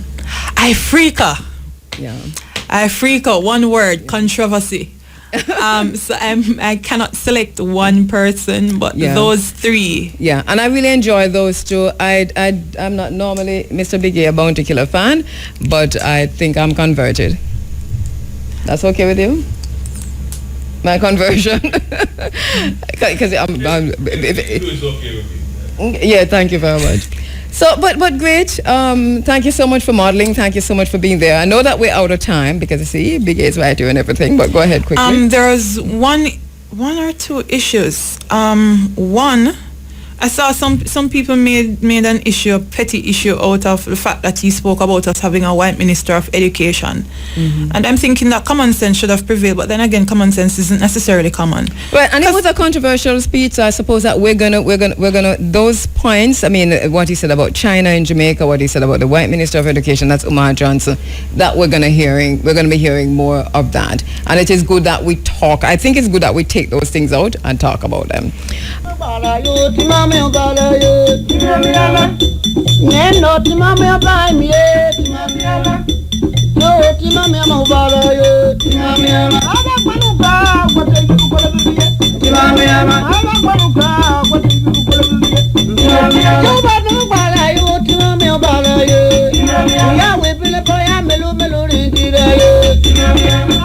Head to the Flow Booth at School Aid Sunday, August 28th at Jam World Portmore for offers you won't get anywhere else. Switch to Flow Mobile and get a free Alcatel Pixie 4 with purchase of a 2 gig prepaid mobile internet plan and $500 mobile credit. Or get 50% off an Alcatel Pixie 7 tablet with the purchase of a 2 gig prepaid mobile internet plan. Sign up for the Flow Premier Sports Package for only $1,499 plus GCT per month to get all the Premier League games live. Plus get a free gift. Only at Flow. School aid while stocks last. Conditions apply.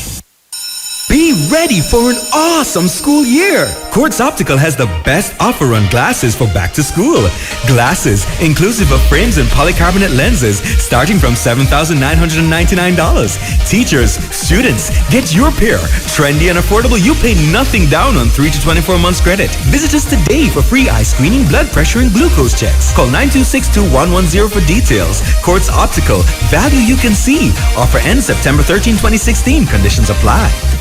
When they go to school, you go to school. How much more homework, Kemar? Why am I want to sleep? And when they succeed, you want the world to know. You send out my picture again, mommy. So what's new with you? Path needs to know. Because as a beneficiary, your child could get a grant of up to $50,000 to attend a post-secondary institution or a bursary worth $100,000 for the 2nd to 4th year of a degree program. Visit or call the Ministry of Labor and Social Security Path Parish Office. We need to know so your child can grow with Path.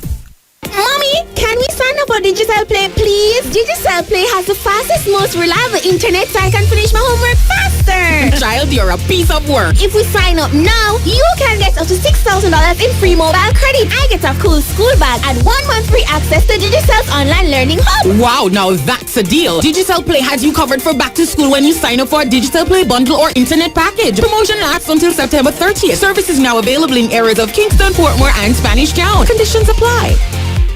Cool Oasis is mad.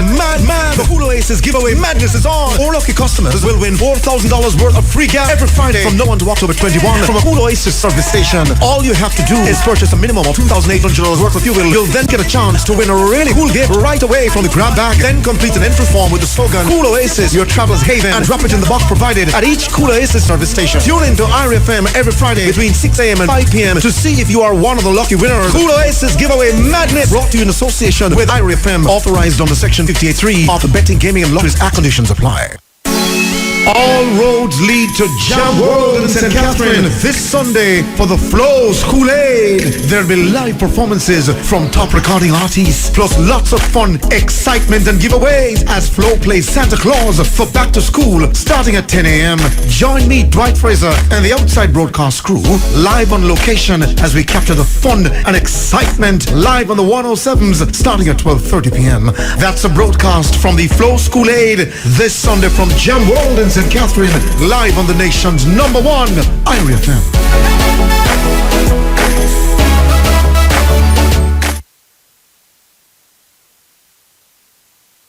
You can pay your UWI hospital bills at any Bill Express location island-wide. Call 1-888-555-5555 for more information. The time by Bill Express is now 5 minutes after 10. Hi, we're Straight Company, and you're listening to Gospel on IRI FM.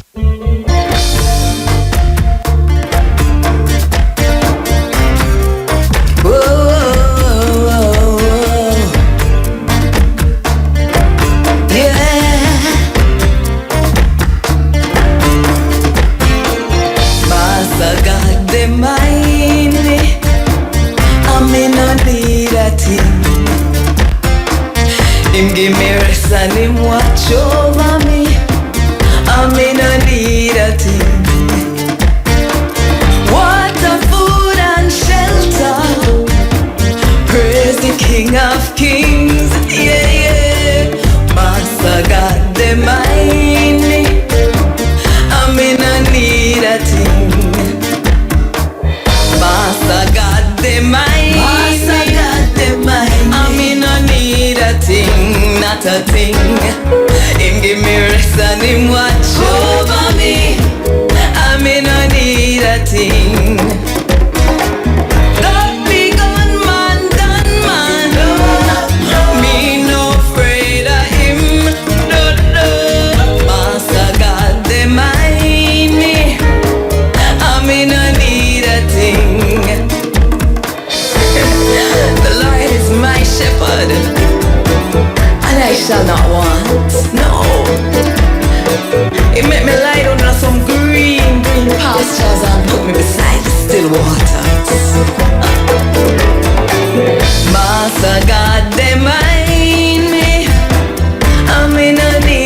thing, not a thing.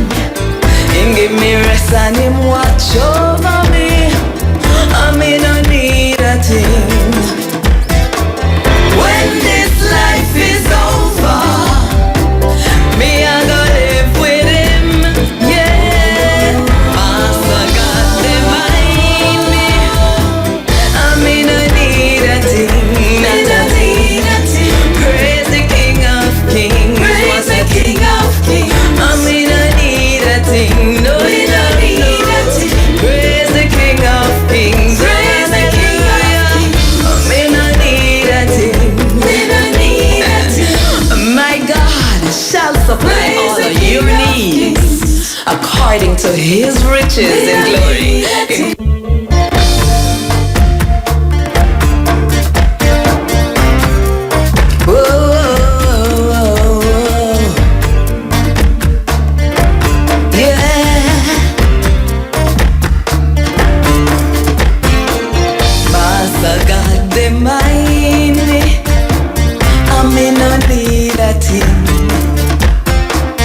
Him give me rest and him watch over me.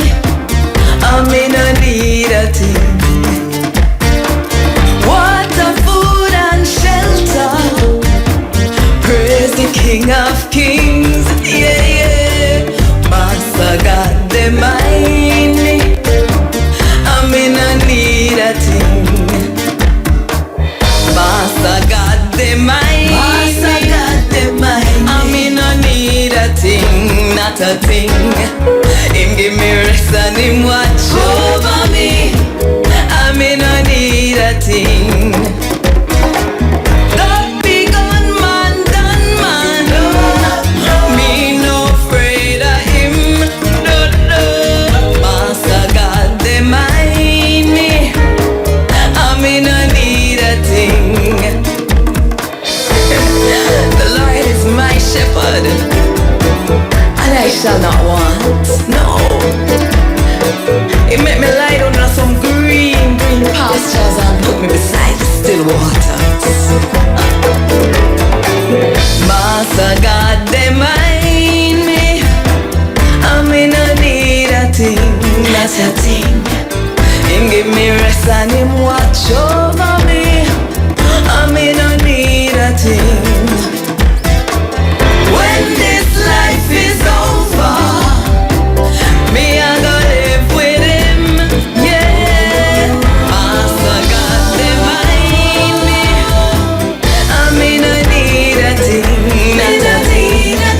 Praise the King of Kings, praise the King of Kings. I me no need a thing, no, me no need a thing. Praise the King of Kings, praise the King of Kings. I me no need a thing, me no need a thing. My God shall supply all of your needs according to His riches and glory in Hi, we're Christ Straight Jesus. Company, and you're listening to Gospel on I And I FM.